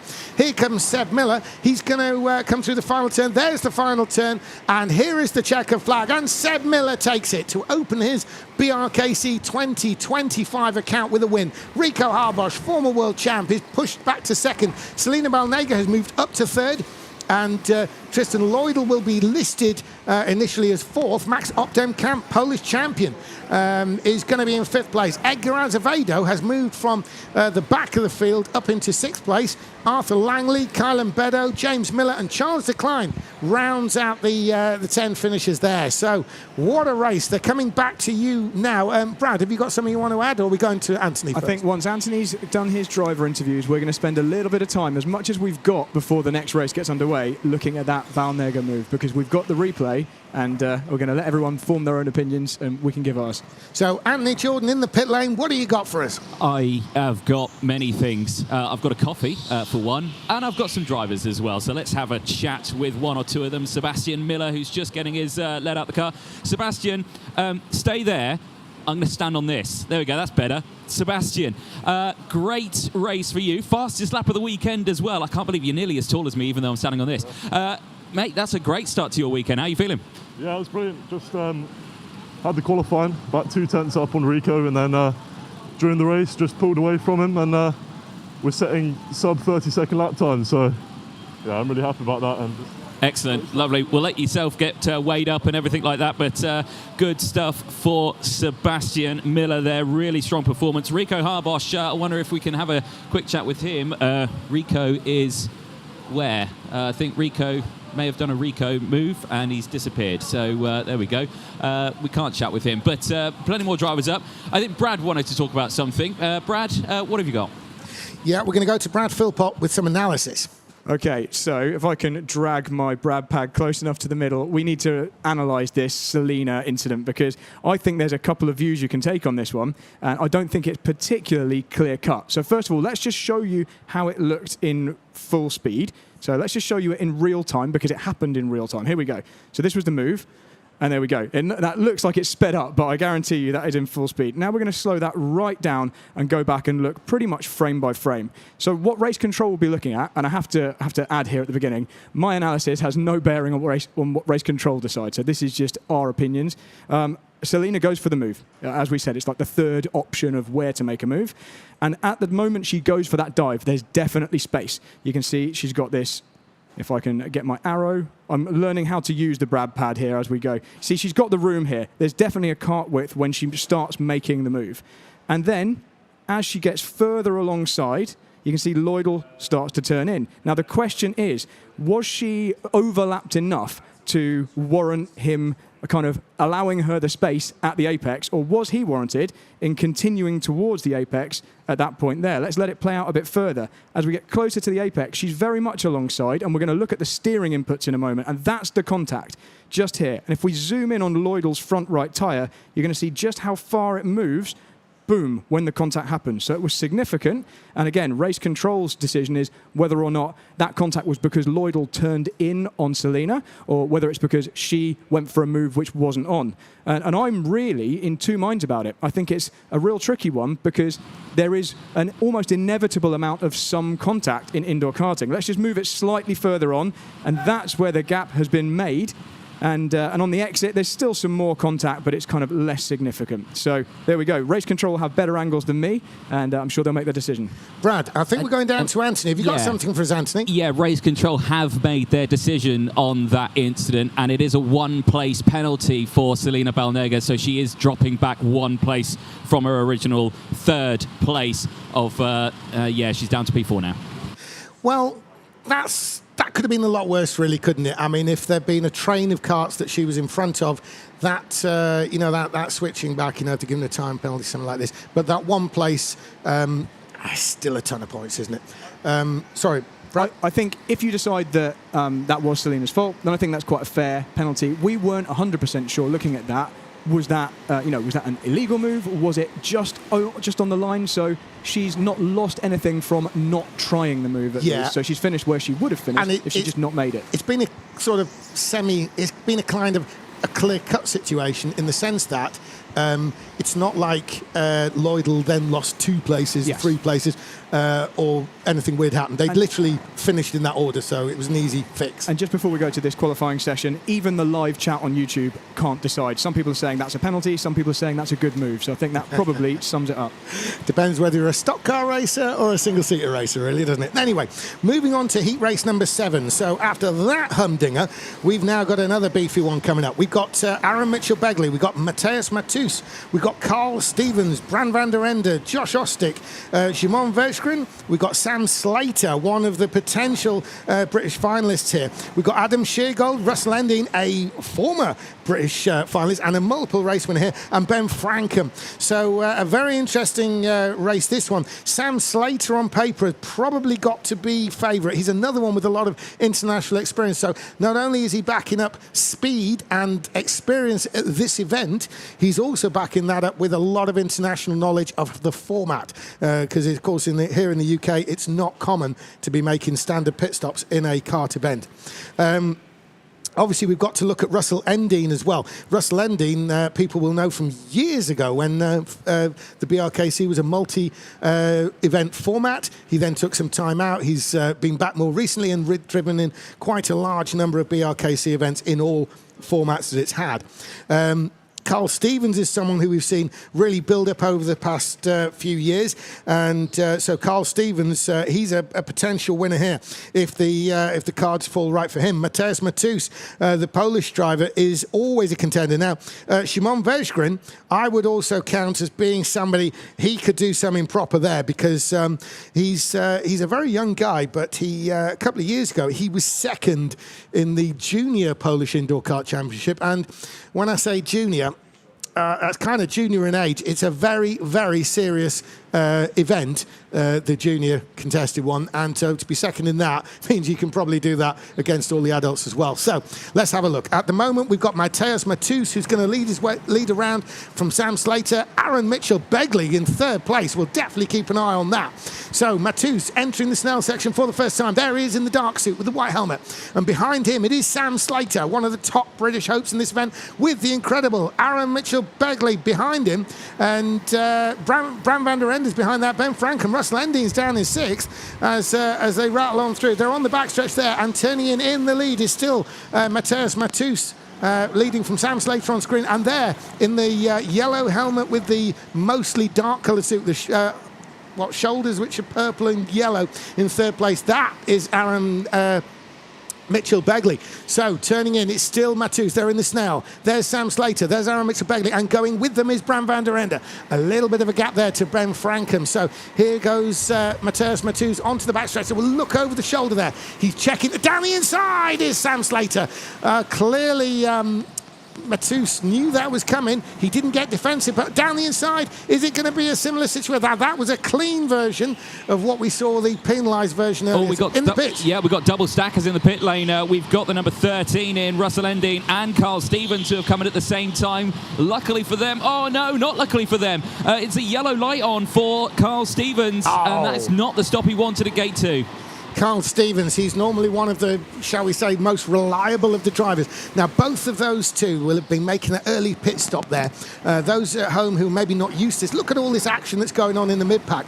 That action is going to slow them down, and that is exactly why Endine and Stevens came into the pits at that point. There's another one in. Matis Machazzi's in the pit lane, and he's got one green light on gate 1. Gate 2 is good as well. He's back out on track. Straight away, we've got Carl Stevens back in for his penalty stop. He gets the green light on gate 1. How is gate 2 going to be this time around?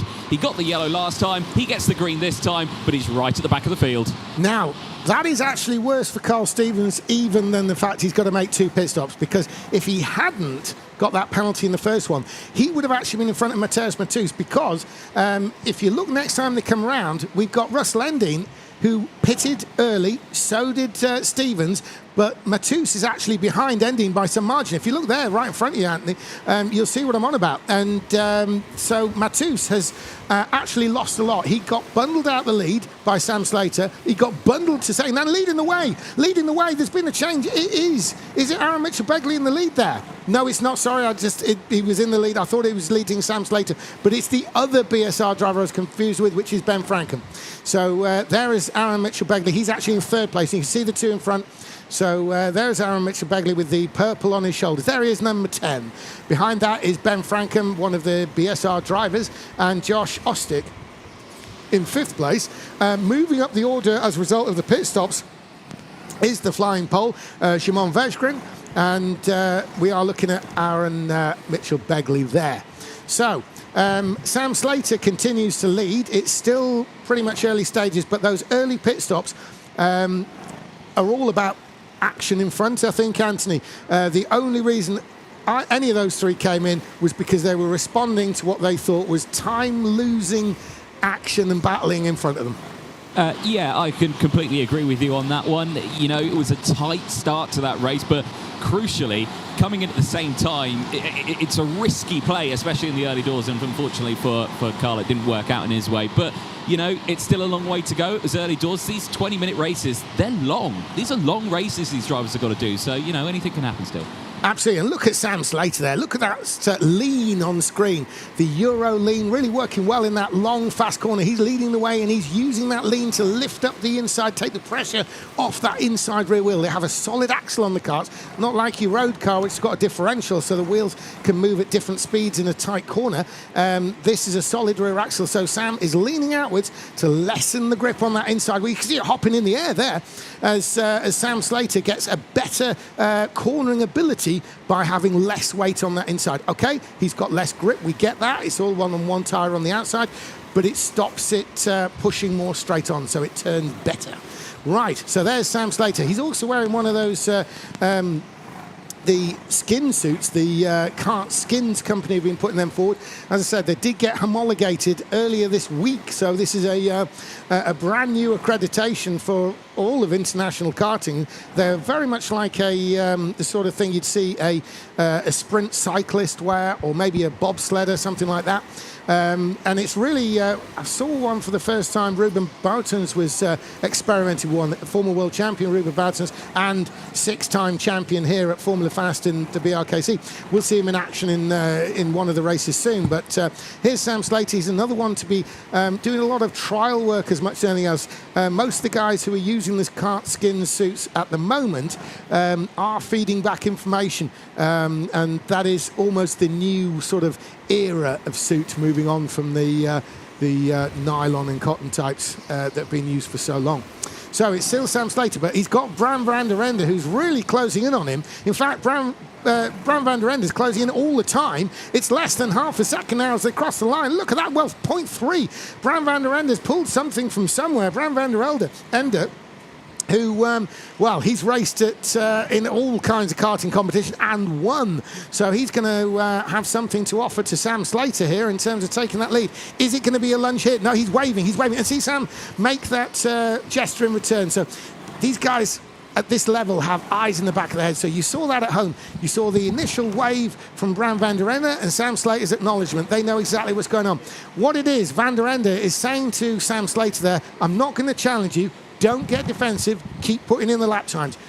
Bram van der Ende, what he wants in this stage is for him and Slater to pull away clear so no one can challenge them after the pit stops, and then they'll fight it out between them. At least they'll be first or second. What they don't want is to fight each other now and end up embroiled in some massive battle at the end of the race.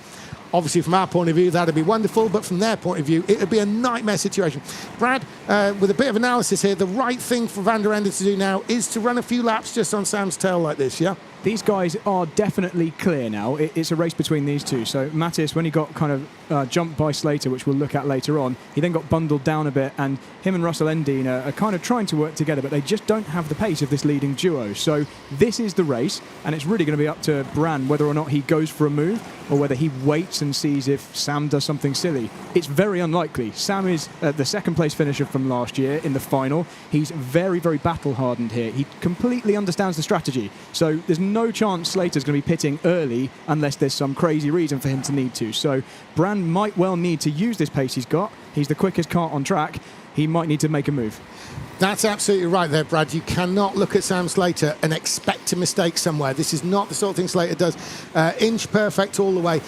Bram van der Ende, he's kind of in the Selena Balnega situation where he's got someone in front of him who probably is a fraction slower, but not really holding up. Now, Bram van der Ende is going to have the choice, really, of trying the lunge, or if they can pull enough of a gap, try and do it solely on the pit stops. We've still got 12 minutes to go. Anthony down in the pit lane, just want to bring you in on this one. The pit lane's been very quiet lately, and there's still quite a few people to make a pit stop. Surely Bram van der Ende might be thinking of that and worrying a little bit about a busy pit lane from a mid-pack point of view later in the race. Yes. Did no one teach you not to say the Q word at any point throughout anything in your life? The Q word? Yeah, exactly. The Q in the pit lane. Yeah, exactly. No, this is where it starts to get a little bit interesting because, yeah, you bang on saying that you've had 3 drivers do a stop right now. There's still 7 out there needing to do it. Time very quickly nearing the halfway point, and it's still relatively close out there in terms of positioning. So I'm sure coming to Brad, who would be able to tell us this, let's say Sam Slater wanted to come in now, where would he end up? He'd end up in traffic. Yeah, absolutely. Brad, what's the opinion on that? Yeah, so at the moment, Simon Vegrzin, and sorry I've completely butchered that name, is 7 seconds behind the lead. If you say they're going to lose 10.5 seconds, that means they're going to come out behind him and just ahead of Russell Endine. So they will have plenty of traffic if they were to pit now. So, again, especially for those at home, Brad, what sort of numbers are we looking at on a pit stop in order to be safe, if you like? Yeah, so 10.5 seconds is the time loss from a pit stop. But if you're behind and you're looking to jump the kart in front, you really need to be within around 9.5 seconds or maybe closer to 9 seconds. And that's to account for the fact that the kart that you're trying to jump is going to come out ahead of you in the pit lane and block you. And this is something we see frequently. And this is why I mentioned earlier about the second kart in a group or the last kart in a group. In this pairing, obviously, it would be the kart in P2. If they pit after you, they've got the an advantage, essentially, because they're blocking you as they leave the pit lane. It doesn't matter that if you could ghost through them, you'd end up further in front. You can't do that. They're physically in the way, and so you're going to need a shorter gap. And anyway, we're looking at the gaps to the karts that these guys would drop in behind. And as I mentioned, it's Vegrzin that they would come out behind, albeit a couple of seconds behind, but I imagine they close down pretty quickly, and Slater's not going to want that. There's no reason for them to pit whilst they're out front in clean air. This is clearly going to be a late pit stop job, although as they start catching back markers, maybe that would give the initiative to perhaps Brad van der Ende from behind to pit. Obviously, both of these guys, it's kind of a double factor really when it comes to pit stop, because as Sam Slater looks over his shoulder, actually a little bit defensive going into that corner there. He left it quite late to cover the inside, but he still covered it. And in the pits with you, Anthony. It is indeed. It's our man from second place, Brad van der Ende. He's in. Gate 1 is good. Gate 2 is good. He's back out on track. Crucially, clean air for the driver who was in second place. Now it's a case of Sam Slater. He's got to respond here, and what is he going to respond with? And this is the hard part for Slater, because he actually has to respond to what was an incredibly good pit stop there. So Sam Slater, is he coming in this time? Oh. Yes, he is. Yes. Yeah, he's going to retaliate immediately. He stops very soon on gate 1. It's a good getaway. Gate 2 stops a little early, but gets the green light. It is a good stop, and I think he's gained time there. Yes, he has. Here comes Bram van der Ende. Van der Ende's got the momentum, though. He's going to close up. There he is. He does close up towards the snail, but it's nowhere near enough. Now, it's kind of where they were initially, not when Brad van der Ende came in, but whether in the early part of the race. So Brad van der Ende, we know he might actually close in on Sam Slater in terms of pure gap in those two karts there, but Sam Slater has done enough. It was crucial to respond to that pit stop straight away. Obviously, if he feels that Bram van der Ende is going to be very quick, he's got to come in straight away to cover that, to create this. He could not afford Bram van der Ende to have a few clear laps to actually effectively get alongside on that pit exit when Slater would have come out. So Slater has covered that pit stop. He would have probably wanted to come in later, but he's actually come in straight away. So he's clearly altered his strategy, because no one's going to pit out the lead normally in the middle of one of these heat races. It could be early or late.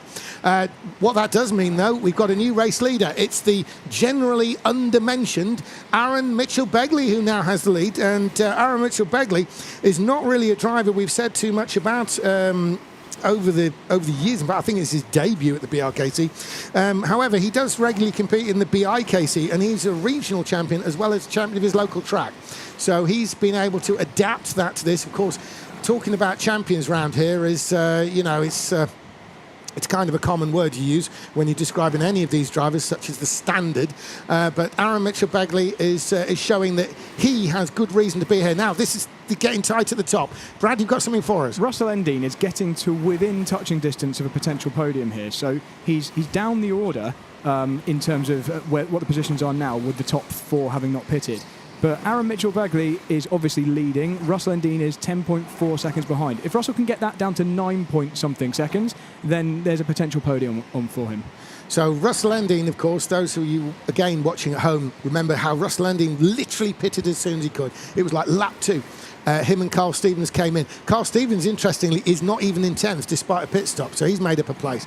However, Russell Endine is on the move. We've seen him win here at Formula Fast in the BRKC. He's got form around here. In fact, there he is in the background, I believe, as Sam Slater is now fighting a strong rearguard action against Bram van der Ende. Now, this is going to be a fight, and they've got a long time still to go. It's about 6 minutes plus 2 laps, and 6 minutes, that's probably a good... We've probably still got 13, 14 laps of racing to go. Brad? If these guys do fight, then Mitchell-Begley could take the win if he stays out long enough. With 5 minutes still remaining, that is a lot of laps around here. And you can see there behind Sam, Bran is pointing forward. He knows that. He knows exactly the thing I'm talking about here. Mitchell-Begley could take the win. He's only 8.5 seconds down the road. If he extends that, he could come out in front. It's all going to depend on how much these guys fight. So what you're seeing there is a golden example of the strategy at this level in the indoor karting, because you've got Bram van der Ende, who on the one hand is trying to tackle and fight for the race win Sam Slater, but he's actually aware that even if he got ahead of Sam, he could still lose the whole race if he allows the unseen to their eyes Aaron Mitchell-Begley to put in a whole bunch of good laps. Now, where is Mitchell-Begley on track? We've got that information down here, Brad. Do we know where he is? He's going out onto the back straight by the looks of it. And one other thing I wanted to point out was that Bran has the option of not sitting on Sam Slater's tail. He can stop Sam from defending if he makes an artificial gap. Sometimes that's an important thing to do. If you can see the bigger picture and you can see that Sam just doesn't want you to come through, and that means you might lose out to a driver who hasn't yet pitted, you can choose to just stop really being on the tail of that car in front. Not quite sure whether Bran's doing that at this point, and his other option, of course, is to just overtake Sam. Well, that's an absolute well, that tells us about maturity more than anything, doesn't it? Because that's going to be a gutsy move. Now, where that might work is with this back marker. Equally, he could use the back marker as something of a lever to get past, but it would be very easy to lose time if he feels that he could make a gap back up that he creates. There's Mitchell Begley. Mitchell Begley is in the lead. He's still staying out. He's got 31 laps in, and he's got 4 minutes remaining.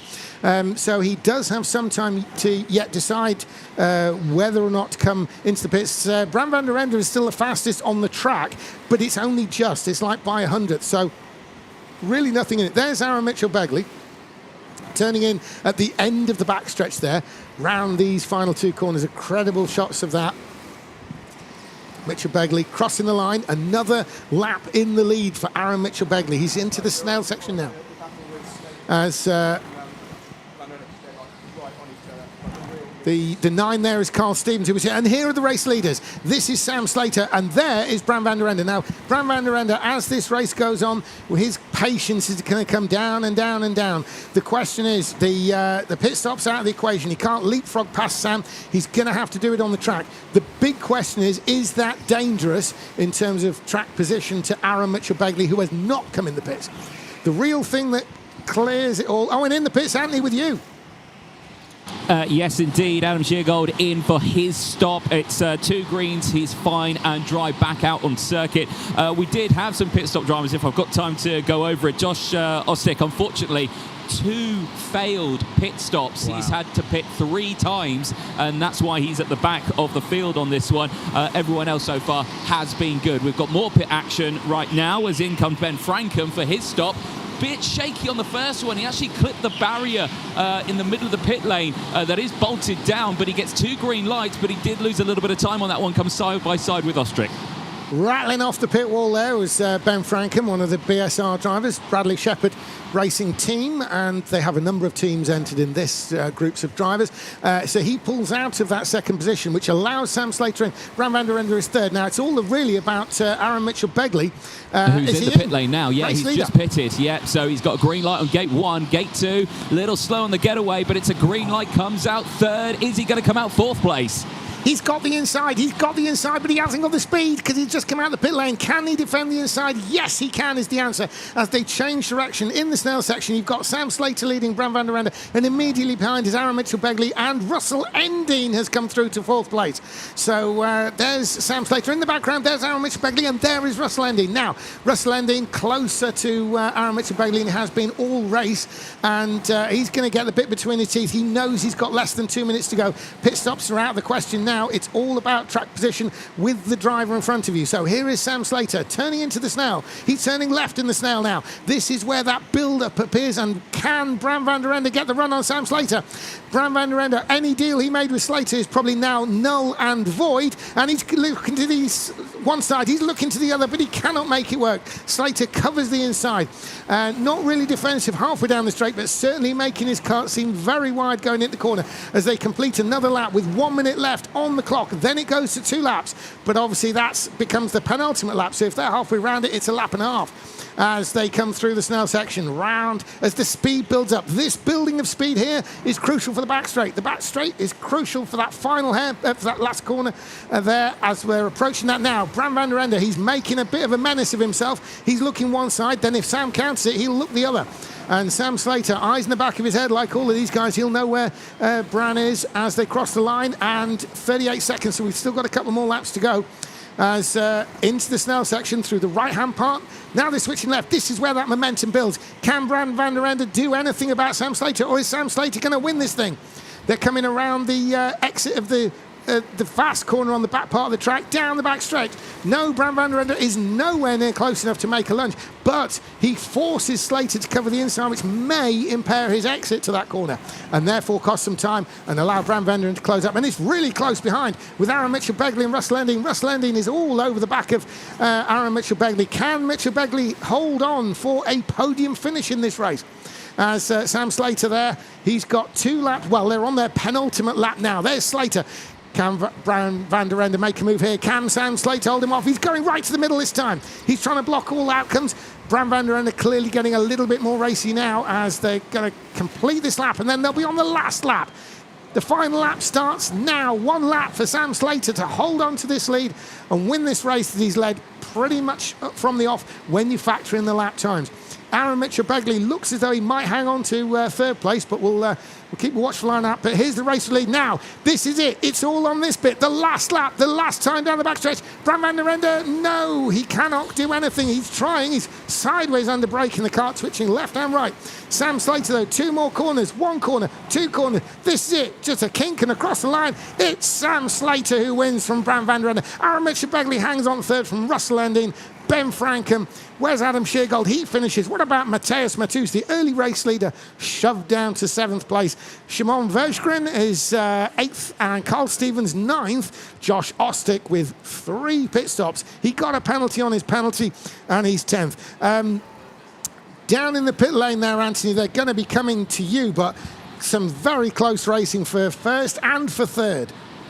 Yeah, bang on with that one. Certainly very close indeed. But drivers are going to be coming in now. Here comes Sam Slater in his very tight skin suit there.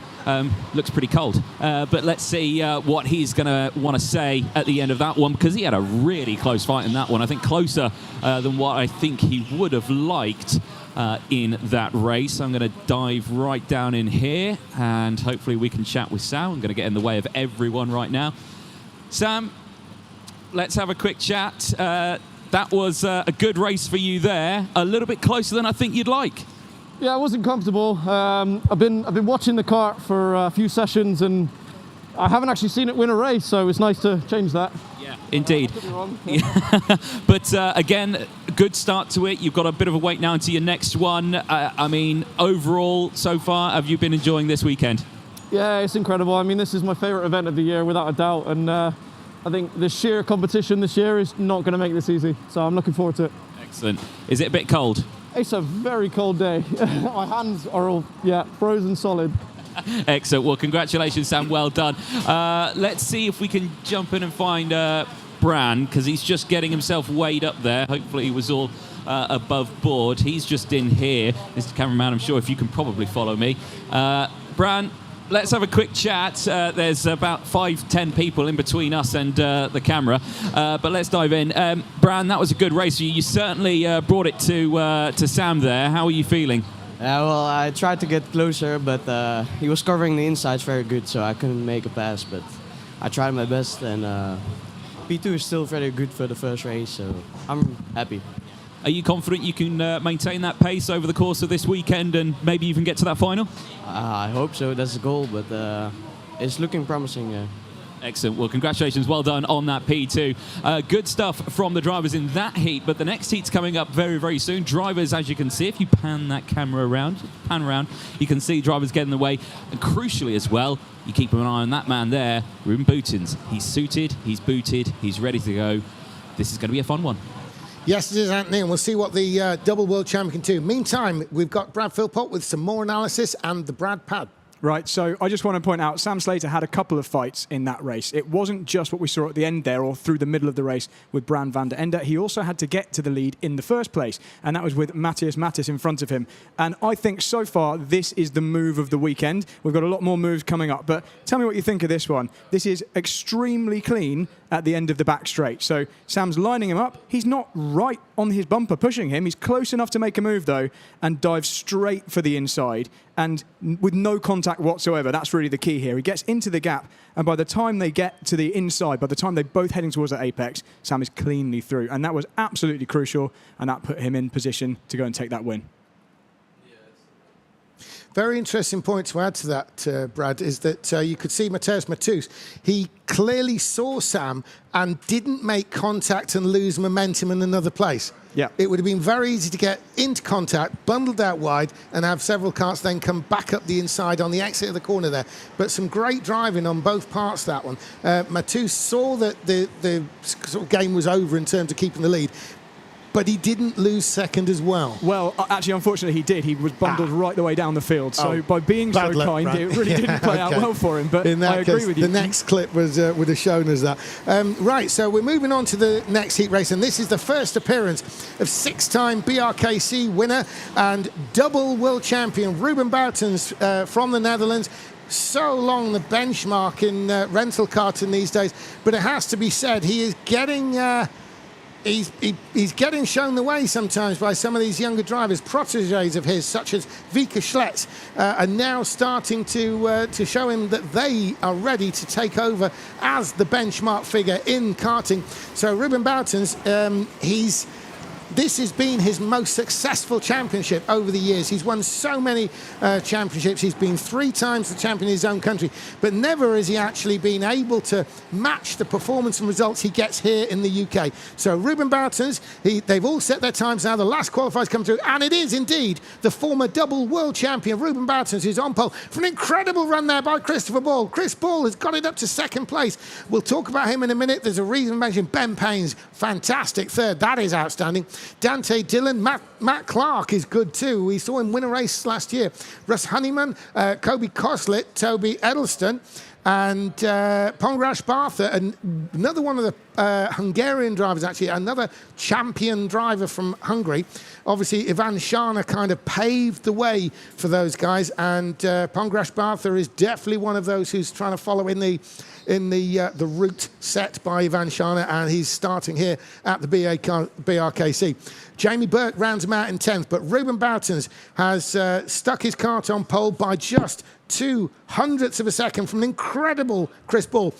He's a little bit in the Seb Miller mould in that he's built up very quickly. He's kind of very gradual, but very fast as well. And so we'll see what he can offer to the double world champion, who right now is sat immediately in front of him.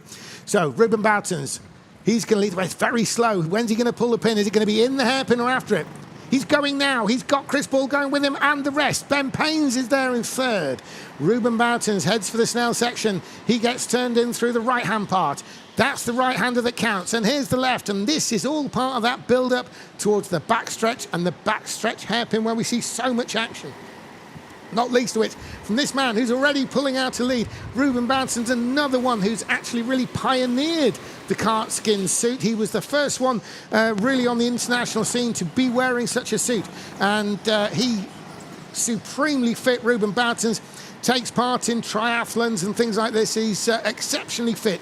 Been at the top of his game for way over 10 years, 15 years now at the very top level. Ruben Boutens, the benchmark for many, the hero to many, and one who's bringing on a lot of the younger drivers, particularly with the through the Blue Star team. There they have many drivers on their books. All of them look to the likes of Ruben Boutens to learn from, and here he is showing the way. But Chris Ball is one who's getting a masterclass there, and he's rising to the occasion. He's on the case. He's closed in on the double world champion in front of him. There's Chris Ball, another one of the Bradley Shepherd race drivers, as he comes around. Sorry, the man's just taken batteries out of my box. I didn't hear you come in, but yeah, no, it's a good stop. 2 green lights, back out on track. And who was that, Anthony? It was the number 8. My timing screen has gone. It was our man down at the bottom now. Oh, you mean that'll be number 9, which is Pongrash Bartha. Yes. Pongrash Bartha is one of the Hungarians. He's a champion in Hungary. He's obviously rolled the dice. He's got another one in. Yeah, we do now. The number 15 is in. This is Ross Honeyman, who's in the pit lane. He has got 2 green lights. He's back out on track, and it's a good stop. Just comes out alongside Bartha there, wheel to wheel. Well, that's fantastic, and a very close contender. They're still contending it in the Snell. Yeah, well, I've got some more news if you'd like. Go for it. We want Kart it. 17, Kobe Koslet has just been given a bad pass board, so he's going to have to give a place back. Yeah, he's going to have to just move aside and let the quicker kart through, but he's in a gaggle. I believe he's in a gaggle. He's got... what is it? Edelston behind him, Burke just behind that. He's got Matt Clark in front of him. So Kobe Kosler, if he's giving places back, he's going to have to do it very carefully. Meantime, here is the race leader, Ruben Boutens. Anthony? Sorry, I thought you had something for us there. No. No, sounded like you were cutting in. But anyway, Ruben Boutens coming past you, and he's got Chris Ball right on his tail. Now, it's saying something to be able to stay with Ruben Boutens around any kart track, particularly here at Formula Fast, because he's a 6-times champion. The one we're looking at there in the blue suit, Ruben Boutens, a 6-time champion here. And there is Chris Ball in the Bradley Shepherd Racing outfit, because he's a member of that team. Now, Ruben Boutens down into the corner, and Chris Ball is staying with him. This is incredible driving from the second place driver there, Chris Ball. He's sort of a West Country driver, been doing the Southern Championship, but now he competes a lot more abroad. He's been doing a number of the foreign championships similar to this, and he's showing he's the equal to the likes of 6 times BRKC champion Ruben Boughton's right in front. Another one in the pits, Anthony. Sorry, mate. Yeah, no, it was Jamie Burke in the pit lane. Not the best stop, if I have to say. Little slow off gate number 2. Gate 1 was fine, but yeah, it's been caught out in a real lot of traffic. Yeah, but he's managed to slot in between, I think it's Honeyman and Barter. So he's kind of maybe lost 1-1-1, if that is the equation there. And meantime, we are looking on screen. Double world champion Ruben Boughton's long the benchmark for indoor karting. If you can even run with Ruben Boughton's, you are doing something. But run with him is exactly what Chris Ball is doing. There he is, the number 18 in the orange. He's showing the race leader that he's got the ability to stay with him. Question is, can he pass him? He's the fastest. He's the fastest on the track at the moment. He's still quickest. He's got the best lap of this race so far, and that's Chris Ball I'm talking about. He is right on the tail of the double champion. This could be something of a shock result if Ball can get past. He's only really taken to the international scene in the past year or two. And already he's on the case of the double world champion. Analysis, Brad Philpott. Do we see clearly Chris Ball, the right thing to do at this stage is going to be to stay out in front? He'll know that. BSR Racing, they will know that as well. Yeah, although, unlike some of the other races we've seen, the front group have quite hang on a sec, Brad, let me just cut in. Anthony. It's Kobe Costa in the pit lane. Unfortunately, he missed gate 1. He stopped too early. Then he started moving. That brought the yellow light out. It's a bad stop then for your man, Kobe Koslet. He's going to have to pit again. It's worse than that. It's an absolute disaster for Kobe Koslet. Very, very unfortunate heat race, this one, because not only has he had his bad pass earlier on, he's going to have to come back in the pits. Worst of all, when he left you there, Anthony, out of your view, he then lost 2 places down into the snail. So it's just really unravelling for poor old Kobe Costa. And he's back in now for his penalty stop. So this time stops bang on the money on gate 1, gets that green light, then comes into gate 2. Green light on that one, and for his company, gets a no bumping board as well. So it's not going well for him. And Kobe Koslet, well, he can put all that behind him now. He's got Ben Paynes, who's passed him, but that's a lap down, and he's got Dante Dillon doing the same. Back to the analysis, Brad Philpott, with the Christopher Ball situation. Yeah, so essentially the top 2 are significantly quicker, really. In fact, the top 3, much quicker than all of the karts behind. So they will pretty promptly build enough of a gap to slot into. Currently, they'd be coming out behind Matthew Clark, although they're getting closer to coming out ahead of him. A few more laps before that, though.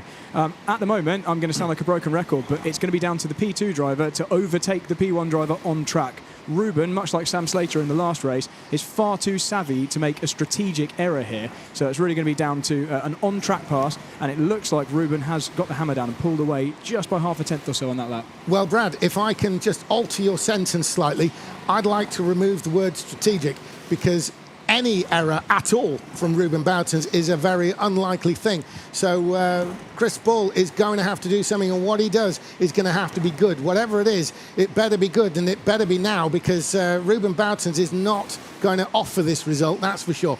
What was I wanting to look at? There was Ben Paynes. Going to look at Ben Paynes there, because Ben Paynes is running in 3rd, and incredibly he's got the fastest lap now. He has taken the fastest lap of this race.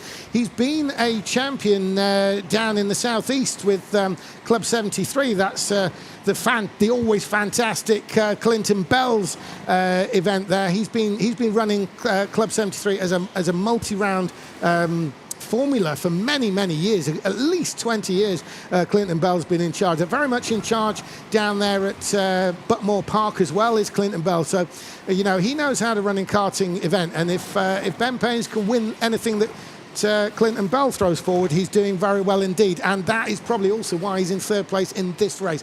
This is certainly one of the better performances we've ever seen in the BRKC from Ben Paynes, and he chooses to do it when he's trying to hunt down both Ruben Boughton, the double world champion, and Christopher Ball, who's actually staying with said double world champion. Ruben Boughton's looking over his shoulder, and it's got to be said, Anthony and Brad, Ruben Boughton must be looking over his shoulder and saying, and thinking, with the best will in the world, because he is one of the nicest guys you'll ever meet, and now that's a phrase that's overused, but you would count that with Ruben Boutons. He's going to look over his shoulder and think, A, how is anyone staying with me? And B, how on earth is it Chris Ball who's that one? I don't think people underestimate Chris Ball. I think Chris will have been on all of the top drivers' lists as one of the main threats for the entire championship. But I think Ruben's mindset right now is that he knows what he needs to do to pull this gap because he's doing it. He's creeping away. Having said that, Chris did improve the fastest lap of the race on that last one. But the gap that you can see there between Ruben and Chris is, as much as it can be, a comfortable one for Ruben. He doesn't have Chris breathing right down his neck. He can take correct racing lines. He's not having to even consider going defensive. And so it's all kind of rosy. Ruben, at this point, will just carry on as he is and wait until the last lap to pit board and then pit. It's quite straightforward. Yeah, it is that straightforward. And, straightforward being the word. Provided Chris doesn't come back at him and close back onto his tail. Yeah, and I think he's kind of... Chris Ball's probably almost like, the honey badger in this situation. What he does is, because he's gained in experience very quickly over the past few years, but I think it would be... he's not as well known as to be predictable. So Ruben Boutons is going to have to cover everything he can think of, having no real sort of benchmark. Well, I've raced against Chris Ball for 10 years, and I know what he's going to do and what he's not going to do. He's going to have to be ready for everything. When you're talking about Ruben Boutons having to be ready from everything, you're talking about someone who's got a lot to offer to this situation. So Chris Ball is the one we're talking about. Now, I know he might well be high on the list of drivers, and I could see him doing this with a number of people here, but we are talking about Ruben Boutons, six-time champion. I have had to up my already high regard for Chris Ball in this race alone, as Chris Ball not only stays with Ruben Boutons, but he's piling on the pressure. He's forcing the double world champion to have to think about how he's going to cover in line with his team. His team are going to be on this problem as well. How he's going to cover every eventuality. If there's a pass coming, where's it going to be? If there's a pit stop coming, when's it going to be? They're under 10 minutes now, so nobody really is going to make a pit stop at this point in the race out of the lead, but a relatively unknown figure of Chris Ball. Ruben Boutons, he would have to be ready for anything. I don't think Chris Ball's going to do a pit stop now, but I think anything could happen. Anything could happen. Anthony, it's been very quiet in the pit lane so far. How many people do you feel you've had down there so far? Well, I can tell you how many people I've had. I've had 4 because I've got it on my stat sheets down here. So obviously we had the one driver who had the false one, of course. That is Kobe Kostler, who's at the back of the field. But we've also had the likes of Ross Honeymoon, Jamie Burke and Bartha as well, who have all pitted. Still yet to have the main majority of the field come in. Of course, time very quickly running out. We're past the halfway marker, which means it's going to get busy down here in pit lane very, very soon, I can imagine. And the tempo's really been turned up on the track, though, because retaking the fastest lap is Chris Ball in second place. So can Ruben Boutons, he will see that, he will try to respond to that. The last thing he needs is any inroads being made, and the inroads are being made. He's ever closer to Ruben Boutons. Can Ruben Boutons take the fastest lap back? Not on that lap, he can't. The flying Chris Ball is closing in inch by inch on the double world champion, but they're also coming up to some traffic on screen. If you look ahead of Ruben Boutons, I'm sure there's some carts just ahead. Now we're going to get that long backstretch view. Yes, there's a cart. You can see it just going out of picture there. There's the double world champion and closing in. You can see the 2 in front. So these could be a factor. Will they force a pit stop? Anthony, you've got to be ready. In comes the Ruben Boutons. Yeah, indeed. Boutons is in, of course, 6-time champion of this event. He knows how to do a pit stop, and he has not lost his touch. 2 green lights. It's a quick stop. He's back out on track. Another stop in now as well. The number 20 has come in. It is a green light on gate number 1 for Clark. This is going to be a good stop as well. 2 green lights. He's in clear air. There's Ruben Boutons, but assuming the lead is Chris Ball. Now, Chris Ball is probably as surprised as anyone about that. The idea of Ruben Boutons being rattled is a pretty wild comment to make, but with 7 minutes to go, that was well, it's either inspired or a pressured move to the pits there by Ruben Boutons. There he is on screen. He's back on track after a pit stop, but leading the race is the incredible Chris Ball. Incredibly, he has taken the lead with Ruben Boutons' pit stop. He was pushing the double world champion, and Ruben Boutons had to make a decision. He saw there was traffic ahead. He clearly saw how Chris Ball was offering such a challenge that he did not need the distraction. Brad Philpott, some analysis. I said earlier on, Ruben will not be the person who makes a strategic error, and it may well turn out that he hasn't, but we said you need a 9.5 gap roughly if you want to jump someone from behind. Look at the gap Chris has. If Chris was to pit now, he's going to be pretty... Oh, and he's got some overtaking to do, but Chris is going to come out effectively in the lead, give or take half a metre. We're not going to know till the pit stop happens, and it's largely going to depend on how quick Chris's pit stop is, but I think he's got a good shot at taking the lead here. Yeah, and that we'll only know the true answer to that when he comes out the pits. Now, those of you at home, have a look at this. You can see Chris Ball there in the orange. There it is. It says Ball on his back. Now, Chris Ball has chosen to fight through the lap traffic that's waving him through, but he still will lose a bit. 16 there, that is Jamie Burke. He's waved him through. But Chris Ball has chosen to work through the traffic. Ruben Boutons took the pit stop to get away from the traffic. Chris Ball will fall back into the hands of Ruben Boutons when Chris Ball comes out of the pits himself. And the real question mark is, will that be in front, alongside, or right now? He's just had a nod of the head. What does this mean? What's that an knowledge of? Come in now, because it may well be that his team has seen he is slightly ahead of Ruben Boutons. So if he goes in, comes out. Brad, have you got something for us? He might have missed his opportunity. The gap is smaller than it was earlier. That was it there. It's been a couple of laps where Ruben's been taking a tenth or so away. So I'm surprised that Chris didn't immediately pit on the next lap after Ruben. Ordinarily, if you're just behind someone and they pit ahead of you, if you pit on the next lap, you'll almost certainly come out in the lead. And again, Chris has lost a tenth to Ruben.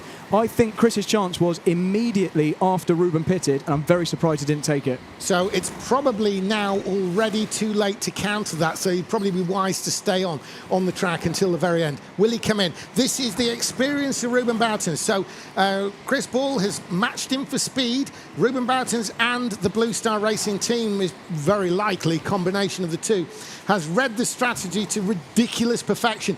Chris Ball is doing his absolute best, but he's not in a game. This may well be the different strategy that's not actually the better strategy.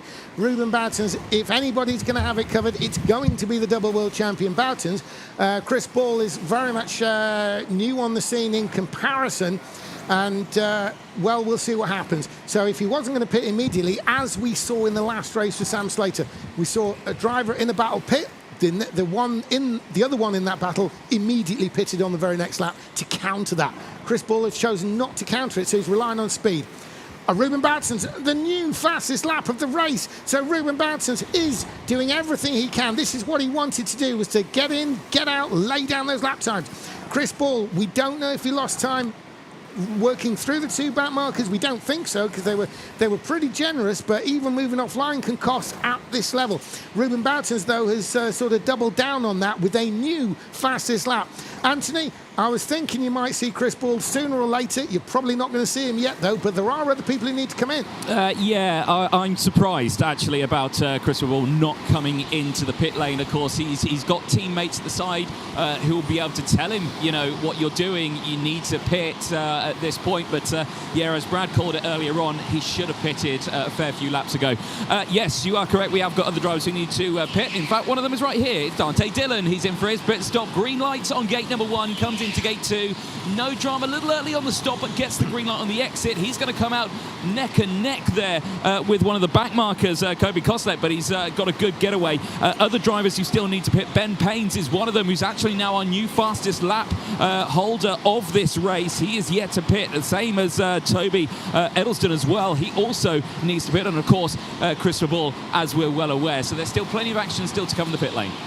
And Chris Ball's the one we need to see setting those fastest laps if he's going to actually beat the double world champion and 6 times BRKC champion. Ruben Bartens. Now, there is Chris Ball on screen. Ben Paynes, as you say, Anthony, has retaken the fastest lap for this race. None of them are actually inside 29 seconds. That's still the Seb Miller territory. In fact, he's the only one to do it so far in this tournament. Chris Ball, though, you know, he's had his teammates at the side. He's actually acknowledged something nearly every lap since the Boughton's pit stop. However, which will be out of your view, Anthony, you won't be able to see that. It's the other side of the sort of centre part to you. But he has been acknowledging something every lap. So it's almost like maybe it's the strategy between Blue Star and BSR. And with the, you know, they are good at BSR, but if you're trying to out-strategize Blue Star, you're onto something. Yeah, well, this is interesting now because we've got the pits' closing light on and we've still got drivers to pit. Now, we've just had Ben Paynes. He's just done his stop, all fine and clear, but we've now still got Christopher Ball and Toby Ellison to pit. Now, Toby's in now. How's his pit stop going to be? Gate 1 is good. Comes into Gate 2 early on the stop, gets the green light. He's back out on track. Ball is in. Christopher Ball is in. He's not going to keep the lead here. He left it too long. The Bradley Shepherd Racing Team versus the Blue Star Racing Team. Absolutely fabulous battle between themselves, but Blue Star once again is going to come out on top here. Yeah, Blue Star and Ruben Boutons, you just know they're going to get it right. However, if there's any glimmer of hope for Christopher Ball to win this, I mean, second place is absolutely marvellous, but when you're talking about Ruben Boutons, but he will have certainly gained the respect of Ruben Boutons and of the whole Blue Star team, because they have had to pull an absolute blinder between them all to keep their man in front, give him the right info and get him in when it counts. But Ruben Boutons, the glimmer of hope is that Boutons has got 2 back markers in front of him and he's on the Snell section. They're going to hold him up most right where they are now. And there is Ruben Boutons. He's still got the 2 ahead. He's got to deal with that. He's waving as if to say, oh my goodness, what about that, to his team. That's where his team are. This should be something for Chris Ball, but Chris Ball's too far back. He's down the straight there. With the best will in the world, there's probably about 3 laps tops, maybe 2.5 laps really to go. But Ruben Boutons, they're not, you know, he's not able to get through. Can he make a lunge down the Snell? This is good news for Chris Ball, but he's got to try and pass Ruben Boutons as well as catch him once he gets there. He is closing in, thanks to the back markers. Ruben Boutons, does he give another wave? No, he doesn't. He's cool and collected. He's going to get the inside there. That looks like it was actually Barter.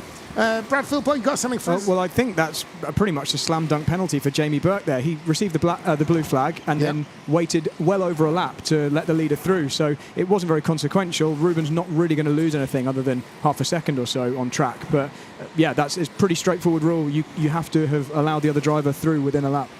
And is that Edelston? No, it's Burke who's in front right now. As you say, Brad, that's Burke in front. Yeah. The one behind, I believe, was Barter. Sorry, that driver. Yeah, this one here, the 16 is Burke. So Ruben Boutons down the inside of Burke now. So he's, in fact, well done by Burke there. He didn't lose a lot of time himself because he is in a battle of his own. And so as they go through, it's Boutons wins. Ruben Boutons takes the win, and second place for Chris Ball. An honourable second place, there's no question about it. Ben Paynes in third. Dante Dillon, good grief, when do we ever have a race and we don't mention Dante Dillon? The answer is when it's this exciting up front, even though he's fourth. Matt Clark, a very strong fifth there. Ross Honeyman is in sixth. Toby Edelston is going to come through in seventh. The others are all a lap down, so they've actually finished, which is Burke, Barter and Coslet. Kobe Coslet, if you remember, had that penalty on the pit stop. When they come in, Anthony, it's going to be incredible. Chris Ball's feelings on this one, but another win for the magnificent Ruben Boutons. And Anthony, if you could ask Chris what their thinking was, why they didn't immediately respond to Ruben, because I have a really strong feeling that the BSR team threw away the race win there, and it would have been a relatively simple take of P1. Well, I tell you what, Brad, I will tiptoe my way into that very question with him just here. Christopher Ball, who congratulates other drivers around him. Chris, just want to have a quick chat with that one. That was a very close race there for you. What was going through your mind, and I think the team you were chatting with from the sidelines, why didn't you pit sooner rather than later, because Rubens was closing in? Well, the team were telling me to stay out, and we agreed to follow each other's orders. They know more than me off track. I can only see Ruben on the other side of the track and what's going on, so I thought it was best to stay out, maybe see if he got caught up in some traffic, but he didn't. Ruben drove great, in my opinion, and it was a good fight. And Anthony, Certainly was. if you wouldn't mind just asking Chris, the drivers tend to know that if you're in a two-kart fight and someone in front of you pits, if you pit immediately on the next lap, you're going to come out in front. So why did Chris feel he needed to wait for the team to do that? So Brad was just telling me in my ear there that, usually when a driver in front who pits straight away sort of thing, the best thing you can do is pit almost immediately. Yes, okay, the team told you to wait, but what was going through your mind? Why didn't you just think, I should pit now? Well, it was in the middle of the race. I was staying with Ruben. I was catching him up. Sometimes he was getting away. But down the straights, maybe it was the kart skin doing that. Who knows? But no, if the team doesn't tell me to pit, I'm not going to pit. Yeah, fair enough. You've got to listen to the team. It is a team game at the end of it, isn't it, motorsport? But yeah, great race for you. Still a great P2. Thank you. Excellent stuff there. I think Andy answered that in the first one, didn't he? With the idea that he's doing what the team say. Yeah, indeed. Well, let's chat to our race winner on that one, Ruben Bertens again. Ruben, congratulations again. Another great start for you. Exactly what you needed. The Blue Star team certainly showing they've still got it after all these years. Yeah, I'm very happy to start with a win again. It's always tricky, the first race of the weekend. In practice, we saw that so many drivers were really close. So it's really good to start with 10 points. Exactly that. Well, congratulations. Well done. And we'll let you get yourself all warmed up and everything like that. I can't get over these. It looks like you say, it's going to go bobsleighing at any point. But excellent. Well, boys, next race is getting themselves sorted out. Back over to you. Fantastic there, Anthony. Thank you very much for that. And yeah, really an outstanding result there. Came down to the strategy of rental karting, and of course the Blue Star team and Ruben Boutens read that to perfection, as they have for so many years. Outstanding result though for Chris Bull, and the incredible Ben Paynes is only the second driver to get into 29 seconds on the best lap.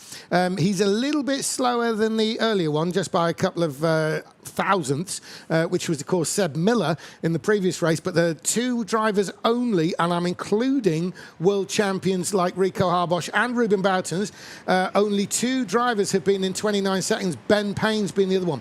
Right, let's move forward then to the ninth race of round one. So these drivers are still racing for the first time this weekend. Just to go over that again, if you've just joined us on the live stream, there are 4 rounds of heats. Each driver races in 1 heat of each round, and we're on heat 9 of 10 heats of the first round. So in this one, we've got Jonathan Wilson, we've got Jamie Sherman Chase, we've got Tomek Bernadowski. I'll come back to him. We've got Hayden Harris, we've got Joe Peters, we've got Neil Durant, we've got Thibaut Gabor, we've got Charlie Ratford, we've got Sean Briley and Thomas Wilshire, the second of the Wilshire brothers. So going back though to Tomek Bernadowski, I want to just draw attention to him.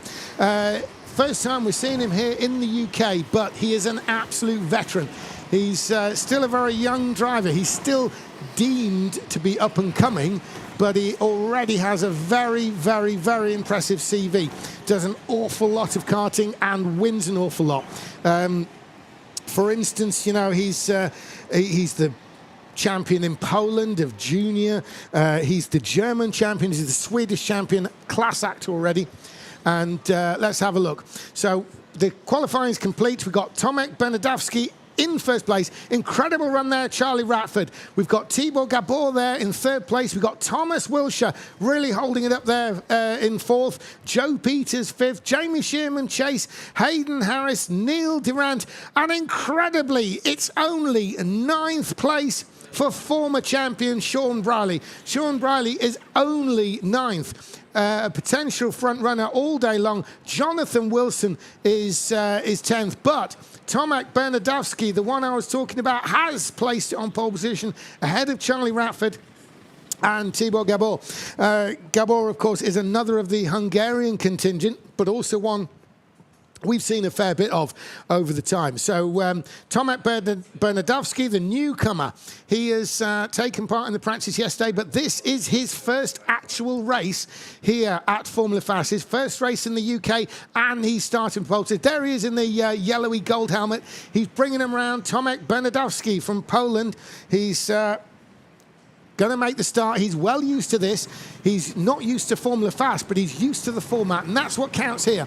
Away he goes. He makes nearly the perfect start, but he has got Ratford going with him. Now, can Ratford do something at the Snail? He's trying to, but it doesn't quite come off. And Bernardowski was forced wide, but held the lead. Bernardowski intelligently didn't go clattering him. There's still bumping and boring behind because of that bunch-up effect.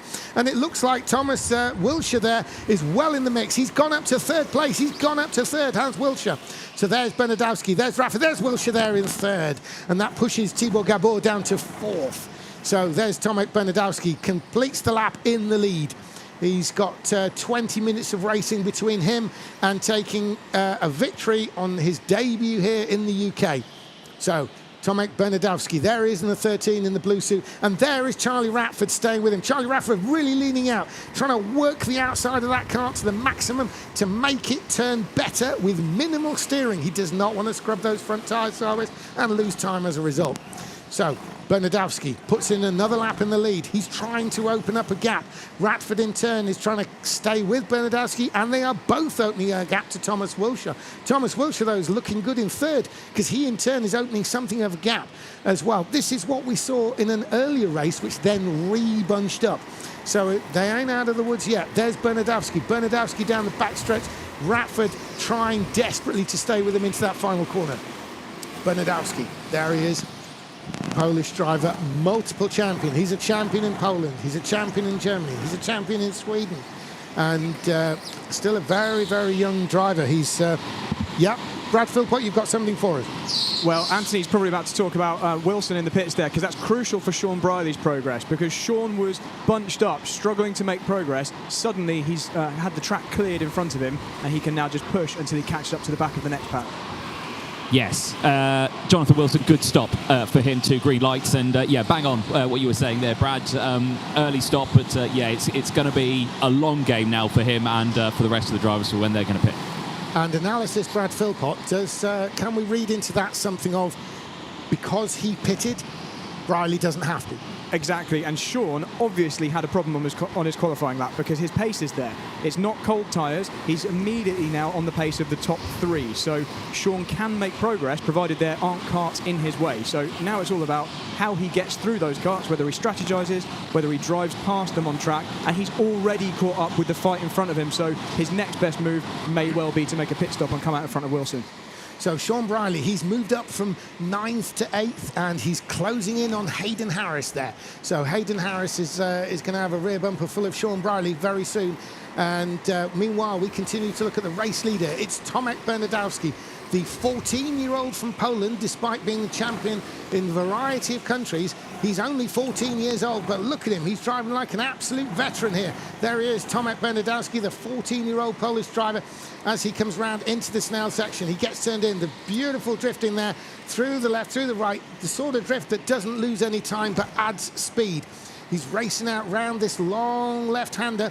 And of course, just because he's 14 doesn't mean he gets any lightweight advantage, because everybody is weighted up to 90 kilos, including Bernardowski there in the lead of the race right now. Anthony, we've got 16 minutes in, but we are very, very short on pit stops so far. No early stoppers except for Jonathan Wilson.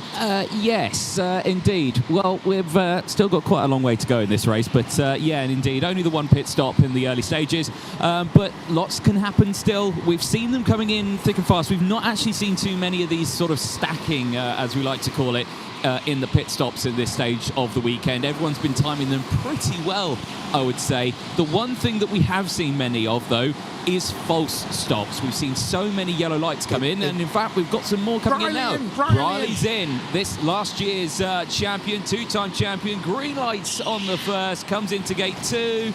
Green light on that one. He's going to come out just ahead of your man Wilson. It's a lap too late. He lost 7/10 of a second by sitting in that traffic on the last lap. I could see it happening, and he just didn't pull the trigger. I don't know whether he was worried someone would dive in front of him and he'd then have to abort. We've seen drivers lose places in the final corner when that's happened.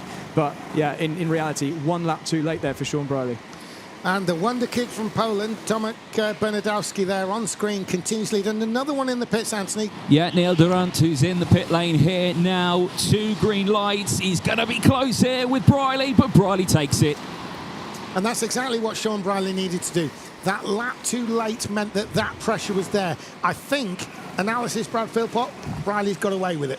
I mean, he's got away with it versus Durant there, but that isn't really his fight. He wants to move further up the field, and really he's fighting the karts that are in the top 4 or 5. That's where he wants to be. So 0.7 of a second is a massive mountain to climb. If you can claw back 1/10 per lap, that's obviously a struggle versus these top guys. So Sean really does have some hard work. If anyone can do it, it is Sean, but he's definitely made his life slightly harder than it could have been. And talking of tenths of seconds, by 1/10 of a second, Tomek Bernardowski, the one we're looking at on screen now, the young Polish driver, he is the fastest in this race and continues to get faster. He's now right on the 30.0. Could he be the next driver to break that 30-second barrier into 29 seconds? If he does, he'll only be the 3rd person to do that so far this weekend, and I include world champions Rico Harbosch and Ruben Boutons. So there is Tomek Bernardowski. An incredible job, though, by Charlie Ratford. Despite that pace that Bernardowski is laying down, Ratford is sort of, he's not close, but he's still able to see him, if you like. So at least he's got the sort of pull effect of being able to see the one he's chasing. There he is, Ratford in the background. But there, close-up, beautiful close-up there on Tomek Bernardowski, the young Pole. Very much new to us here in Britain, but despite being only 14 years old, a comparative veteran when it comes to the Polish karting scene and increasing number of the international events. He is, as I say, a champion not only of Poland but of Germany and in Sweden. So there's Bernardowski there. He's getting turned in really nice. Very blank suit there, so we'll see if he's got any affiliations this weekend. I kind of doubt it, but we'll see. So just looking a bit further down, we've got Thomas Wilshire there holding up 3rd place. Now, Thomas Wilshire in 3rd place, that's a great performance from him. The 2 Wilshire boys, they've been taking the BRKC to their heart. They race regularly during the year from down in South Wales there, regulars with team sport, but they obviously they're on a whole different level when they come to the BRKC. This is a good showing by Thomas Wilshire. Timur Gabor is one of the Hungarian aces. Obviously there's traditionally been himself and Ivan Jana, but you know, we've got some new names coming forward on that one as well, which like Barter and people like this, will keep you posted on them. Meantime, Bernardowski in the lead. He's got a big enough lead that he does not need to even consider a pit stop yet. Once again, it can only really be a late pit stop for Bernardowski unless he catches a gaggle of traffic. Is there a dangerous gaggle of traffic there? I'm going to stick my head out the window here. And while there are karts relatively around the track, there's no real sort of gaggle as such. So Bernardowski, not only has he got a comfortable lead over Charlie Ratford, he's also got a comfortable situation. When he gets to a kart, he's literally going to deal with them 1 kart at a time. It's not like he's going to arrive at a battle of 3. So Bernardowski there, relatively serene manner. He's obviously at full speed. He's at into the 29s now. He's just done it. Tomek Bernardowski has become the 3rd driver to get into the 29 seconds. He's broken that barrier there. Can he do it again? Can he follow that up? No, he can't, because that clearly shows what a real limit this morning that 30-second barrier is. So he has put a lap in at 29, but he couldn't back that up on the following lap. So really on it there is Bernardowski. Brad Philpott. I just want to give you some update on Sean Briley's progress. Obviously one of the pre-event favourites and double champions, so we should probably keep an eye on him. He qualified well down the field, but I now predict he's going to be finishing in 5th position. So on current form, if everybody ahead pitted, he'd come out in 6th place, but he's gradually closing in on Joe Peters. So I think he will be ahead of Joe, provided Joe doesn't pit any time very, very soon. So in the next few laps, Sean should theoretically be in that kind of net 5th place. But I think that's the highest he can climb, because you've got Tibor Gabor ahead doing faster laps than Briley can currently manage. Well, I was about to mention Tibor Gabor, because he is now the 4th driver to break that 30-second barrier. Can he back it up? Yes, he can. He's the only one so far who's been able to set that sub 30-second time and back it up. And in fact, again, we've got another 29 by Tomek Bernadowski, but there's only those two who are in that region of lap time. So only 4 drivers this morning, and sub 30 seconds, 2 of which are in this race, including that one on screen now, Tomek Bernadowski. Yeah, so Sean Briley, Brad, double champion here. We think 5th place could be the best he can hope for in this race. I think so. I just don't think he's got the pace to close in on those karts in the top 4 now. He does seem to have lap by lap, as he now sets a 29-second lap. He does have an advantage over everyone up to Tibor Gabor, but the gap then is just too big. It's too many seconds. So I think he's going to jump ahead of Joe Peters when Joe stops. But that's kind of the limit to his progress. A good save, though, from the back of the grid with a terrible qualifying. Well, that's what you expect from the likes of Sean Briley. He's a double champion around here. He's got the brain for it, hasn't he? He's up there with the best of them in terms of doing the right thing. And he's now got the fastest lap to boot. He certainly has. Again, inside that 29 seconds. It's 29.94, which is only just under 30 seconds. But Sean Briley, he's obviously got the bit between his teeth, and the question is going to be, can he close in on those in front? We've got 9 minutes to go, just over 9 minutes to go. Tomek Bernadowski continues on his way. There he is on screen. Absolutely no interest in coming in the pits yet whatsoever. But the sensible move will be to leave it late unless he catches a gaggle, of which there is not gaggle. Everyone seems to be fairly spaced out right now. We will be keeping an eye on Sean Briley, though, because if he's making moves, he could form a gaggle. But no, I've just looked out the window. Briley's absolutely out on his own. There's no one near him, either ahead or behind. There's Bernadowski. As Bernadowski comes around these final corners, another lap. He's just clicking off those laps now. 22 laps in, now 23 as he crosses the line there with 8.5 minutes to go. So Bernadowski is looking home and dry. Oh, in the pits is Wilshire. Yeah, Wilshire's in. It's a good one on gate number 1. Stops very early at gate 2. Gets the green light. Thumbs up from the team as well. They give him a cheer. Comes out ahead of Sean Briley. That looked like a good one there, Anthony. Is that right? Yeah, it was a banging stop on that one. Really good on the actual brakes themselves. I love the strategy that these drivers do. They really hunker up against the fuel tank. I don't know what that is. If it's to help them get off the line quicker or something like that. But yeah, it's very interesting to see that. Do we think it might be one of those emotional things that makes you feel like you're doing everything you can? I think so, you know, because the hopping up and down they think helps them, but as soon as they then sit back down, it then slows them down again. So it's one of those. I think maybe a lot of the drivers are doing it, though. It's kind of up there with when you're in a close battle, reaching ahead, isn't it? As if you're going to grab the bumper of the kart in front, but you're not. Oh, well, I've done that many times in karting, so yeah, that definitely works. Oh, really? I thought just whacking the bumper was your thing. No, definitely not. Excellent. Right, so Tomek Bernadowski, he continues in the pits. Yeah, Jamie Shearman Chase now in the pit lane. Again, good stop on gate 1. Gate 2, also very good. Little shaky under brakes, though. That was quite interesting. It was like he was deliberately turning the steering wheel there to help it stop. But very interesting. But he's back out on track now, all fine and clear. Yeah, Jamie Shearman Chase is a good pair of hands at this game. When it comes to the British Indoor Kart Championship, which is a different thing, which got kind of multi-venue and runs around the country, and they qualify through in a knockout basis on events, so it's different to BRKC.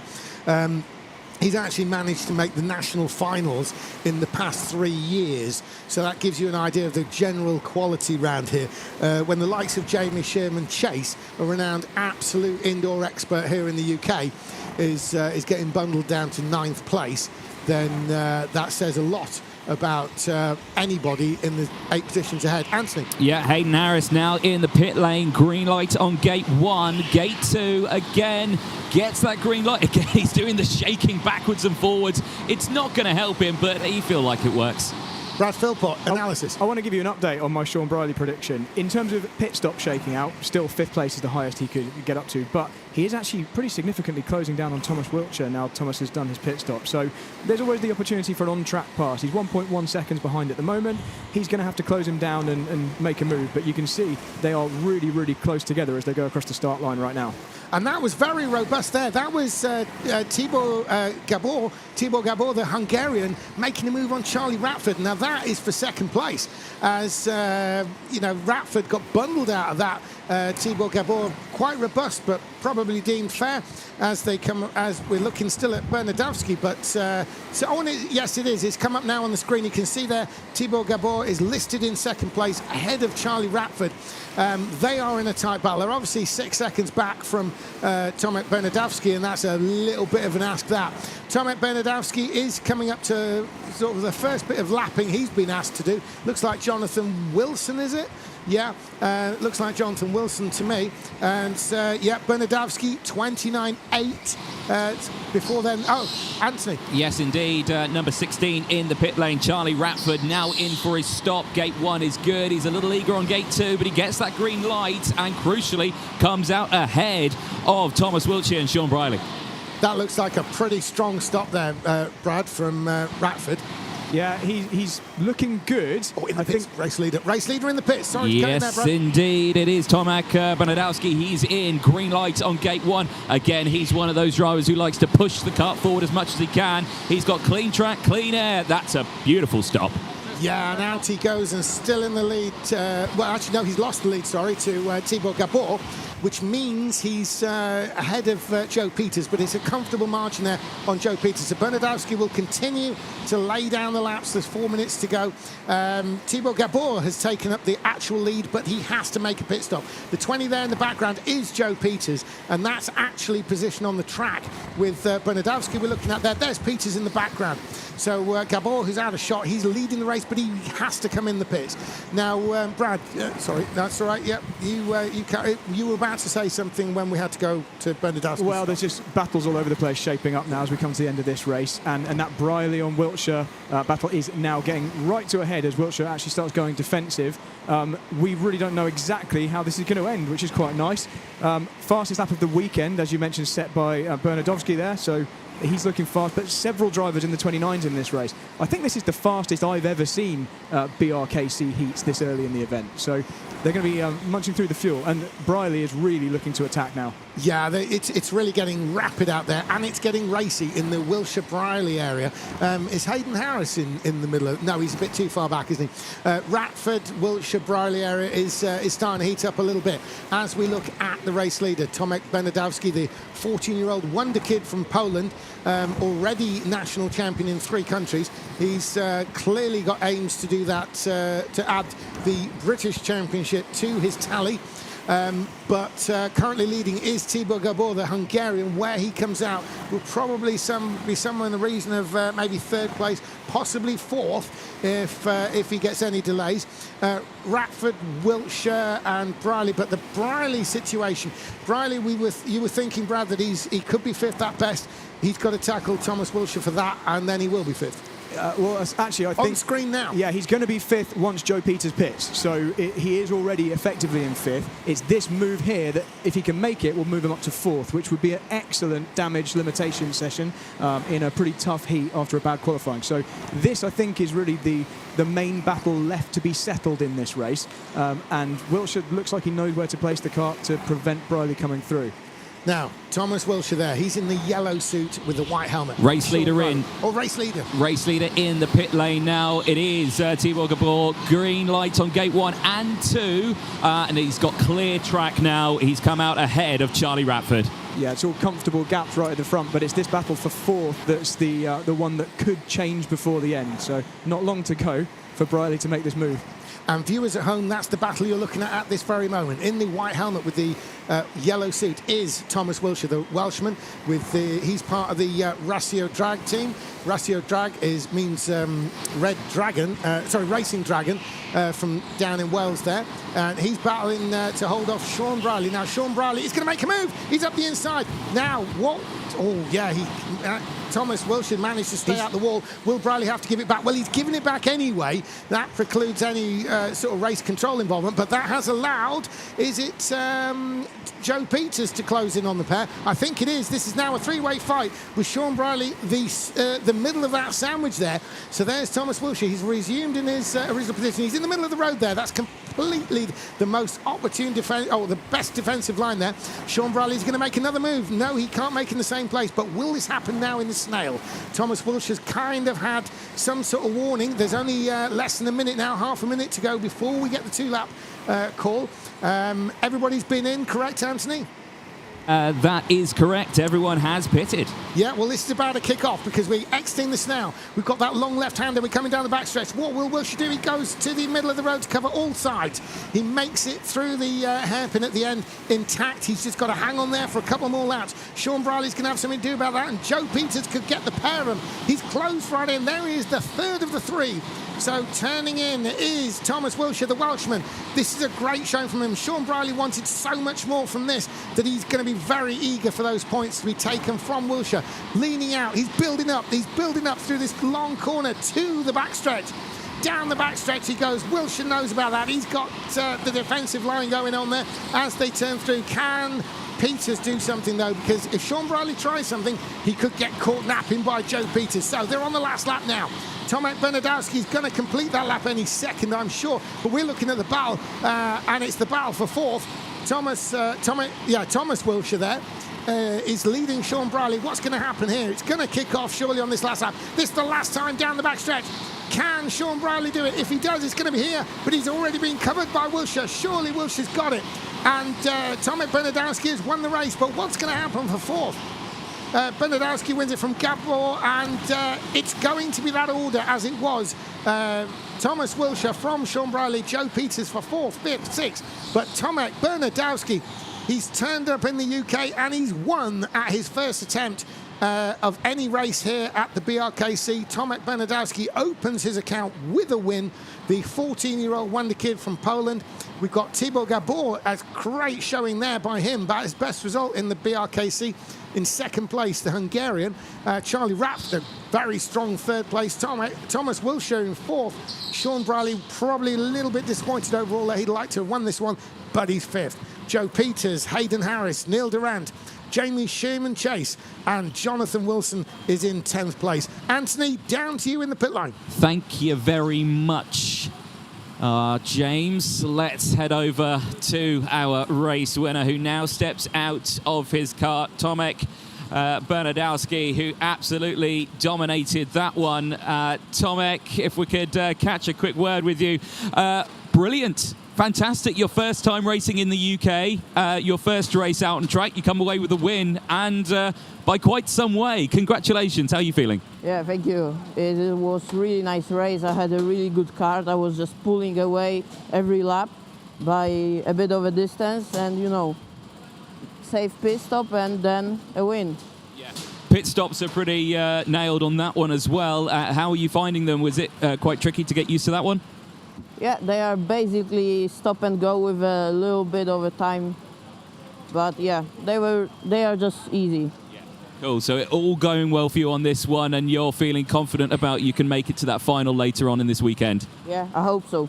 Well, let's see what happens, but great start for you. Congratulations, well done. We'll let you get weighed up, of course, because all these drivers need to be around 90 kilos, and I am going to check that, of course. He is a young driver. He is the age of 14 years old. He's got a lot of older drivers out with him, and I tell you what, 90.4, that's how close those margins are, and we've seen drivers who have been over a kilo more than what they've needed to be. We've seen drivers a little bit less than that, but that's as close as I think you would like to get it. So a great job from him for Team Poland as well. The 14-year-old certainly delivering in his first race in the UK, but there's plenty more races to go. The next one's lining up. Let's head back up to you, boys. Nice one, Anthony, and we're going over to Brad Philpott for some analysis.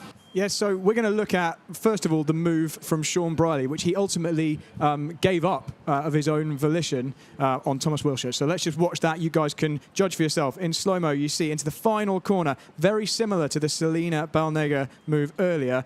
I think the angle Sean's at there, personally, he was right to give that position back up. And I think he would almost certainly have been having a penalty come his way had he not done that. You see significant contact with the inside barrier. There just really wasn't space. Although Sean had to go for something. I think that probably was his only opportunity. Thomas Wilshire was also involved in another incident earlier on.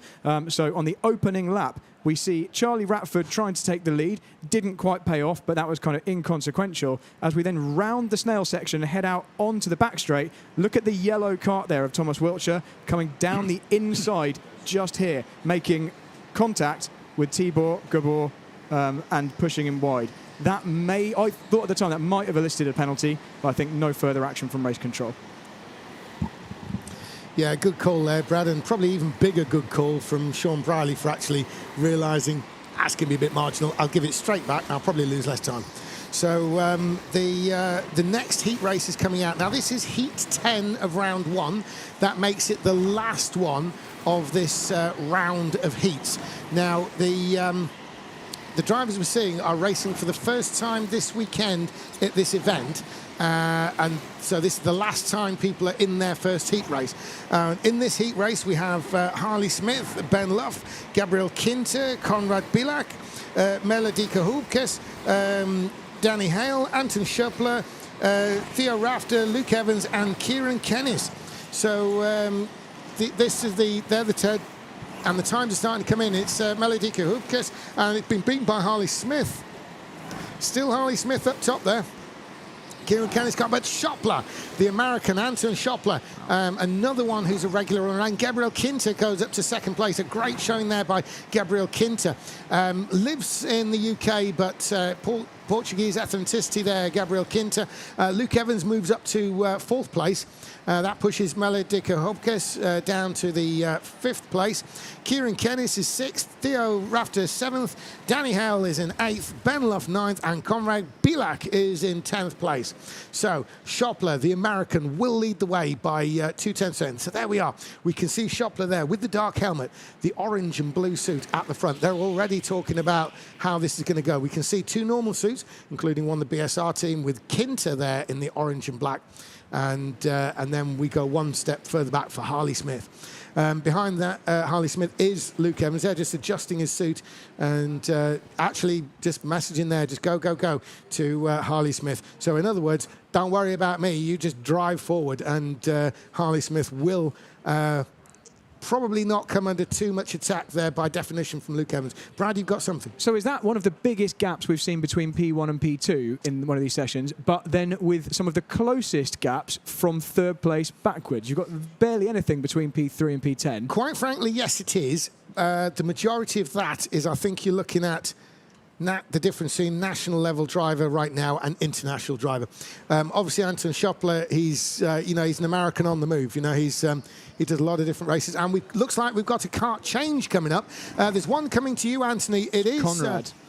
Konrad Bilak, who is last, qualified right at the back, has elected to change. Anthony, have you got anything for us down there? Well, I've got a kart that I have no idea what's wrong with, and a driver who is now going to choose his spare kart. So he's going 17. He has to press the magic red button, which looks very threatening, and he's gone for kart 19. That's what he's going for. I will have a quick chat with him, but I think they're just going to send him straight out and keep going. He's shaking his head. He's clearly not very happy with it, but I will see what I can ascertain from that. But I'll let him stay focused and ready, because he's going to go straight out immediately. The main thing is, he said he's got to get that warm. And this is what we were talking about earlier on with the likes of Johnny Elliott. When he swapped his kart, we were talking about, is it more favourable to go for a kart like this, because now you're warming the tyres up? But in this instance, I don't think it's going to help him at all. No, indeed. He's just not got long enough to get any kind of heat whatsoever. It's probably a good maybe 3-4 laps of actual hard driving. As we saw when Johnny made a swap, the times came to him after that kind of amount of laps. Now, the interesting thing, for you folks watching at home, the big red button that Anthony was referring to is actually a random draw button. So Bilak there drove his kart in the pits. He went over to the random number generator, hit the red button, that generated a number, and that's the number of kart he was getting into. He has reassumed his 10th and last place, but assuming first place and bringing him around for the start is the American Anton Schöppler. Here he comes. He knows exactly what to do. There was a time when he was new to this, and now he's not. He got introduced to sort of everyone internationally through the World Championship when it was held in the USA a few years back, and now he's a regular in the European scene, known to everybody. Probably right now the leading American driver from an international point of view. And Schöppler, he leads way round. There he is on screen there in the purple suit with the kind of light orange around the shoulders there. In the number 9, that's it. So he's turning in at the end of the straight to the hairpin there. It's all very clean so far. All that deal making seems to have been honoured as they complete the opening lap with Anton Schöppler leading the way. And he's already trying to edge out a lead. But that's really not amounting to much because, when you consider that he had the biggest margin of gap first to second, he's not exactly walking away with this. Very wide there, taking a slightly different line to some of what we've seen onto that backstretch. Is it working for him? Well, he's still in the lead, so it's doing something as he comes round these final corners. These ones are very tricky, they're very long. It's easy to lose time in these two final corners. Easy to brush the wall, but Schoppler's not brushing anything except off his lap time because it's another quick lap for him. He's getting quicker by the lap. This is lap 3 now as Schoppler works his way round, getting well into the sort of feel of things. In fact, there's been a change of position there. Someone's been pushed out wide, and it looks like it could be Luke Evans. We'll double check. I think that's Luke Evans who's lost a bunch of places, and that's why there's a gap there. So if you're looking at home, in the background there, you could just see some bundling on it. This gap behind the second place Gabriel Kinter, is as a result, I think, of Luke Evans getting shoved down. So Hupkes has moved up, Smith has moved up, and Luke Evans is the one who's gone down. So a bit of pushing and shoving there, but Brad, he's obviously getting the bit between his teeth now, but the analysis from Schoppler, he took a little bit of time to kind of get going there on speed because they stayed with him when you look at what the lap time was for the qualifying. Yeah, so Schoppler has now found his feet and Kinter has obviously gone with him, but it's really the fight for third onwards, which is entirely undecided. Anyone in this enormous gaggle of karts could be taking the third spot on the podium here, and there's going to be an enormous amount of strategy and on-track passing to come in that group. But I think barring any mistakes in the pits, the top two seem pretty well decided already. Yeah, and like we've seen with a couple of races so far, it's been possible to make that gap. I think in this case, what was ever going on that got Luke Evans shoved to 5th is what has actually created that gap. But look at that, just an enormous train of karts behind. That's 3rd place and back. That's Harley Smith, that's Melle Dieker-Hupkes, that's Luke Evans, Theo Rafter and so on. Kieran Kennis is in that mix as well. And as we see up at the front there, that's Harley Smith holding off Melle Dieker-Hupkes. Now, Harley Smith, obviously we've seen Harley Smith before, generally, in the GX UK novice win there, and basically had wins in SRK, which is the Southern Region Kart Championship. And Harley Smith is a known person. Melle Dieker-Hupkes is completely unknown, but has been around in the Danish Indoor Kart Championship and the German. So we're talking there about Harley Smith, who's in the purple there, leading this group, but in 3rd place as we speak. And the 13 behind in the black and orange is Melle Dieker-Hupkes, with Luke Evans, Theo Rafter, Kieran Kennis, Daniel Benloff, and Conrad Bilak. Now, Conrad Bilak, can I have a little look out the window here? Bilak is kind of dropping off the tail a little, maybe as much as anything due to the cold, newer kart that Conrad elected to take. That's just kind of part of the game, really. There's no other way of doing it. But anyway, it is Harley Smith. Now, with this battle there, though, that's going to play into Bilak's hands a little bit. When that kart warms up, Bilak is actually going to be in a fight, which in reality is for 3rd place overall. There in 3rd place at the front, Harley Smith, 16, turning in real nice, not allowing any opportunity for Melle Dieker-Hupkes or Luke Evans or anybody to have a pop there. In fact, no one can make a move on anyone, so they're pretty much cancelling each other out for speed. Anthony, in this situation, obviously, this is ripe for a pit stop, but we're not dealing with drivers here that are regulars that much internationally, so it's a bit of a different idea, this idea of using that pit stop. Yeah, we're kind of into a bit of an unknown at the moment in this one because, like you say, no one has pitted as of yet. You've got a close pack all the way throughout. You've got one driver maybe falling back. You've got 2 drivers maybe bunching ahead, but you've got that main pack right in the middle.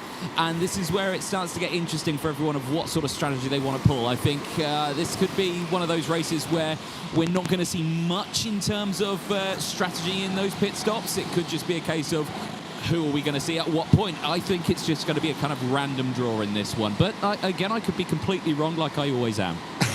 And, well, you're very often right, though, Anthony, and I think you could be right in this situation too. But what this situation is potentially ripe for, that we will be keeping an eye on, and especially you at home, because I think we're going to spend quite a lot of time watching this battle, because it's the big one in this race.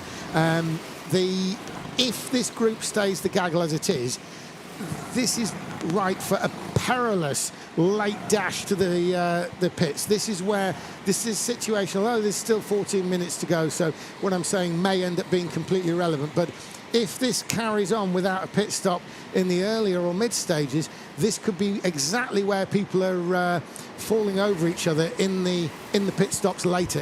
If all this lot need to come in with 3 minutes to go, they are definitely going to start affecting each other in the pit lane. So Harley Smith continues to lead this group. He's not able to pull away from Melodica Hupkes or Luke Evans or Theo Rafter or Kieran Kennis or Danny Howell or Ben Luff. And what about Conrad Bilak now? Conrad Bilak appears to be closing in. The gap has formed further back. That's the Hale and Duff area. So Kieran Kennis is now kind of the back of this group, which has got 2 less drivers in it. Headed up there by Harley Smith, we're looking at in the purple, the KRT back driver there, turning in. Now, Melodica Hupkes is not close enough to really do anything. No lunge really on the table there. Harley Smith has got that covered, but it's not going to take much. Harley Smith cannot afford a brush with the barrier or any excessive slippage in the kart. Can't afford an overly wide line in the middle of the snail section. Now, there's Anton Schoppler, the American. Now we can see there that he's actually built up a large portion of that straight as his lead. He gets turned in very neatly there. Quick karting flick of the wheel as you saw him turn in. Very much likes the kart to be quite alive and active, does Anton Schoppler. You'll see quite sort of jerky movements. Enter the pits. Yes, finally, I've got a friend, and it's Luke Evans. Hopefully he's going to stay around with me for a while, but I'm sure he doesn't want to. He wants 2 green lights. He gets those 2 green lights. He's back out on track. So this is now crucial. How he manages to either pull a gap or lose to that group. Maybe this driver was being pulled along by everyone else, or maybe they're quicker. So that's what we need to see now.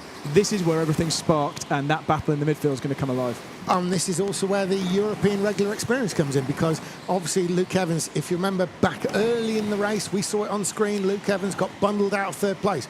And as he was getting bundled out of 3rd place, if that had been Ruben Bartens or that had been Vika Schlitz or Matt Barsh or someone, chances are they'd have been straight in the pits rather than sit in that gaggle. Luke Evans, though, he's come out of that gaggle. Can he make inroads while he's got clear air? Because there have been very few pit stoppers. I mean, Anthony, seriously, is he the only one who's been in, Luke Evans? He is the only one that has been in the pit lane. No one else has pitted just as of yet.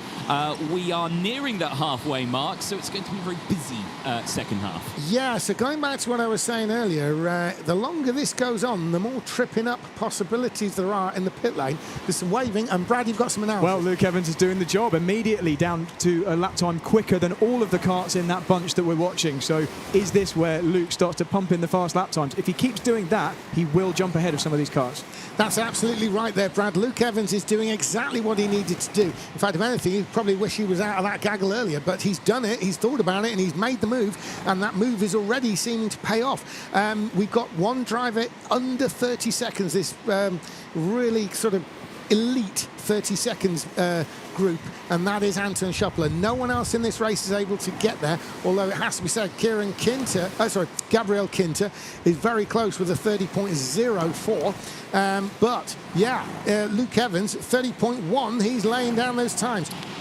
I've got another stop for you if you'd like one. I've got Kieran Kennis in for his stop, and it's good on gate 1. Oh, he stopped a fraction early on gate 2, but it's worked out for him, and crucially, someone's got the jump. It's Luke Evans.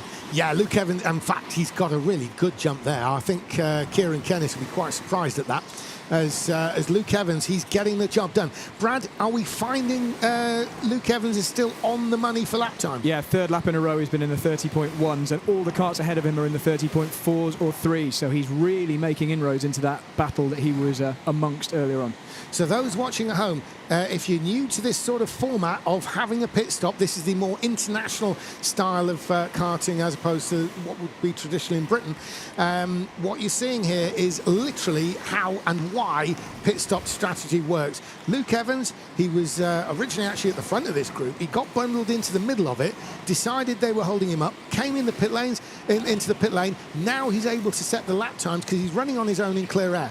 And that means he can make the jump when the pit stop cycle through. Anthony, something's happened. Yeah, we got stops going on. Ben Luff, yellow lights on gate 1. He's got to come back in. That's a huge shame for Ben Luff.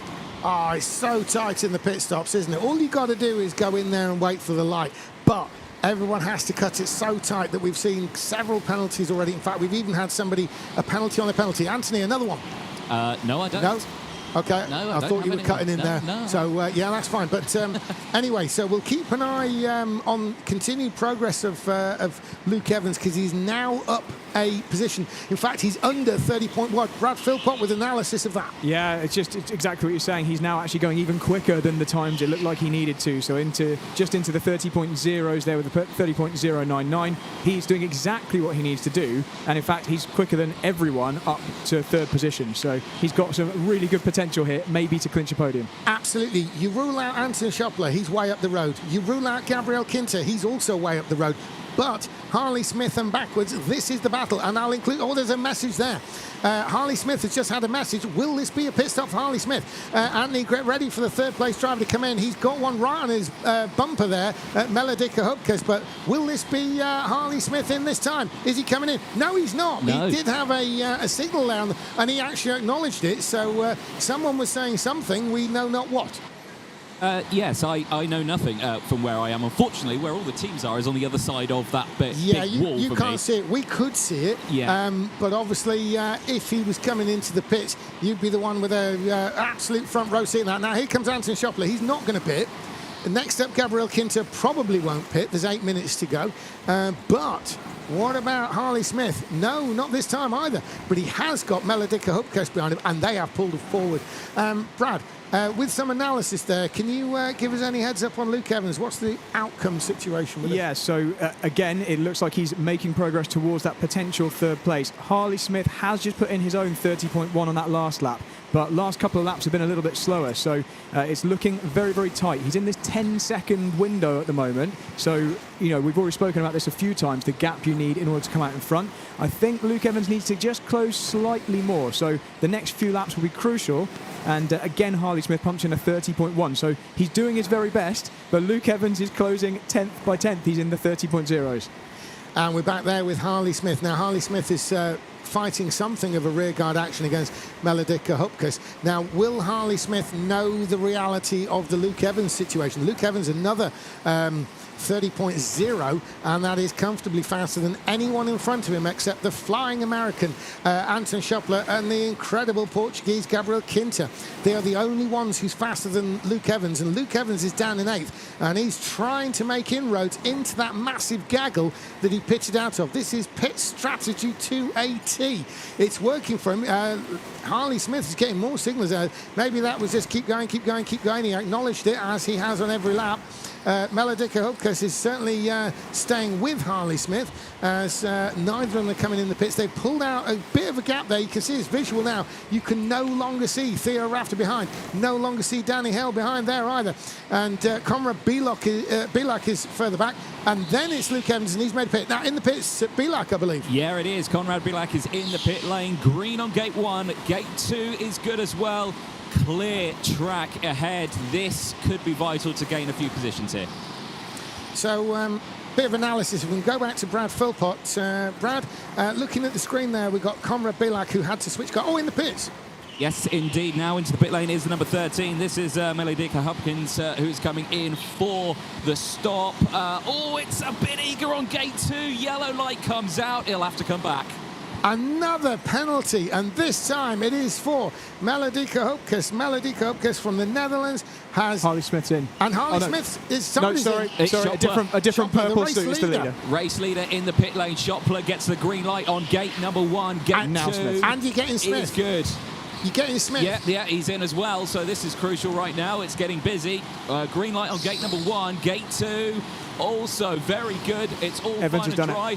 Now we've got the likes of Melly back in. It was a yellow on gate 1 last time. This time it's all good on gate 1. Gate 2, however, it's green again, and away they go. And sensationally, Luke Evans looks like he has managed to leapfrog the entire group, because he's through the pit stop cycle, he's ended up ahead of Harley Smith. Now, those of you looking at home, have a look on the screen on the left side, that table of the positions. So we're reading 5th place, Luke Evans. Those in front, obviously rule out Kinter, Schoppler because they're too far ahead. But Rafter, Hale, I don't believe they've been in the pit lane. Now, Luke Evans, he pitted out to the middle of that gaggle, if you remember, which was headed by Harley Smith, currently in 6th. So Harley Smith has pitted and come out behind Luke Evans, which means we can expect that when they cycle through the pit stops, the net result will be that Luke Evans will have leapfrogged the entire group, which is precisely why he came in. Brad Philpott with the analysis there with the Brad pad gave us the info that Luke Evans was clearly on the move laps, and look at that, 30.0. Evans is on the charge, and he's up there on lap times with Gabriel Kinter, not quite managing Schoppler. There's Schoppler on screen, the amazing American there. He's certainly, I would say, the top American in the world at the moment when it comes to the indoor karting. There is, that does look a lot like Gabriel Kinter. We'll just check. Yes, there it is, Kinter on the back there. Gabriel Kinter there, he has the race lead, he has not stopped. But, well, when he does, Brad, just have a look. No, Theo Rafter has to stop. I was wondering there if it was going to be a little bit close for Kinter. But no, there is Gabriel Kinter. He lives and races in the UK. He is, you know, from a Portuguese family, so he counts as Portuguese. He's yet another of the Bradley Shepherd team races. They're showing so well. Bradley Shepherd must be proud of what, well, initially Grandad set up, and now Bradley Shepherd has taken over, and so Bradley Shepherd very much in charge of that team. They've got so many drivers. They appear at races all over the place, and they've normally got a strong contingent. And not only is it strong contingent in numbers, it's a strong contingent in performance, and Gabriel Kinter is one of those offering up that kind of performance. He's currently in the lead. He's still got under 3 minutes now. Anthony down in the pit lane. I think we've got Gabriel Kinter due in anytime soon. He really needs to get that thing in the pits, because he does not want any aggro with Rafter and Hale messing about in the pit lane either, does he? Yeah, no, exactly. So there is still, like you were saying, there 3 pit stops to make, and like you say, with the time very quickly running out, we're going to get that last lap lights coming on, pits closing very, very soon, I suspect. So yeah, all 3 of these drivers need to be in the pit lane, like you say, on this lap, let's alone anything else. Anthony, and just before that happens, let me cut in before you get a raft of... I'm getting them now, though. Okay, but we got a 29-second for Luke Evans. Carry on. All right, we've got the number 18 into the pit lane now. Green light on gate number 1. This is Danny Hale in for his stop now. He did say he was slower than his brother, or no, it was Alfie. His brother said he was faster than Danny, but that one seemed pretty fast. Net gain, Luke Evans up to 4th, and Luke Evans incredibly... Oh, and in the pits, the race leader. This is Kinter in the pit lane. Gabriel Kinter is green lights on gate number 1. Gate 2 is also good, and he's going to come out in about 2nd place. And there goes Gabriel Kinter. He resumes in 2nd place as Anton Schoppler. He continues round. He's on the fast section now. He's got 1.5 minutes to go. He's made his pit stop. He's made his lead. Further back, we've got Luke Evans we're looking at. He's the only other one apart from Kinter and Schoppler to be in 29 seconds. No, he's not actually. There's another one. Kieran Kennis. Kieran Kennis has thrown in a lap. 29.9. Great showing there. Although maybe a little bit late. Oh, in the pits. Yeah, this is our last pit stop now. This is Theo Rafter for his pit stop. Gets the 2 green lights. He's back on track. Yeah, Rafter comes out there into 5th place. He went in 3rd. He's obviously lost the position to Luke Evans. We knew that. He actually did also lose one to Harley Smith as well. So Harley Smith is in 4th, spending so long in 3rd, but now 4th. And this probably is going to be the result should anything change. What have we got going on, Brad? Fastest lap of the meeting, 29.789 from the race leader, Anton Schoppler. Absolutely blistering pace. Outstanding performance by the American on screen now, and top of the table when it comes to fastest laps. This is the event lap record holder as we speak. Will that come down later on? Yeah, I think so. Could Anton Schoppler be the one who pulls it down? Yes, he could. And here he is now, just putting in a couple of laps. He's probably got about 2 laps to go, but the countdown is still on.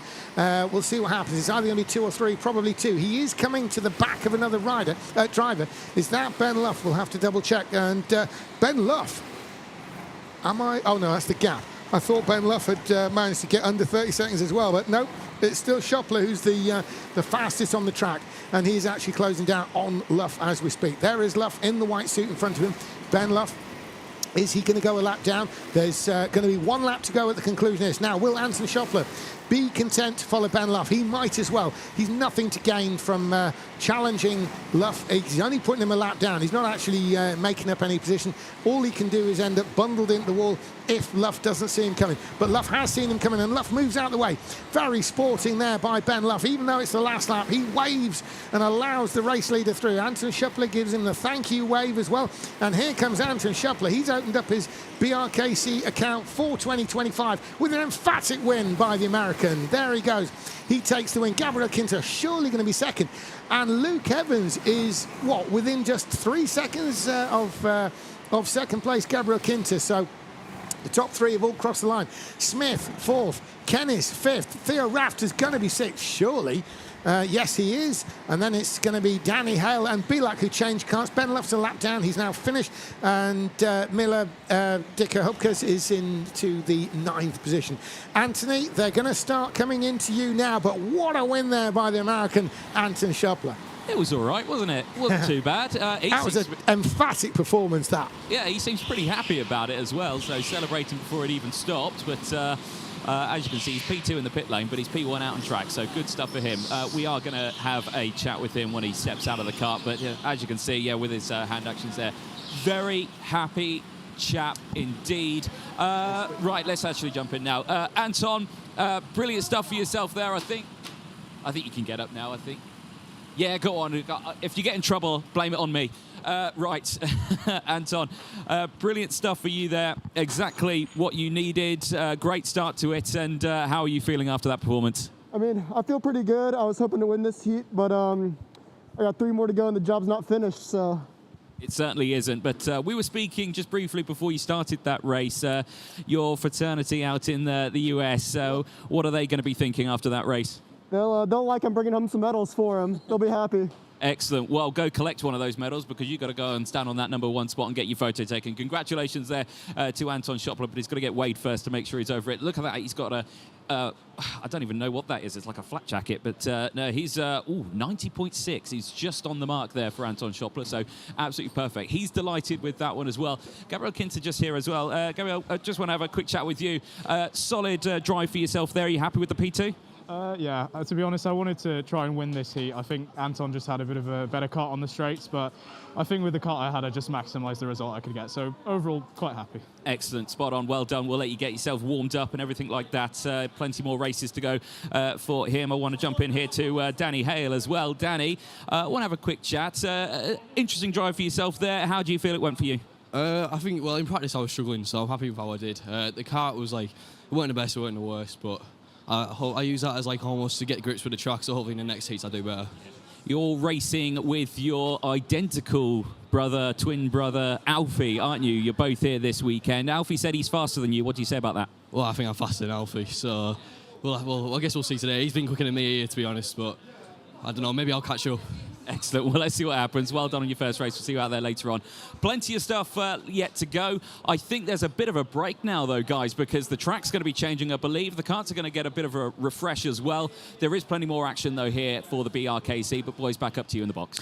Absolutely. So, viewers at home, what we've got now is, as standard with the BRKC, we're going to go to the alternate layout. Now, the far end of the venue. So, if you're looking on your screen now, you can see there's the start line gantry says BRKC Formula Fast, and there's the checkered flag start finish line. Anything to the behind that basically is now going to change, and the Formula Fast guys, they normally throw on something of a mystery layout, so we'll see what happens when we come back. It's going to be about half an hour break. Basically, please rejoin us. That concludes the first round of heat races. We've seen some cracking racing, including, it has to be said, Brad Philpott with the analysis there. That was a shining example of racing strategy for indoor karting. Yeah, unfortunately, sometimes when you've got such a dominant win, the leader and P2 in this case don't really get focused on that much. And we were really paying much more attention to a driver well down the field to begin with. And that was Luke Evans. And that was just a great example of someone executing the strategy to perfection, hitting at the right time, but then backing up that with doing the lap times time after time after time to just effortlessly pop out into a podium position. And the interesting thing was this was amongst drivers that aren't really used to that, which means that nobody was really had that on their mind. They were content to follow in that gaggle. Luke was the first one to think about it, and as you rightly said, the important bit was backing it up with lap times. He definitely backed it up. I mean, 29-second, absolutely among the best of the, certainly in the top 10 fastest I think today. maybe in the top 2 fastest of today, potentially. Oh, of course, because it's a 29.8, isn't it? Yeah. So an absolutely cracking job by him. But there's no doubt in Anton Schopler there, the American, he currently has the fastest lap of the event so far. We're going to go to the alternate layout now. You can see the track workers are starting on that. They're going to fuel the karts. It's probably going to be something like about half an hour. So, you know, we look forward to having you watch us then. So for the meantime, from myself, James Auld, and Anthony Jordan and Brad Philpott, join us later, half an hour. The UK's premier rental karting series is back for 2025 and is bigger than ever. The 7th season of the SRK Championship is visiting some of the country's finest circuits, including Buckmore Park, Three Sisters and Rye House. Take your pick from sprint, endurance, novice, junior and cadet championships with fantastic prizes on offer, including 2-stroke test days, cash giveaways and 24-hour race events, plus huge trophies. Get ready to experience fast, fair racing against the best rental karters in the South. Visit srkchampionship.com to sign up today. I visited Belgium to test out this karting suit in a 24-hour endurance race. The manufacturer says it's one of the fastest karting suits in the world, so I sat down with the founder of Kartskins to find out all about it. I'm here with Jonathan Burt. If you could just introduce yourself. Hi, I'm Jonathan Burt. I'm 41 years old. I'm been driving karts since I was 12, so I try to find a way to make myself go faster. Yeah. So that's how I ended up Googling aerodynamic fabrics, aerodynamic suits, because I saw in other sports like cycling, alpine skiing, they all use these skin suits for aerodynamic reasons to go faster. Yeah. So I said, yeah, maybe if I make a suit in these fabrics, I will go faster in a kart as well. Okay, so I'm holding the very first prototype here that was co-developed with BioRacer, and it was the very first karting skin suit ever made. Wow. It's the one we used for the wind tunnel tests and also for the tests on track with Matthias Groten. And so you can see it's actually a cycling suit. They put extra long sleeves on it because in cycling you are only allowed to have sleeves like this. So even a cyclist would be faster in the suit, but they are not allowed to by the UCI. So that's the very first suit. It's very basic. You didn't put no designs. No design. So when I put it on the first time and when I came to the karting, everyone was actually laughing. So, but you got to start somewhere. Humble beginnings. We got to start somewhere, and you will see that it's only got better and better. Absolutely. All right. So what have we got over here now? So this is my suit I used to drive with before I had the skin suit. This one I used for the wind tunnel tests. It's a HRX suit. Yeah. Typical karting suit. I also used an Alpine Star suit to compare it in tests. Okay.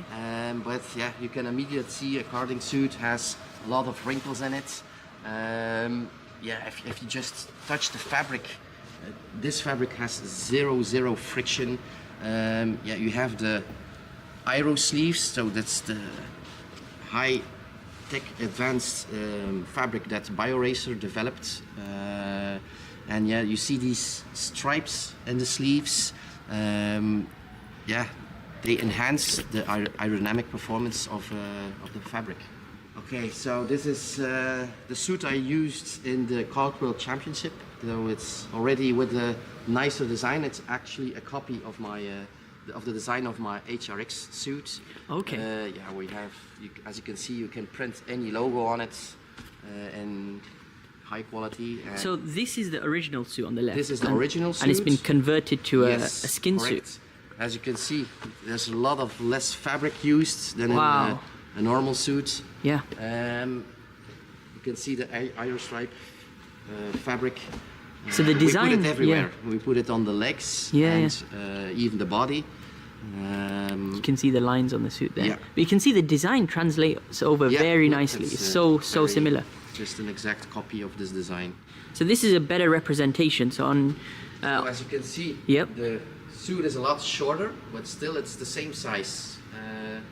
Wow, this is my karting suit size. This is my skin suit size. Wow. And yeah, you can see it stretches a lot. The main similarities is the design. How from the original on the right hand side and even on the back. Wow, look at that. That is pretty accurate. Yeah. I guess going back to the essence of the idea, we have a big rental car community in the world, and when you tell them. Je m'appelle Luc Walter, je suis passionné de sport automobile depuis tout petit et je pratique le karting à haut niveau et j'ai voulu créer mon propre championnat de karting qui est le FRKC et la première édition était en 2022.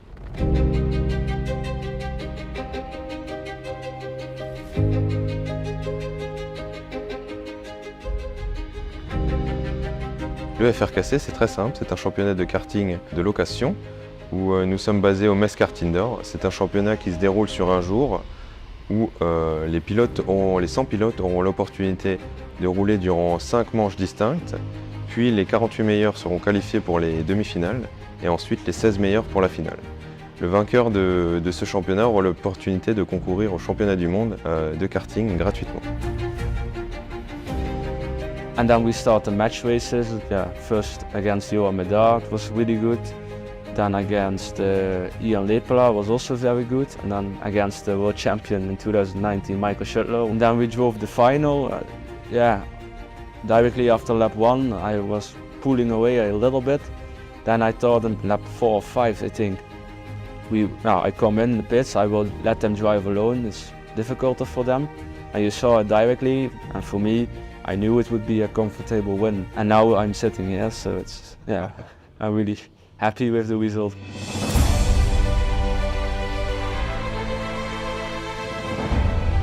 La chose dont je suis le plus fier au niveau du FRKC, c'est que les meilleurs pilotes du monde, certains champions du monde, placent ce championnat directement comme un des meilleurs championnats d'Europe. Et justement, ces championnats d'Europe qui ont plus de 10 ans d'expérience, ça me touche beaucoup. Pour moi, la plus importante chose quand on vient participer au FRKC est effectivement ce plaisir de pilotage qu'on peut entretenir avec ces très bons pilotes et surtout s'amuser et faire du karting à très haut niveau, mais pour un très faible coût. The track is really nice. It has a lot of grip, and that's also really difficult for some people because it steers directly, so you have to keep in mind to steer later than you normally think. I also like the championship. It's perfect organization, and big thanks to Luc for everything.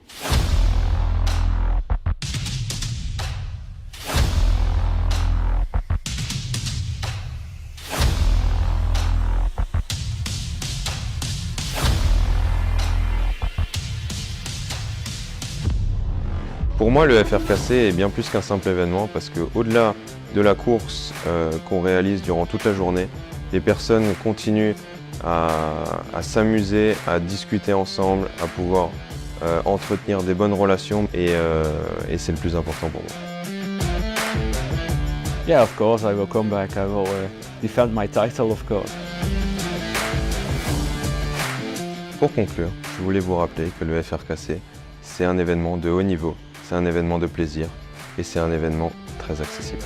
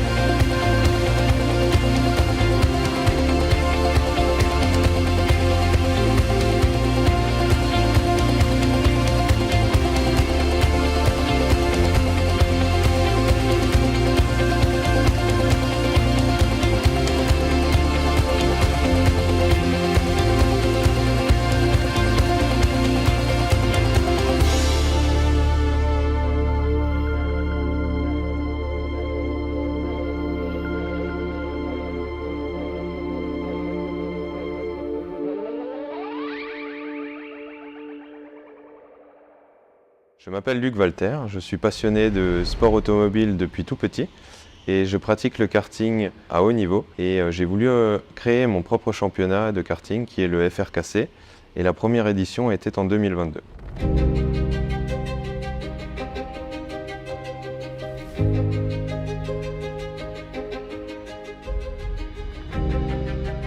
Le FRKC, c'est très simple, c'est un championnat de karting de location où nous sommes basés au Metz Kart Indoor. C'est un championnat qui se déroule sur un jour où les 100 pilotes auront l'opportunité de rouler durant 5 manches distinctes, puis les 48 meilleurs seront qualifiés pour les demi-finales et ensuite les 16 meilleurs pour la finale.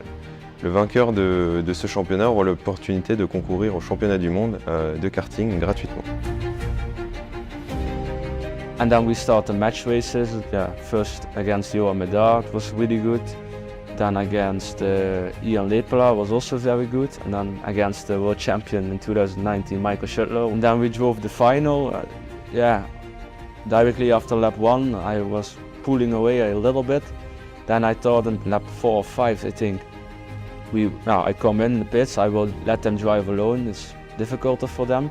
And you saw it directly, and for me, I knew it would be a comfortable win. And now I'm sitting here, so I'm really happy with the result.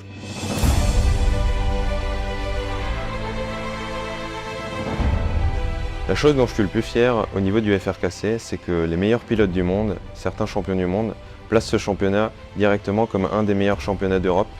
Et justement, ces championnats d'Europe qui ont plus de 10 ans d'expérience, ça me touche beaucoup. Pour moi, la plus importante chose quand on vient participer au FRKC est effectivement ce plaisir de pilotage qu'on peut entretenir avec ces très bons pilotes et surtout s'amuser et faire du karting à très haut niveau, mais pour un très faible coût. The track is really nice. It has a lot of grip, and that's also really difficult for some people because it steers directly, so you have to keep in mind to steer later than you normally think. I also like the championship. It's perfect organization, and big thanks to Luc for everything.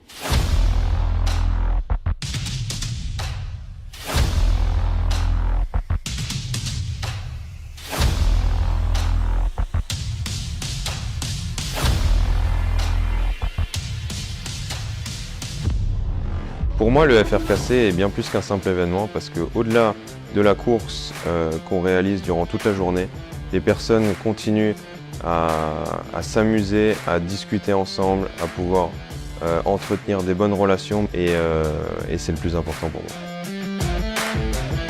Yeah, of course, I will come back. I will defend my title, of course.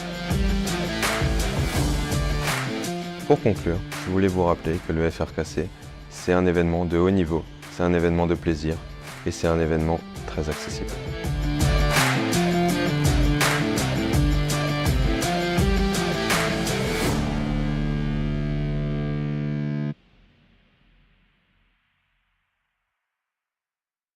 I visited Belgium to test out this karting suit in a 24-hour endurance race. The manufacturer says it's one of the fastest karting suits in the world, so I sat down with the founder of Kartskins to find out all about it.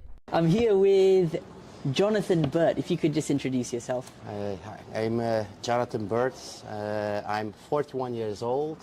I've been driving karts since I was 12, so I try to find a way to make myself go faster. Yeah. So that's how I ended up Googling aerodynamic fabrics, aerodynamic suits, because I saw in other sports like cycling, alpine skiing, they all use these skin suits for aerodynamic reasons to go faster. Yeah. So I said, maybe if I make a suit in these fabrics, I will go faster in a kart as well. Yeah. Okay, so I'm holding the very first prototype here. That was co-developed with BioRacer, and it was the very first karting skin suit ever made. Wow. It's the one we used for the wind tunnel tests and also for the tests on track with Matthias Broten. And so you can see it's actually a cycling suit. They put extra long sleeves on it because in cycling you are only allowed to have sleeves like this. So even a cyclist would be faster in the suit. but they are not allowed to by the UCI. So yeah, that's the very first suit. It's very basic. You didn't put no designs. No design. Yeah. So yeah, when I put it on the first time and when I came to the karting, everyone was actually laughing. So, but yeah. You got to start somewhere. Humble beginnings. We got to start somewhere, and you will see that it only got better and better. Absolutely. All right. So what have we got over here now? So this is my suit I used to drive with before I had the skin suits. This one I used for the wind tunnel tests. It's a hot HRX suit. Yeah, typical karting I also suit. used an Alpine Star suit to compare it in tests. Okay. But yeah, you can immediately see a karting suit has a lot of wrinkles in it.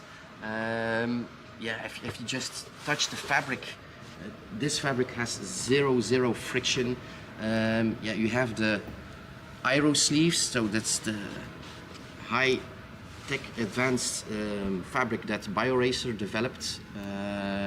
And yeah, you see these stripes in the sleeves.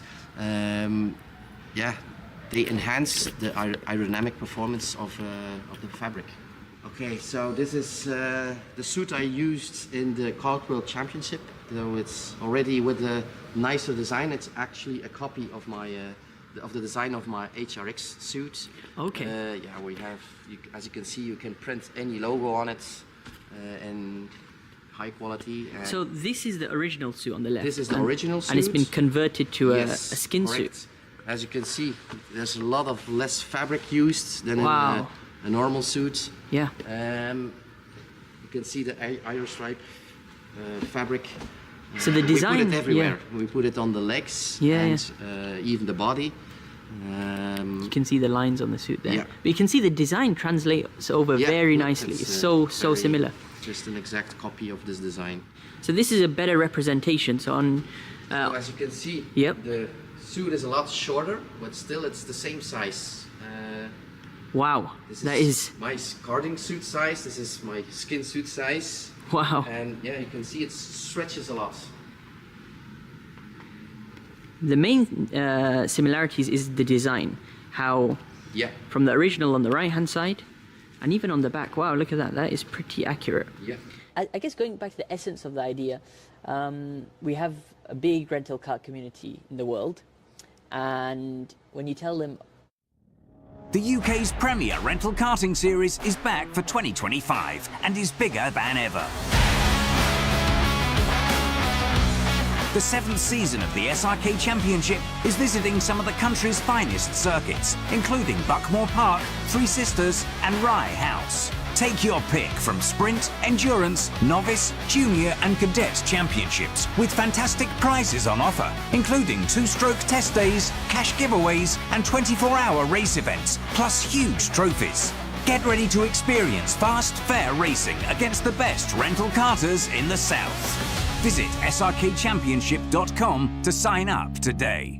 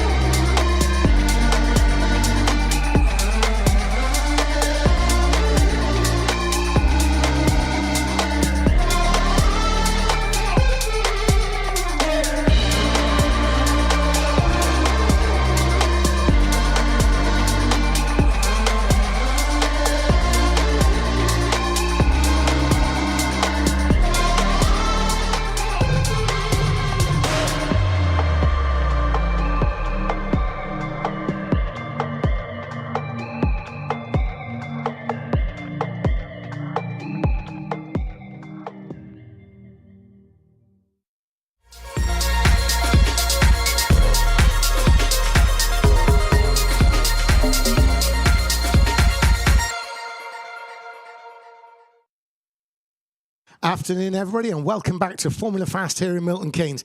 My name's James Auld. Brad Philpott's here with me. We're commentating on the British Rental Kart Championship of 2025. We've got Anthony Jordan in the pits, and we'll be having a word with him later on as well. But we are now moving into the second round of heats. So what we have here is 100 of some of the top drivers in the UK and in the world here at the British Rental Kart Championship, including 2 world champions, and they're battling it out. Now, everybody has 1 heat to race in per round of heats. There are 4 rounds of heats. Each round has 10 heats. Each driver drives in 1 of those heats. We've been through 1 round. Now we're moving to the second round, so everyone's out for the second time, but there's a difference, and this is a vital difference. Every year here, it's the same. We move to what's known as the alternate layout. The back part of the racetrack gets altered, but it's done in secret. Nobody knows in advance what it's going to be. So basically what it means is when the drivers hit that track for their first qualifying lap, they haven't practiced it, they haven't even known what it is. The first time they driving it is the first time they see it. So Brad, do you want to explain a little bit about that with the analysis, yeah? Yeah, well, basically, the drivers are going to be having to learn the circuit and the best way to drive it in qualifying as they see it for the very, very first time. So this is one of the beauties of BRKC, having in the second and third round of heats this different layout that even you and I are only just seeing emerge out of the window here for the first time. The drivers have then got the job of figuring out how best to set a lap time and then also how to race on that layout, where the best overtaking opportunities are, where the new dusty sections are. Obviously, moving barriers around on an indoor track like this, you're essentially scattering tyre dust all over the track. They're going to be driving on parts of the track they may have never driven on before. So the lines they take on the normal layout, even if they're on the same piece of track, if the corner that follows that is a different corner, you're going to be compromising your line into the next corner completely differently. So essentially, a completely different challenge for the drivers now. This is not about coming here and learning the track in detail and becoming millimetre perfect. This is now having to do it on the fly. Absolutely, and it's fair to say that if this was a golf tournament, every single one of these drivers would be scratch golfers. But with this revised layout, we could see some double-digit handicaps out there when they come to learning the track. It's all about the immediate talent somebody has, and we've got a lot of drivers out there potentially with that immediate talent. We're going to see what happens. So once again, we've got the 10 heats, and we're going to stay with the alternative layout for round 3. Now, those who are staying with us for the whole weekend, we've had the first round of heats. We're going to go through the entire second round of heats, and into the evening, we're going to go halfway through the third round.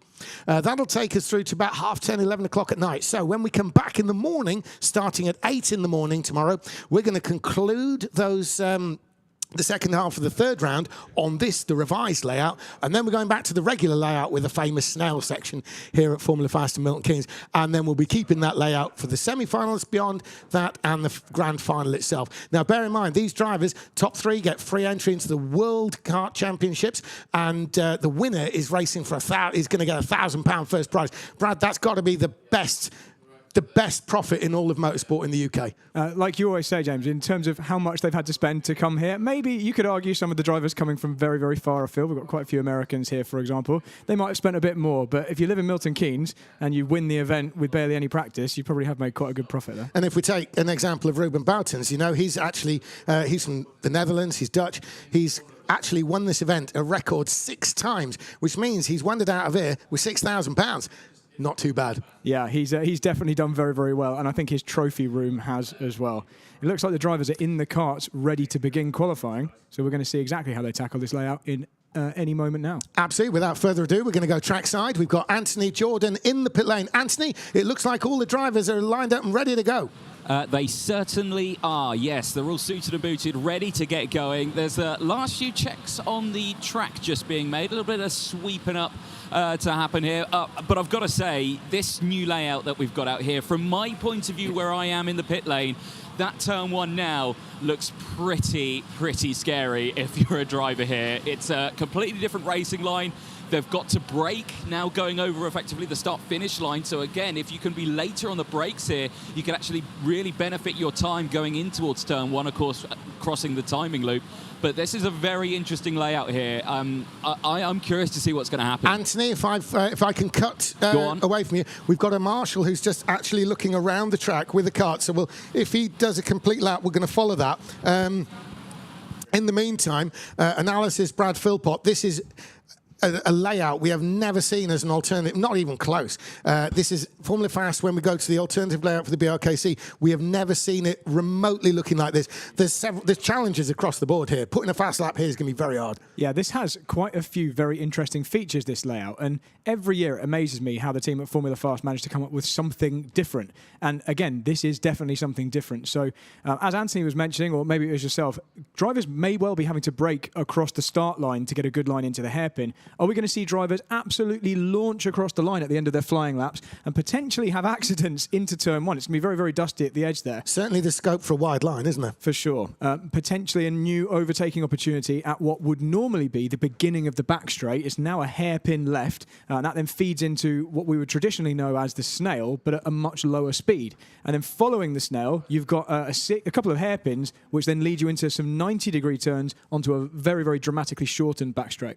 Yeah, the snail itself is actually looks like the traditional snail, but it could well turn out to be radically different snail, even though it looks the same from here. We've got that nasty little dog leg, which actually I think there's going to be a few people brushing that, maybe in the qualifying, which could be crucial.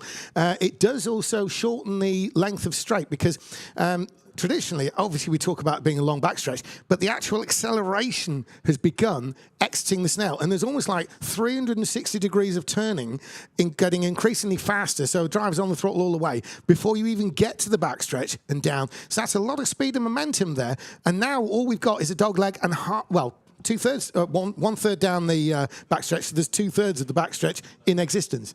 And that surely is going to change maybe the overtaking down the bottom hairpin here. For sure. You will not have remotely as long a braking zone, if anything at all, into that bottom hairpin where we normally see most of the moves. You're also going to have a very different compromise through the snail itself, where normally drivers exit the snail one hairpin and then go into the second, the left-hand part of the snail, which emerges onto the back straight. Normally drivers go really wide to carry the most momentum. If you do that now, you're going to absolutely ruin your run onto what is left of the back straight. So you're going to have to really compromise snail 2 here to try and get through onto the back straight with any kind of speed. I'm really interested to see first how the drivers cope with this in terms of pure lap time, but also where they find places to make overtakes, because they're going to have to. Somebody's going to have to do something somewhere, and it's they're going to. Well, we'll find out soon. But just want to jump across here to Lewis Manley. Lewis, we've seen you winning races here year after year in the BRKC. Obviously, we saw you compete earlier this morning as well. What's your first impression of this revised layout? Well, the first corner's certainly not new, but the others certainly look new. But the left, like a chicane area, looks like it looks tight to me. That's the one that leads onto the backstretch. Back straight, yeah, that's right. It's very interesting for sure, but I think how many more new ones they can come up with. There's obviously another new one. So let's see how the 100 get on. So I'm normally used to being pretty good on the alternate straight away. So it depends how these first 10 get on this one as they're first out, as the track's going to be extremely cold and slippy to start with, as you expect. So as you can see, probably they're not going to be as quick as when the light heat 3 and 4s come ahead. Yeah, what will be interesting, everybody in the world is going to be watching, the drivers are going to be watching this to see how the first heat race goes, and especially the first qualifying. It's fair to say, going back to you on this one, Brad, that the alternate layout is traditionally, it's not that windy. We have windy with the snail section, the regular layout. The alternate layout tends to be straight hairpin as a kind of idea. But this is really quite windy for the alternative, isn't it? Yeah, it is. There's quite a good mixture of corners, but as you'd expect, by kind of chopping the track into a less than ideal format, and what I mean by that is you'd expect the circuit to generally be running in their normal configuration what works best for this amount of space. Yeah. It is going to be a compromise. We always see the alternate layout is slower. Almost always it's less time spent at full throttle, and so I wouldn't expect to see drivers setting their best lap of the weekend on this layout. I'm pretty sure always the lap times which are then the tie break between people who score the same number of points, those times are set on the ordinary layout. And it's not just because of the full throttle time and the circuit length, it's also because, as I mentioned earlier, you're driving on sections of track which aren't rubbered in or at least cleaned up effectively. You're driving on freshly dirty parts of the track. Yeah, in other words, where they've moved the barriers, you're now crossing where the barrier had been. Exactly. So even with the best will in the world, they have swept it and everything else, with the best will in the world, it's going to have a different feel, you think. Lewis, do you believe that will play a part in certainly these opening races? Well, of course, because as the first heat, as Bradley rightly said, it's going to be extremely slippery and quite dirty with some like dust on the tracks and stuff where they're trying to clean up. So like as I was saying, when it gets to about 3 or 4, heat 3 or 4, and that's when it can start to get up there a bit. Because when I go out later on in heat 7, it should be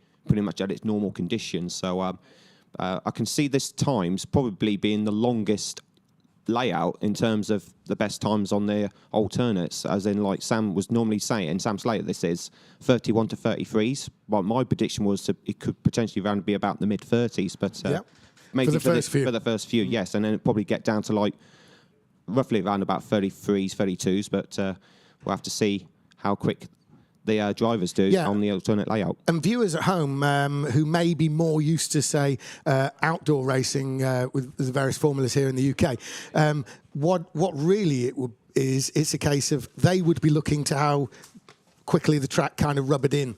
You know, how the rubber built up on the actual racing line and things. And of course, the racing line in a number of cases here is going to be not even fresh. It's going to be completely unused forever, actual bits of track. So there may be some slippery bits and some grippy bits and all kinds of weird combinations of grip. And talking about this kind of surface, this concrete polished indoor kart track surface and how it evolves over a number of years, if you look back, if you go to the BRKC website and look back at some of the past results, if the lap times are there, you'll see when we were originally using this, not this layout, obviously, or the standard layout years ago, we were several seconds slower. And really, the karts haven't changed enough to account for that. It's a gradual evolution of the circuit. It's kind of rubbering in the circuit. Yeah, in effect. It's that kind of effect. I wouldn't say it is actually rubber. Maybe no, in some it's not, areas because it's different, but it's that nature of changing the surface. The texture of the surface. Wearing in. Now, there's a kart on the track. This is one of the marshals, so he's going through there. Now, this is the snail section as we know it, but the approach is surely going to feel different. Now, this exit here, probably, it's going to be a tough one. That dog leg kicks in, doesn't it? That's the compromise we were talking about on the exit of the second part of the snail. And obviously we've got our kart tester, I believe. Is this Kyle Morby doing the initial check lap to sign it off for safety? Now, this is going to be an interesting part here. Will the braking be over the start-finish line? Lewis Manley, do you reckon that the braking for the first turn is going to be before or after the start-finish line? I think it's probably exactly where that white line is at the top, or just after. Which one? The top of the white line, as soon as you cross the line. Oh, so you'll have gone over the finish line and then brake? Something like that. But it depends how confident the drivers feel, how late they can brake. As you can see, one of the marshals just checking the track to see the grip levels. As where he is right now, I don't expect that to be too slippery because that's been obviously used. From the normal this layout. half of the venue is staying the same. The changes are all on the far side. Those who've been with us all morning, it's generally the snail section area. That end of the track is what they've altered, and it's going to radically change it. Well, it's interesting. The turn in there. It looks like the barrier is coming up on you a bit on the exit of that hairpin. The snail entry seems the same. The exit, though, there's that point of that right-hand dog leg. And right up against the barrier, almost forced against the barrier to have to steer away from it, exiting the dog leg as well. So maybe that seems a little tight too. Now, all the while we've been talking about the circuit, we haven't really touched upon exactly who's in this next race, and I've just been taking a cursory glance at the entry list. This is a stacked heat. This is one of those heats, like a lot of them at BRKC, that you'd probably not want to be in. Outwardly, it's you'd put 3 names, but I want to throw one here. I want to keep an eye on Luke Evans there because of his showing in the previous race. And he came through the pack with a inspired bit of, he did the strategy where nobody else did. It would be fair to say that. However, he was one of the few drivers to go under 30 seconds. Of course, that was on the regular layout. Let's run through this. So we've got Ben Hamilton. We've got Adam Shrupert. Sorry, Brad, you want to cut in? Just saying that the tyre's being removed at the end of the pit lane, so we are underway imminently. So we've got Ben Hamilton. We've got Adam Shrupert. We've got Joseph Simcock. We've got Damon Veldink. We've got Eliana de Vos, a potential winner there. We saw him win earlier on. Kylan Beddoe, Russell Ending, a winner in the past. Matt Clark, he won a race as well last year. Sean Briley, twice champion here of the BRKC. And Luke Evans with that inspired bit of strategy to move almost the entire length of the field right up into 3rd place on the race we saw earlier on. So those are the ones lining up. Now, they're tackling it for the first time. This is their out lap. This is their first chance to look at it. Then they're straight into their qualifier. Then they get to complete that. It's not an entire full slowing down lap, but the most important bit of that is that on the slowing down lap, they do use the entire changed part. So the bit they don't drive on their slowing down lap is a bit they've been driving on all morning anyway, so it doesn't really make a lot of difference. But they're all tackling that new bit for the first time, so we're going to see who has got the ability to just turn it on straight away. We all have our suspicions of who those names are going to be, but the proof, of course, will be in the pudding. Now, we're getting some times coming through now, so I believe that these people are completing that slowing down lap. So, completing that qualifier. So we'll just hang fire and we'll see where those times come in. It's going to be very easy to speak to you soon. So the first one, that looks like Stark there in the, is that him in the 15? Matthew Clark. That's the one, Matthew Clark. Getting confused with the two there. But Clark has put his time in. We've got Shrupit there, who's currently fastest from Russell Ending, Eliana de Vos. And Bedo is into 5th place and Simcock there. And we're just going to get the last through to complete their qualifying. That looks like DeVos has completed his qualifying. So is he first? Yes, he is. Eliana DeVos puts it in pole position. 33.8 is now the benchmark time. 0.2 off that, Adam Shrupit. And then it's Sean Brierley. Sean Brierley, of course, is looking for a lot of points from this. His championship needs a bit of a kickstart on this race. We've got Russell Endine following him in 4th. Ben Hamilton, then Kylan Bedo, Joseph Simcock, Luke Evans, Damon Veldink, and Matt Clark is rounding him out in 10th. So they're going to come down now. We've got the start is the same. They're actually being positioned in the same place for the dummy grid, single file start as always, and they complete the lap as they did before. So there is Eliana DeVos in the blue. In 2nd place, that's Adam Shrupit. Now, we saw him with a great run to, I think it was 3rd place in his earlier heat race. Sean Brierley there. Now, he's a double champion of this event, the British Rental Kart Championship. He's the one in that yellow helmet in 3rd place. He's kind of looking around to see who's ended up where. Now, behind him is Russell Endine. Now, to Sean Brierley, Russell Endine is probably one of the most known factors in this race from a British contingent. And then we've got Hamilton, Bedo, Simcock, Evans, Veldink, and Clark at the back there. Right, so they're coming around now. And here comes Eliana de Vos. This is going to be the first race ever on this revised layout. They always throw it down as just something new every time. So Eliana de Vos, very slow. They go in green. He's on the throttle now. And where will they brake going into the first turn? They're all braking very late. Is anyone running wide? There's a few who's sort of run a bit wide and someone's lost a place, but they're going to get it back by being on the inside, as simple as that. So there's Eliana de Vos. He's got something of a lead that allows him to at least find his way around the track as he enters the Snell section. This will be actually a known part into an unknown part. This S-bend here now. Is anyone going to hit the wall coming out of that? This is a very tricky part on this opening lap. I think someone caught it near the back there ahead of Clark. But there's Eliana de Vos, and he's going to come around to complete that opening lap. Lewis Manley, over to you. Potentially a cleaner lap than we might have expected. Yeah, pretty much. It was never in doubt for DeVos to be on pole position. He looked pretty smooth for the first corners, and it's this corner he's coming to now looks pretty tight. So rather they be overtaken there later on, I don't know. But he's trying to check out from Sir Pitt and Brierley behind, as Brierley has had a very indifferent start to the BRKC. As you saw in his first round, never expected to be for him to start P9. But this corner here, he's saying he locked the front brakes. That's why he was down that far down. So you want to lock the back brake, you mean? Locked up down there. Yeah. And so you want to put that behind him, and of course just try and get as many points as he can. Absolutely, and he's really pushing on well in this. He's 3rd, and it's a challenging 3rd on Adam Shrupit as they file through now. This is getting increasingly sort of familiar now that they come through. There's Eliana de Vos. You could see his eyes on the screen there. He's looking almost across the track, not only anticipating where he is, but what's coming up ahead. He's a quick check over his shoulder there, and of course that straight looks really short now from this camera angle. There's Eliana de Vos. There is Shrupit, and there in the yellow helmet is double BRKC champion Sean Brierley. His championship really getting underway, as far as he's concerned, more in this. Into the pits, Anthony. Yes, indeed. We have the number 11 into the pit lane. It is a good stop for Endine. He's back out on track, and it's 2 green lights.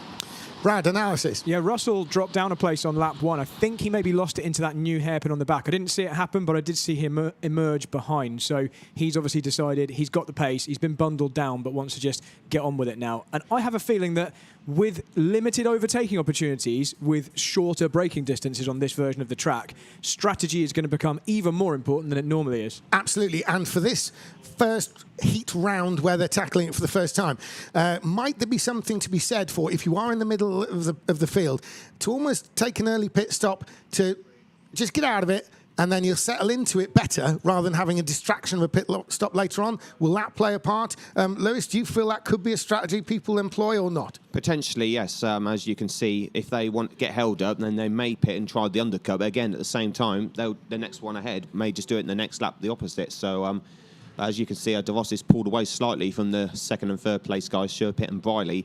But lovely concentration from De Vos's eyes, as you can see, because he's got a clear visor through the left-hander, and the snail he's coming up to, as you can see, he's looking right there. You go, the lovely piece of concentration he's doing. So he's pulled away a bit, so he's looking very good to get 2 out of 2.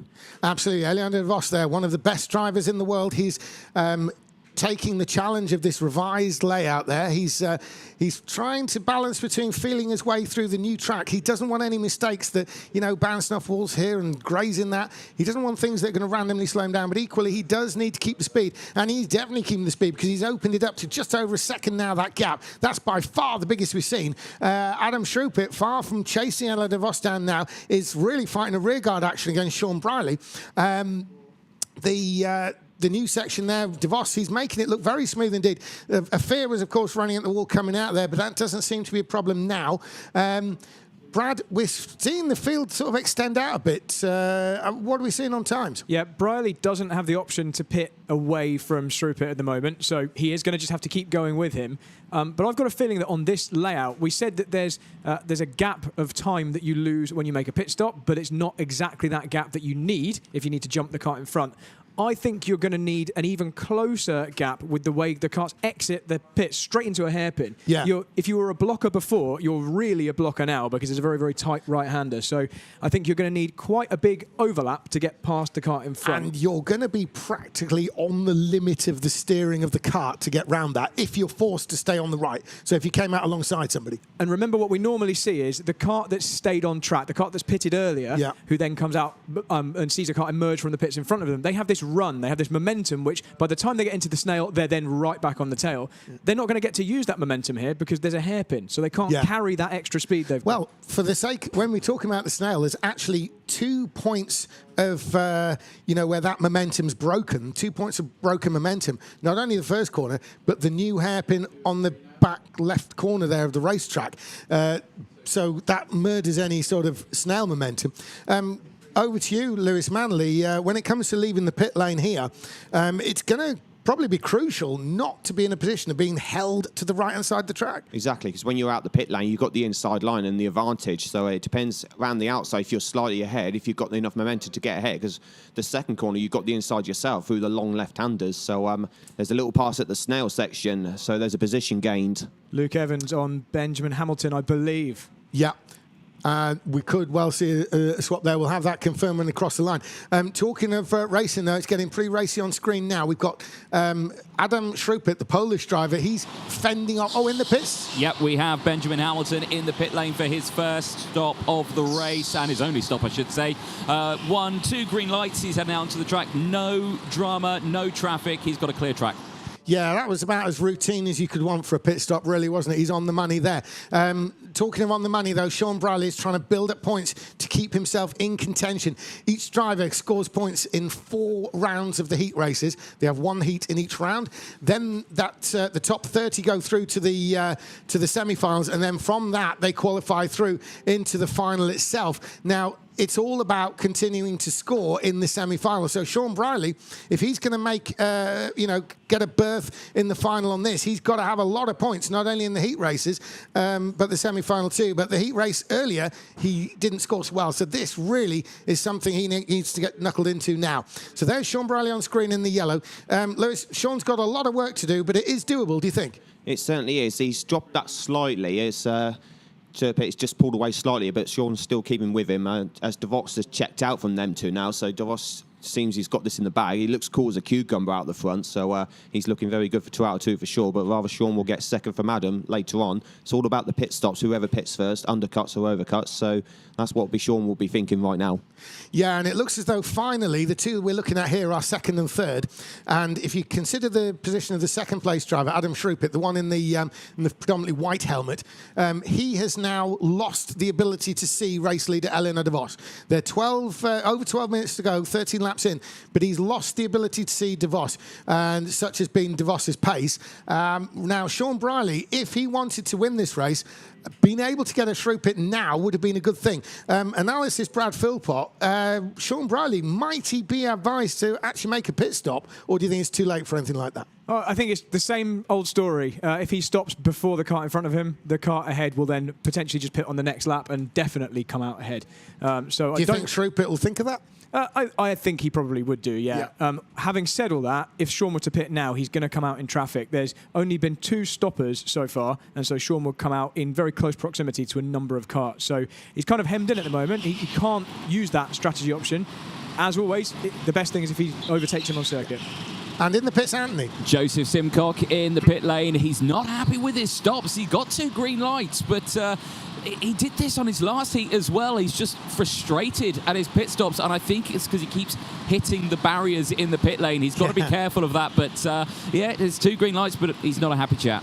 Anthony, going back to that, have you noticed how there are some drivers who, no matter what happens on the pit, they leave shaking their heads? It's like just the very fact of having to stop has kind of frustrated them a little. Yeah, you know, every driver has one of these moments where, yeah, okay, I clipped the barrier, or I stopped a little soon, or I've hit the throttle too early. I could have been better. They couldn't have, but they think they could have been because they were stopped. Yeah, exactly. It's one of those things. They'll always complain about something, I'm sure. I'll feel it, indeed.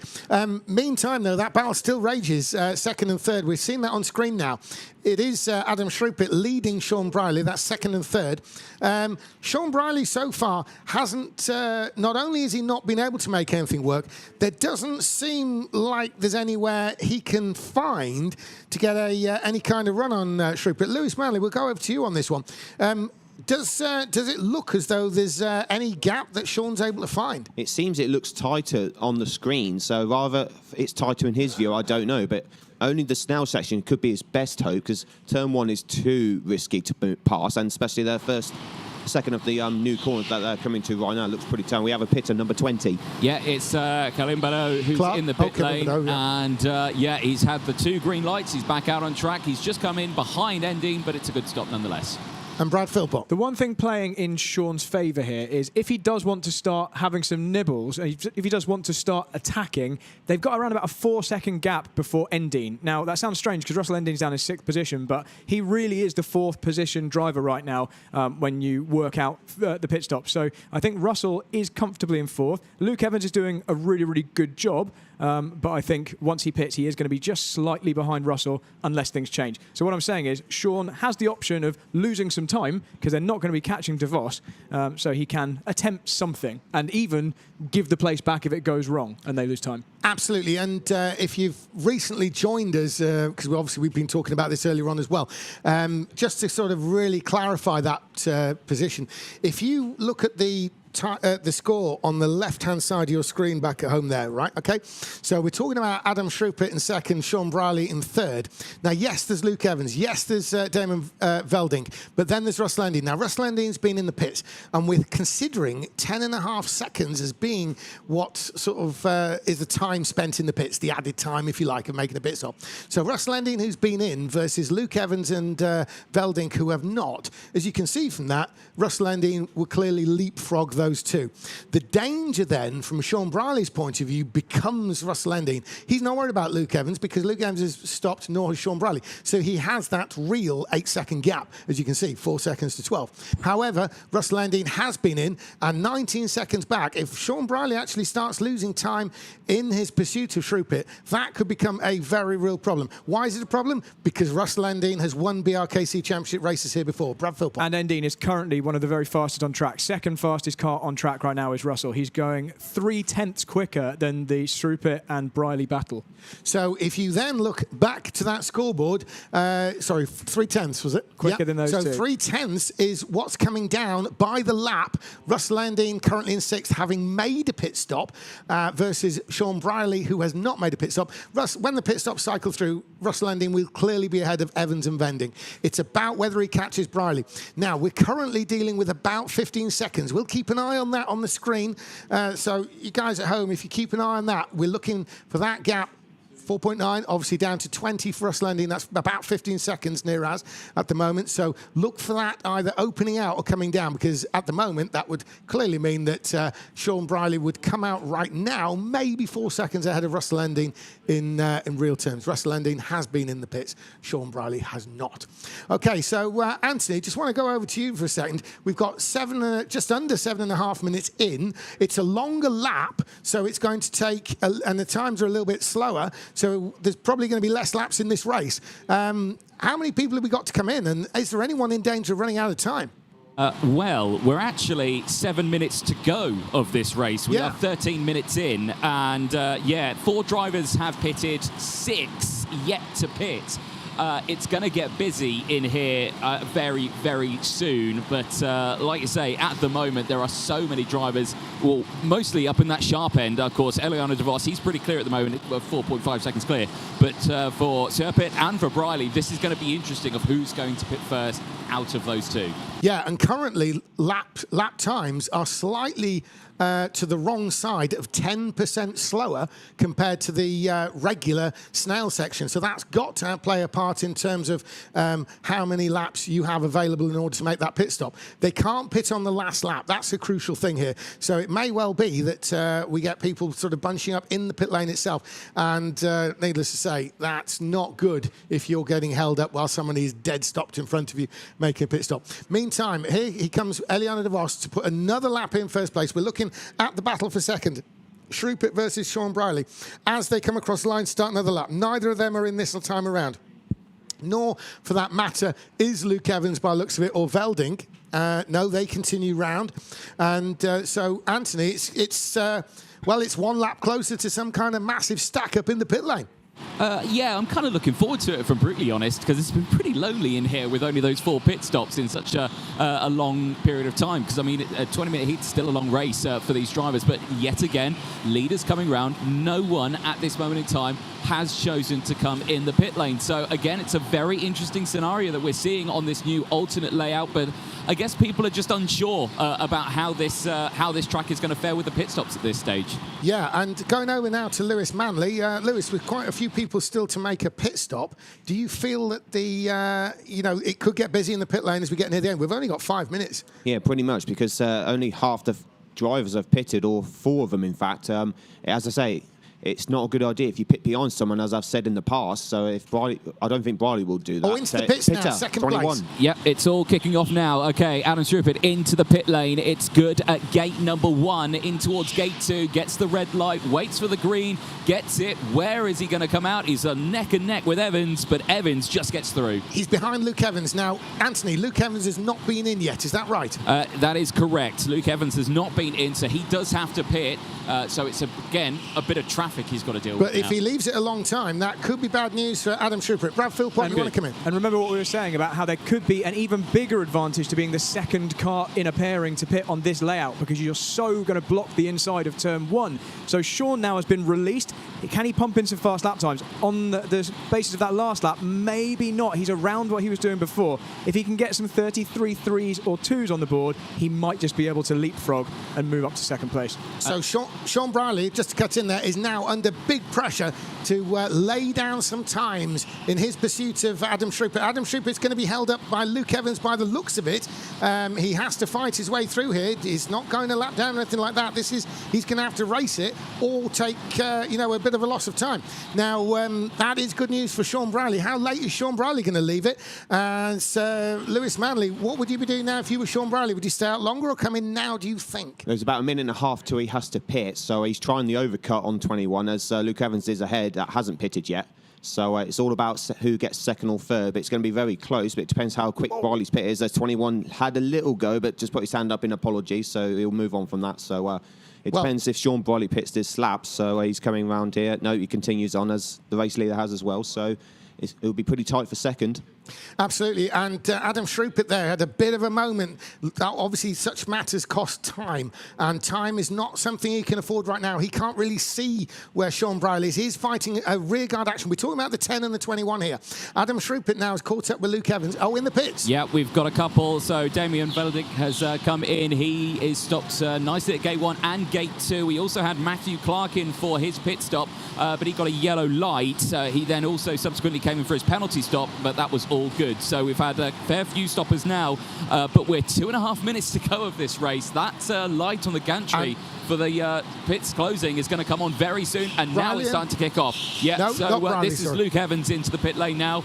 Evans, he gets a green light on gate number 1, gets the green light on gate 2. He's all good. He's back out on track, but again, still no race leaders in yet. And that releases Adam Shrupert from a Briley point of view. Brad Philpott. And also look at where Russell Ending race has come leaders out. in. Race leaders in. DeVos is in the pit lane now. Green light on gate 1. He seems happy with the stop. Gets a good stop on the first gate. Gets the green light. Briley's in as well. He's pitted. Also from P2, he gets the green light on gate 1. Green light on gate 2. He's back out. He's come out behind Shrupert by quite some way. And he's lost quite a lot of ground there. We were thinking actually he might have gained on Shrupert, because Shrupert, of course, had Luke Evans in front. He had attempted a few moves which weren't coming off. These sort of things cost time, but it looks like Shrupert's managed to do just enough to actually increase that gap over Sean Briley.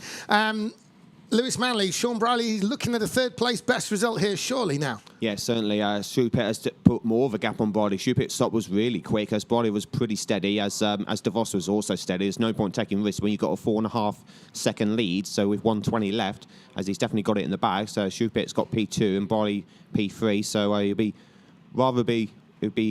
okay with it. He'll probably maybe a little bit down on the result, but let's see. But of course, a long way to go yet. So let's see what he can do in the next two. Absolutely, and there's Luke Evans. Luke Evans is currently in 5th place. He's made his stop. He's come back out onto the track. He's running alone, so he can just put in those lap times now.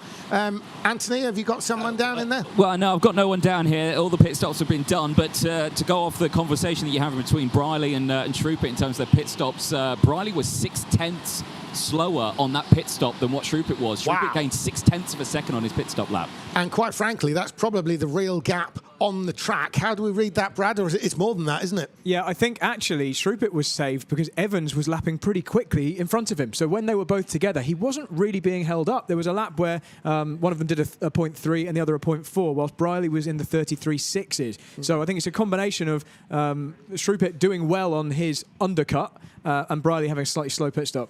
Absolutely, because we saw Luke Evans on his massive comeback drive during the earlier heat race.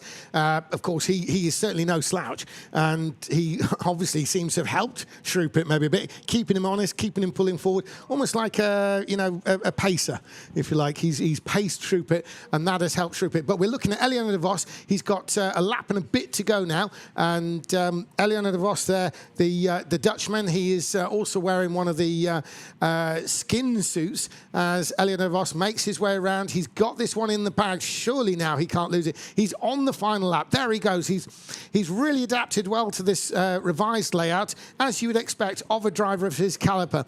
And of course, Lewis Manley, this is the likes of Elio DeVos at their finest. Exactly. He had a superb last year on Saturday when he won 3 out of 3. He's going to repeat the first 2, that's for sure, as he's coming around the last few corners to take a very comfortable win. So he's on to 20 points and continues the team-wise the perfect start. Now they're on to 50 points as DeVos just crossed the line. Very comfortable win indeed. And as Shrupert, P2, he's punched the air there, so he's really pleased with second.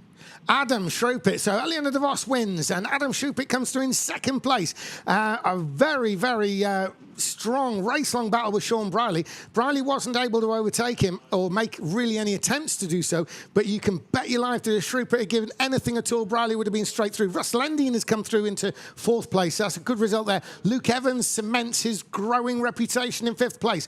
Beddoe 6th, Velding 7th, Hamilton 8th, Simcock 9th, Matt Clark 10th. Anthony, Eliana Ross has now come into the pits. It's going to be very interesting to see what the drivers think of this revised layout. Yeah, it certainly will be. I'll have a chat with a fair few. We've spoken to Eliana de Vos a few times. There's a couple of other drivers who I want to chat to. Shrupert. Yeah, definitely. That's exactly who I was thinking with his helmet design there, which kind of reminds me of a bowling ball. Don't know why. Adam, congratulations, a P2 on that one. That's a great result for yourself. How are you feeling after that? I'm feeling really good. You know, I didn't really expect it because I saw really good drivers in this heat, and I wanted to use a good hot lap, and that succeeded. And then I tried to stay behind Eliano. He was really quick. For the first few laps, I had to find pace on this track, but after I was confident and everything went well, so I'm really happy.